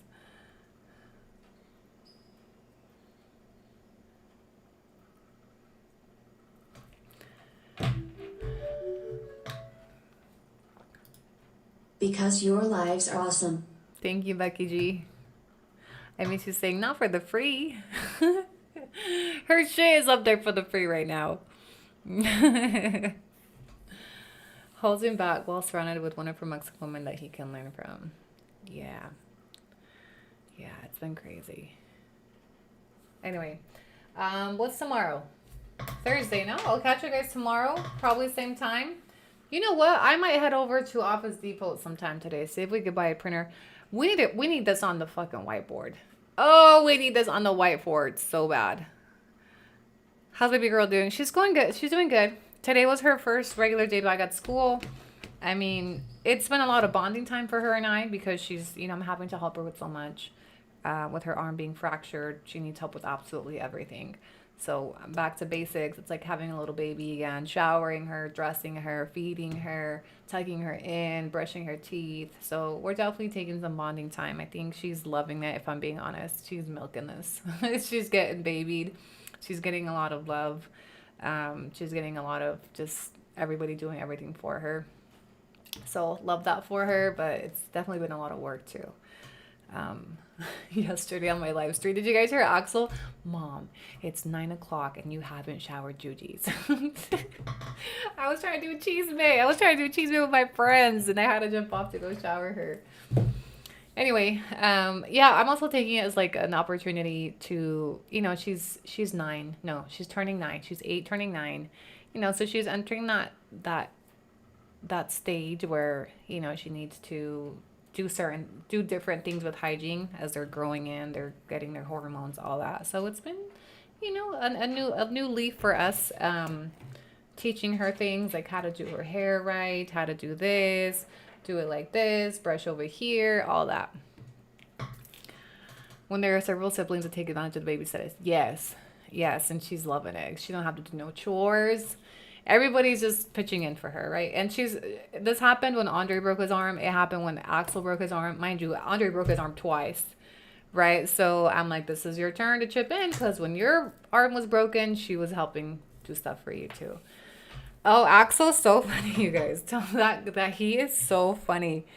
Axel has potential to be a content creator, okay? If I had to choose a child to exploit, it would be Axel because he's funny as fuck. I know that sounds bad, but that's really what it is. But if I had to choose a child to put in front of a camera, it would be Axel. It would be Axel. He's such a natural born troll. Like that boy is his dad's son. Yeah.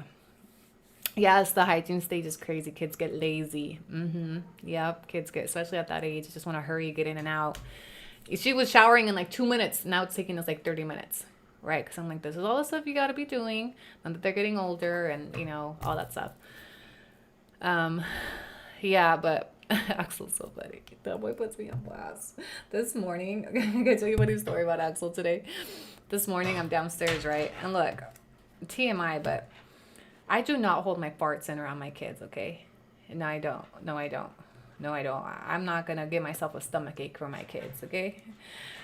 So, but I do hold my farts in around my man because I'm shy. Okay, so this morning, I'm downstairs getting the kids breakfast, right? And I let out a little too, okay? No big deal. And then Axel was like, Mom, I wasn't in the kitchen, okay? I was in like the living room. I was like, whatever. Well, I didn't know my man was coming down the stairs, right? Well, as soon as he comes down the stairs, Axel puts me on blast, talking about, I don't even know what he said, right? But I went into the bathroom to help Gigi with her hair, then I come back, and my man's like, que te estás pedorreando. I was like, what? And I look at Axel, and Axel's like, you were, Mom, you were. I was like, Axel, I wasn't even close to you. And so now my man, he hasn't let it die down. Like when he was telling me bye when he was going to work, okay, babe, pero no te estés pedorreando, okay? I was like, Axel, I love that little boy, but sometimes I'm like, oh, this boy. He just does the most. He loves to embarrass me. Loves to put me on blast. And like, he starts to gauge. He knows what makes me like. Anyway, Axel's funny. He's a character. I was with my ex for 12 years. It's just not a thing I do. Never in any of my relationships I just don't like it, okay? But my kids, they're my kids, you know? Like, I have no shame around my kids because I made them. And, like, they were in there to begin with at one point. But they think it's so funny. It was a rosy moment. Yeah, the sad scene. Anyway, besties, I'm going to wrap up. Thank you so much for joining my live stream. I will have this available for replay. How's Axel's English? Perfect. Axel is the one child that can switch like nothing. It's like a light switch from English to Spanish with no accent. In fact, his Spanish, he sounds like he's del barrio. Like, you may have heard him a couple of times on some of my TikToks, but his Spanish is perfect, and then his English is perfect-er. Talented. Anyway, don't forget to like the live on your way in or out. I will work on timestamping this live for those of you that don't want to listen to the whole thing. Put it in 2-speed and catch up. Okay, I'll give you guys till tomorrow to catch up. And there's no ending soon. My ending soon screen is gone. All right, well, goodbye, besties.